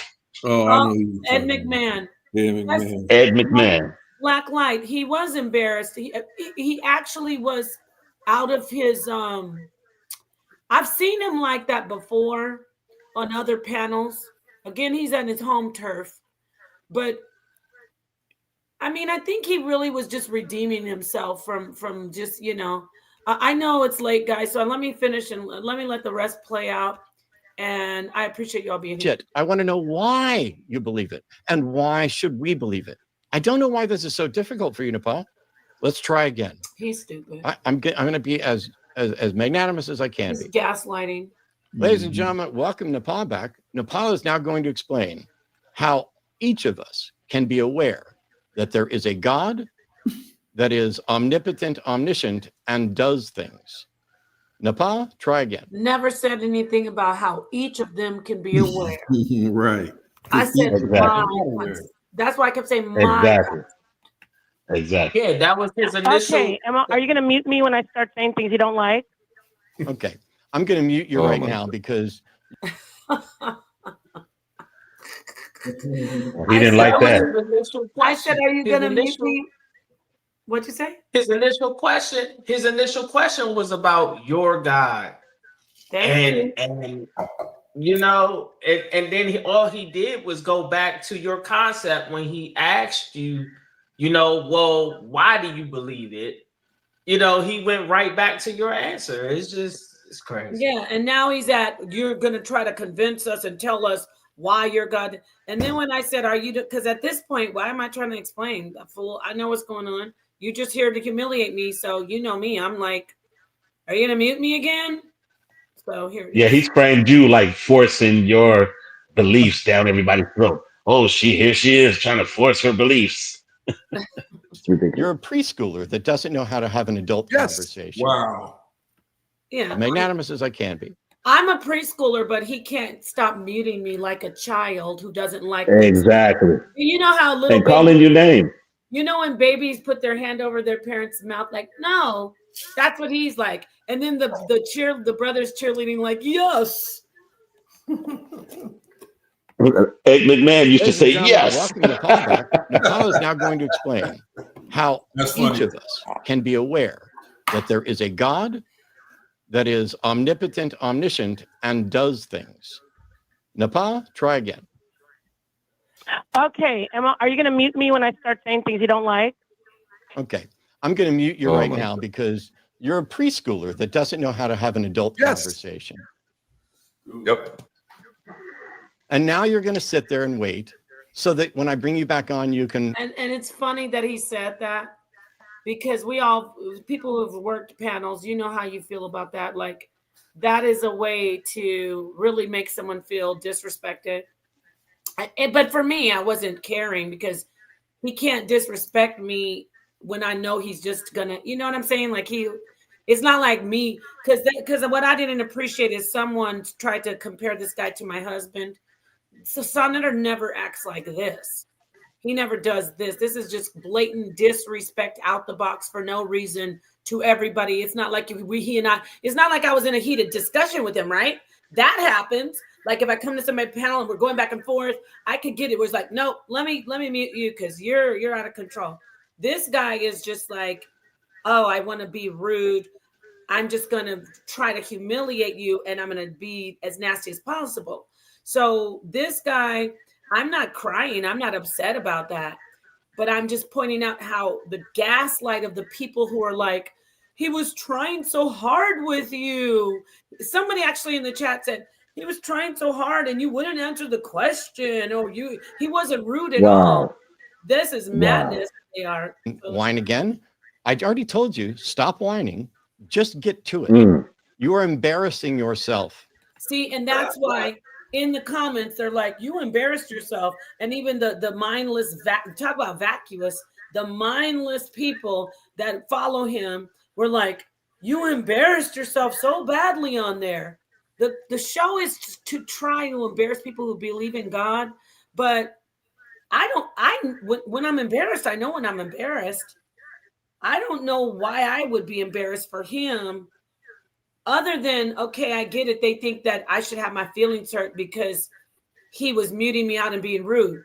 But he's proven my point that that's all atheists want to do is try to hurt people for not believing like them. Yeah, absolutely. So you want to say something before I push the play button? No, go. I just wanted to say this. I want the panel to let you finish out the video. Mm-hmm. Oh, you saying something? No, I was just saying. I was just wait. I just want to let the panel let you finish out the video. Okay, I'm gonna let it go. The entirety of the internet. I keep giving you opportunities, and instead of using those opportunities to defend your position, you instead want to whine that I keep interrupting you for failing to make any attempt to defend your proposition. So this is your last chance. Focus on the fact that you said that. And now I'm supposed to be defending what proposition? What? You know what? Listen, this is how you know that he didn't have an argument for your thing. Mm-hmm. He wants to focus on the word that you said that you interrupted him, not what you said, and he don't want to break down what you said to an atheist standpoint of where you're wrong. He wants to focus on where you're whining and all these other things. You're whining. Which was a lie. I wasn't whining. You didn't answer my question. Everything else other than getting to the point of what you said and breaking that down. Now, if I was an atheist, instead of me focusing on the fact that you said that I cut you off or whatever, I would argue the point. Okay, you said he was omnipresent. Let me show you how he's not, based on atheism. That would be a better argument. But what he's doing here is he's catering to his audience because his audience is probably in the chat room like, oh my God. Oh yeah, they love it. They want him to do that. That's what he's doing. This is for his work. And for you notice how he changes. He's like, basically, you're talking about my opinion, but then you don't want me. When he's saying your proposition, like, okay, but you said I'm not. Basically, you're saying it's stupid for me to have this opinion that my God does this and that. But you ask me, I'm not trying to come in here like I basically called in about veganism, but I was ready for the theism stuff. He just is all over the place. It's really almost over. I won't pause it until he gets. And he wants to be able to like, okay, let's focus on this point. And this guy's like, yep. You again? I appreciate you guys staying so late. I'm really gonna let it play now. I do. Don't whine. Don't ask if I'm going to mute you. Don't just tell us how we can know that God is real, that God does something. What? I'm begging. Make your God and proud. if you do anything else, to know it will be a failure. And it will be a clip that lives forever with you doing nothing but whining when given an opportunity to defend your belief. So let's try this again. I'm going to unmute Nepal. Nepal, how can we be aware that God does things? As I tried to impart myself before, I got muted several times. Impart now. Okay. Guess who's muted again, Nepal? As I tried to impart myself. Again. I'm sorry. Why don't you go look up impart and call me back? Goodbye. He said he thinks he's talking to just I don't know. Yeah, he's in the edge. He's so rude, but I'm gonna show. So so it's 105.51. I'm gonna go forward to 107. Means to communicate, right? And in a religious conversation, I'm gonna show you it's acceptable, but he's trying to use that. You wouldn't say impart yourself if you were like, doing a lecture or having a conversation with somebody about how's your day. Well, let me impart myself. No, that doesn't work. But you asked me about my belief in God. So that's absolutely acceptable to say. But let me show you. You're kind of too intelligent for him. He wanted you to come up there on like some. Yes. Well, let me tell you about my Jesus. And you know what's funny? A brother who's a black man who's in this community said, you sounded like an angry black woman. Whatever. And so that goes back to what you said, Yara, about it being manosphere and Seven Asar. Look at it. At 105.51 is when he kicked me off after I said I'm trying to impart myself. We'll go to 107.39 and see if he's still talking about me. By the way, went well because we recognized the difference between moral obligations and duties. I asked them repeatedly to make the case for why it's an obligation, and they could get no further than their opinion. Okay. When I say that someone is being irrational, that's not still talking about me. Let's keep going. Let me go to 109.16. Because omnibenevolence would definitely be in conflict with. Still talking about me. Remember, I said omniscient, and then he's going into all about. He's explaining. He did that with you on the phone. All the omnibenevolence and remember, he had to rush through it, right? So we're already 4 minutes after he kicked me off. You know who else does this? Is that guy No Fugazi. Oh yes, he's another one. Does the same exact thing. Yeah, mutes you, and then he gives mutes you, and then gives a speech about what you blah blah blah blah, and that's a whole tactic to like be able to seem like you. Yes. Yes. So let's see. We're at 105. I mean, we're at 110, and it was originally 105. What does your God do? He's still talking about me 5 minutes later, but I thought he had a bunch of people waiting. 111. It's definitely raining outside. My psychic told me. He's still talking about me. We're at 7 minutes now. Let's go. Let's try to go a little further. He's trying to give you a platform, honey. Let's go to 115. Look at how many people coming up there trying to interrupt all them from getting up there, and with your omnipresence.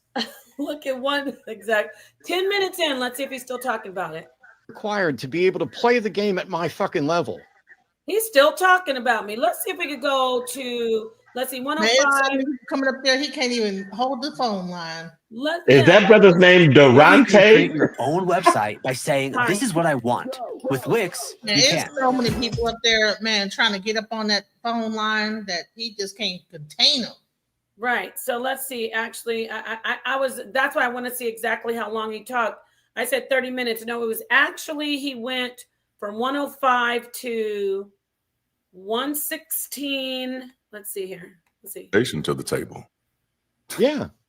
I mean, Eric's calling. Okay. From So he talked about me for a good 11 minutes after he, for some reason, thought, oh, remember, he had to rush it along. So let me just look at this, show you this, where he lied about the Parajas, and then he tried to make me look like I'm stupid when I said, right here. Let me just read it. When I said I'm trying to impart myself. And can we also say that that other guy had on some BCGs, birth control glasses? I mean, in the military, we call them BCGs. He had the BCGs on. Those are birth control glasses, like welfare glasses. You know, go on ahead and go to Pearl Vision. They're $20 and just get your better optical plan. Okay, we called him pop bottle, but hey, if it was just him, I think it would have gone a different way. But we had Matt. What do you call him? Delusion. What do you call him? Black Sage.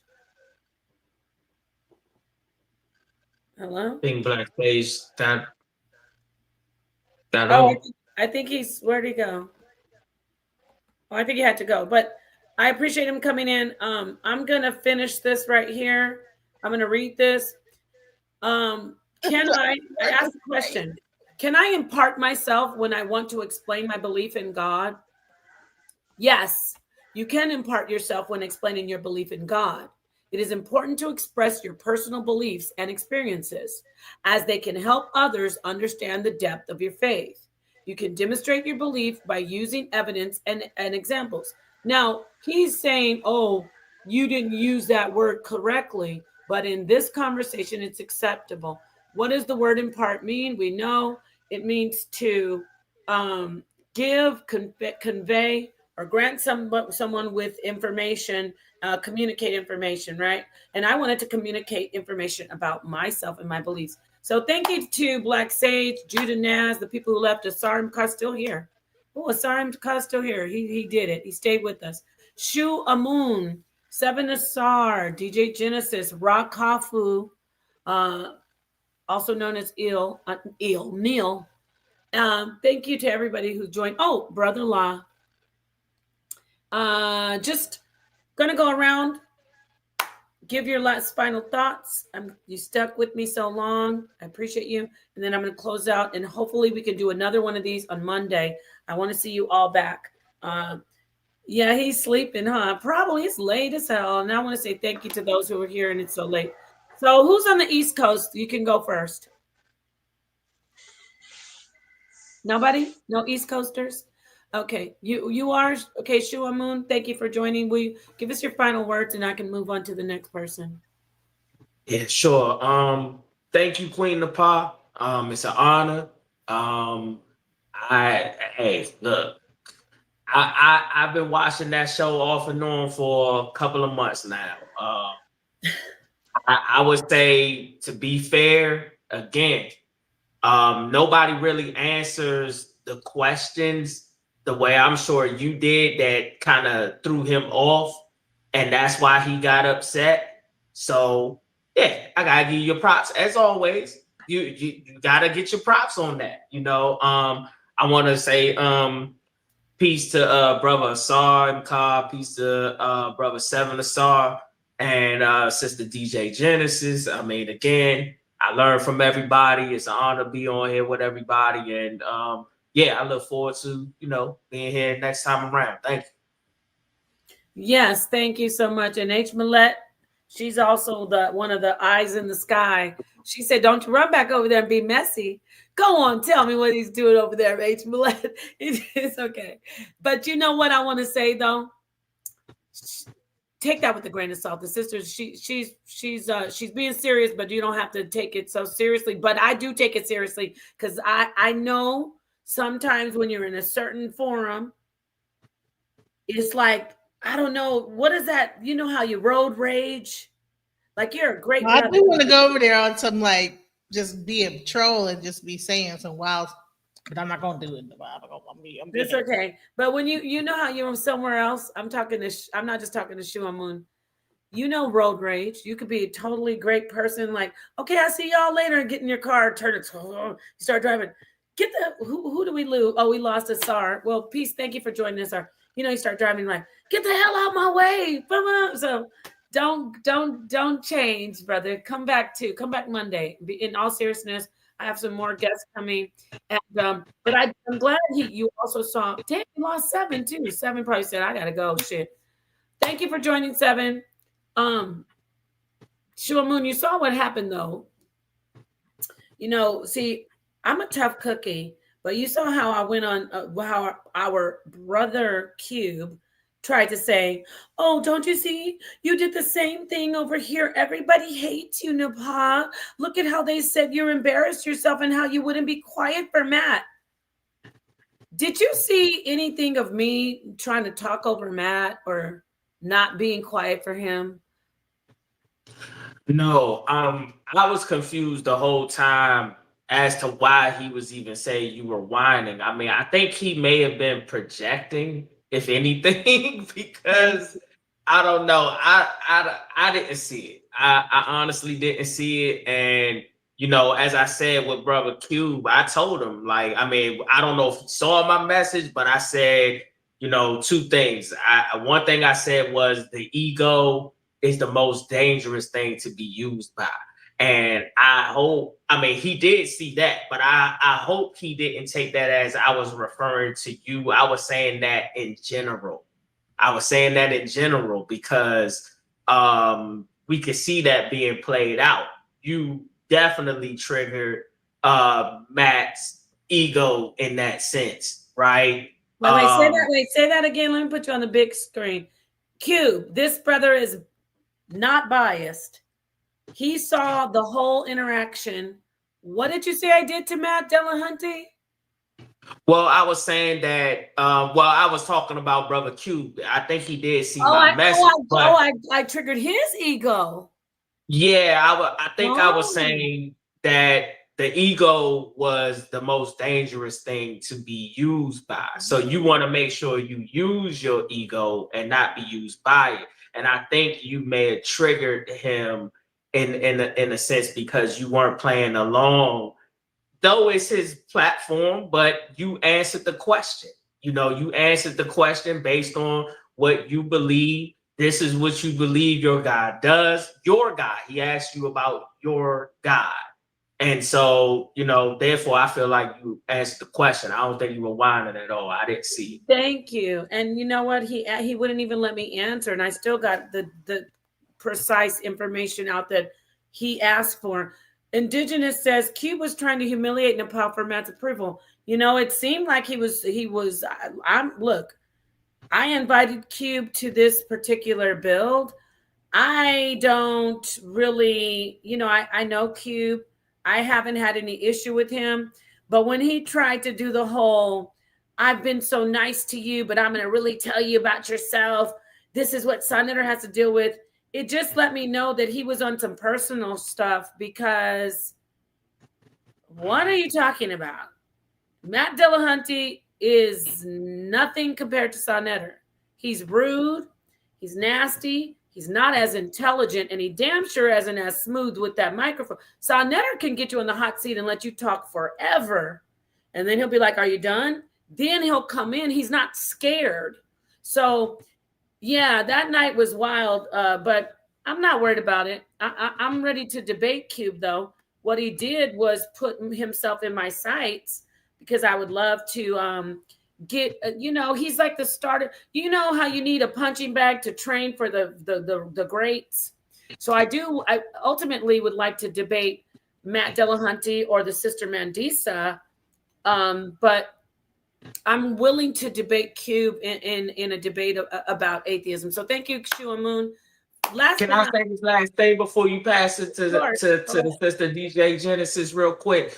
I did also say this to Cube, and I'm going to respectfully share it with you because I really do look at what you have done. Like, I remember when I first saw doing this thing, and then you came onto the platform, and then all of a sudden it was just incredible. Like the knowledge, the information, and like how you get into like the esoteric when it comes to the, like, you know, just the scriptures and stuff like that, right? I feel like also, just when it comes to what I say about the ego, remember, you're a hell of a debater, right? But you also have the ability to teach. And I was trying to get him to understand that as well. Like, look, man, like, you gotta, you know, consider like trying to teach and not so much getting debate, because maybe debating. I gotta just consider, or he has to consider. I was saying that to him, that maybe he should consider not so much debating but teaching, so that way it's not. I guess from what I'm saying is like, so that way it won't get so personal. Millette telling you to stop it though. Were you over there? Well, it's okay. Were you over there talking smack on me? Were you talking? Nah, I don't do that. I don't do that. Again, I was explaining to him that he needs to consider not debating and more so teaching, because remember I said to you earlier, teaching who? Have not, huh? Teaching who? Teaching in terms of the people who are going to be willing to see the debate, because like I said, you're a hell of a debater. So even when you debate them, teach them teach them in that debate style. That's all I'm saying. Because at the end of the day, listen, whatever you said there, I'm looking at H. Millette, so it's water under the bridge. It's all good. I'm glad you were here. But let me make it clear. Now I can't see that. I can't see what she's saying for the record. Because remember my vision. Teach me anything about things that I need. If you meant like him, I heard him saying that I don't know anything about his religion. I'll say that again. I heard him saying, I don't know anything about his religion. One more time. He said, I don't know anything about atheism and I should listen to him, and I'm calling it his religion. So he could teach me about his religion and how they do things, his religion, because I'm not an atheist. Yeah, it's all love, exactly. But Cube can't teach me anything about this topic because he's confused. Just like when I had to get in here and beat up on my last debate a person who says God doesn't do any human sacrifice, but says they're covered in the blood of Jesus and that Jesus was a human sacrifice. I'm okay. It's just that they're just like, okay. So anyway, it's all good. It's all love. All power to you. You're a hell of a debater and teacher. That's the only reason why I said it. Thank you, brother. Peace and love. Peace and love to you. Peace and love. Thank you for staying with us. We'll see you again in the next build. Stay tuned. Yes. Subscribe to all the channels in the platform, and you have a great evening. All right. Yes, you take care. Last but not least, we've got Sister Genesis, DJ Genesis, who waited so long. You can just go. Anybody who needs to leave, you can leave, but we're going to listen to Genesis on her closeout, and then I might even just play a nice little song at the end. Go ahead, Genesis. What's your take on these atheists and Matt Delahunty and just the whole situation? You know, the funny part of it is that, you know, I think there's a lot of, and I'm not going to get into politics, but it's like this new generation of Black folk that like to get behind these leaders, these white leaders, and then they sit there and coon the whole time. This Black guy sitting next to him while he is talking, cursing out a Black woman, and he just up there with his bulbous fingers, rubbing his head, rubbing his thing, can barely see BCG glasses, and he is just like seeming like here we go, you know, and so it validates this guy. It makes it seem like, and the thing is, he couldn't bring you up on a panel with him and go toe to toe with you. He had to have this guy over here to agree with you with his truck driver, gamer earphones on. I used to have those headphones, by the way. You can tell he wears them too much because he has like a little indentation. Don't be so mean to him. We might need to bring him over. Like, don't go in on him too personally. Listen. To me, I look at it like I don't like the fact that he was up here agreeing with him. Yeah, it was crazy. At no point he had to use, and the same thing Cube does is once he begins to lose, he begins to attack you personally. Right. Because at the end of the day, that's all atheists have is like answer my question. Ask you a question. Yes or no? Yes or no? Yes. Hold on, Genesis. You need to cook slowly. Say that again. Once an atheist is losing, what do? They give you a question. Okay, listen, I'm gonna ask you a question. All right, so what's this? All right, yes or no? Yes or no? No. Don't answer it like the way you want to answer it. It's either yes or it's no. Yes or no. Because they want to like take you down a road that's going to lead to their conclusion. And the bottom line is if you really had an argument, you wouldn't need to do that. You'd be able to argue your point without trying to guide the conversation down the road to hell, you know? And me as a person that's like I'm not into Abrahamic faith, but I do respect Abrahamic faith. I respect all the different types of faith in the world. And so for atheists to come into this when the majority of the world believes in God, and then they think that they're the only smart people in the world is insane. And then they're sitting up here on these panels and wanting to debate everybody about what their belief system is. It's almost like the Trumpers. So you have like the Trump situation, then you have the atheist situation. You have people that sit on these panels and want people to agree with them. And I don't believe that a black atheist, where are we going with this? Black atheism? Since when do black people that are very in tune spiritual people go into not believing? There's something innately wrong with that because we know that we are some of the most we go through some of the most hard trodden times in life, and you need God in those situations. Fuck. Yeah. At times you don't even know what the hell's gonna happen. So how do you even get through life just believing in nothing? How do you get through your issues? You just believe in yourself? Well, honey, good luck with that. Even if you believe that God was within you, I would take that. You know, but to just believe in nothing and everything just happens and everything just effed up. What is your way to? That's why they're so angry at everybody else, and they always want you to tell them what God is because they don't feel God. Yeah, they don't feel God. They don't see God. God is gone from their life. The moment they take on that cloak of atheism, God is gone from them, and they spend the rest of their life trying to ask everybody else to prove God to them. Yeah, that's it. And they don't have God. That's right. So I think I appreciate the fact that you actually tried to show some knowledge about, okay, this is what God is, because they don't have no concept of it. Yeah. And this is not a black or any people of color thing. This is something that came from people that are like that are devoid of God. No offense, not talking about white people like that, but I'm just saying there's a certain devoidness that goes on of the people that like are so cerebral. They think that they are above God. Because they're always creating all these things, AI and all this stuff. They've been trying to mimic God their whole entire existence on this earth, destroying the earth, destroying nature. All they do is destroy nature. So therefore, you know what I'm saying? And then we're gonna jump on the bed. You killing it right now. I had to throw the dagger.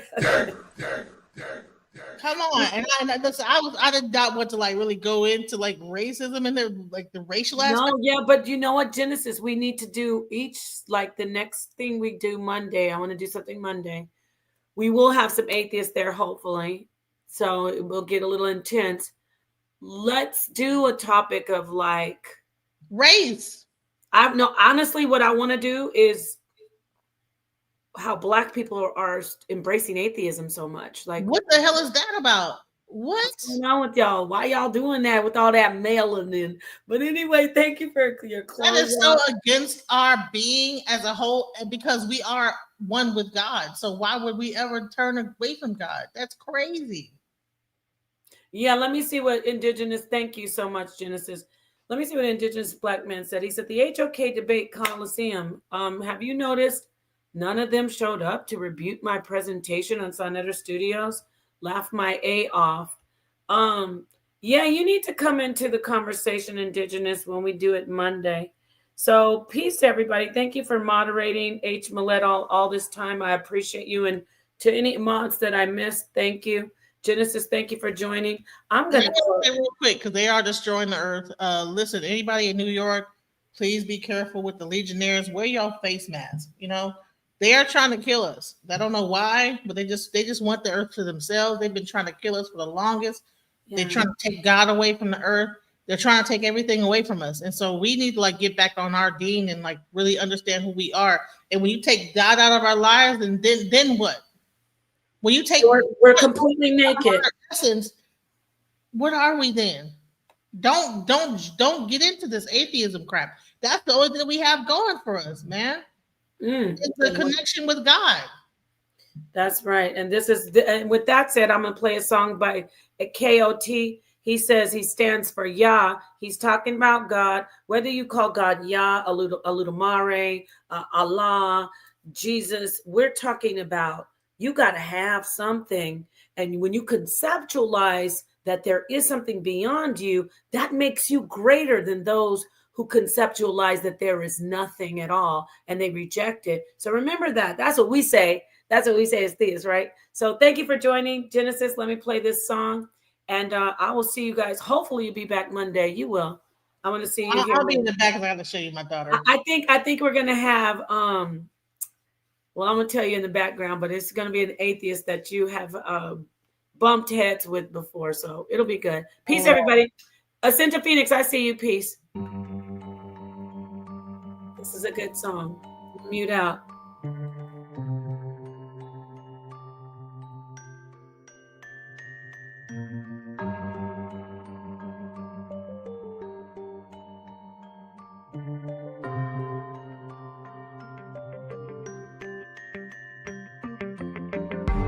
Stand up for y'all, but I don't need anything. No, he got my back and he won't never change. That's loyalty, that's loyal. Me from the bottom, me from above them. I stand up for y'all, but I don't everything. No, he got my back and he won't never change. Never change. Loyalty, that's loyal. Me from the bottom, me from above. I stand up for y'all, and the spirit in me. They out that black, cause that's some bricks, he will be in me. I love that brother with a fan, cause they ain't really friendly. Sleeping on the floor, had nothing, they don't really fit me. Raised them on like he was 10, no, they don't really hit me. Women make they blowin' smoke, it's a chimney. Ain't no joke, I'm on it with me. I'm known from blocks to hoods, no need to mention names. Oh yeah, we do this for y'all, but that don't mean anything. And for them babies that had nothing, but it prayed for rain. And for them young ones that was beat, it would raise the pain. I bring that sword from my mouth, we gon' make a change. I stand up for y'all, I won't breathe his name. I stand up for y'all, but I don't need anything. No, he got my back and he won't never change. That's loyalty, that's loyal. Me from the bottom, we from above them. I stand up for y'all, but I don't everything. No, he got my back and he won't never change. Never change. Loyalty, that's loyal. Me from the bottom, we from above them. Stay on my toes and watch my back, I know them devils creeping. Walk with the spirit, got that word, they can hear it breathing. Don't rub my back, don't grab my fringe, no, I hate that genie. That spirit bird, can I be moving, no, you can't see me. I'm not from this damn. I give for your pain, cause they don't care about it. Walk through that fire for them, like, yeah, I got it. Yeah, I got it. You don't know, it's just like the video, thumb up the video. And I play with them. I stand up for y'all, but I don't need anything. No, he got my back and he won't never change. That's loyalty, that's loyal. Me from the bottom, we from above them. I stand up for y'all, but I don't everything. No, he got my back and he won't never change. Never change. Loyalty, it's loyal. Me from the bottom, we from above them.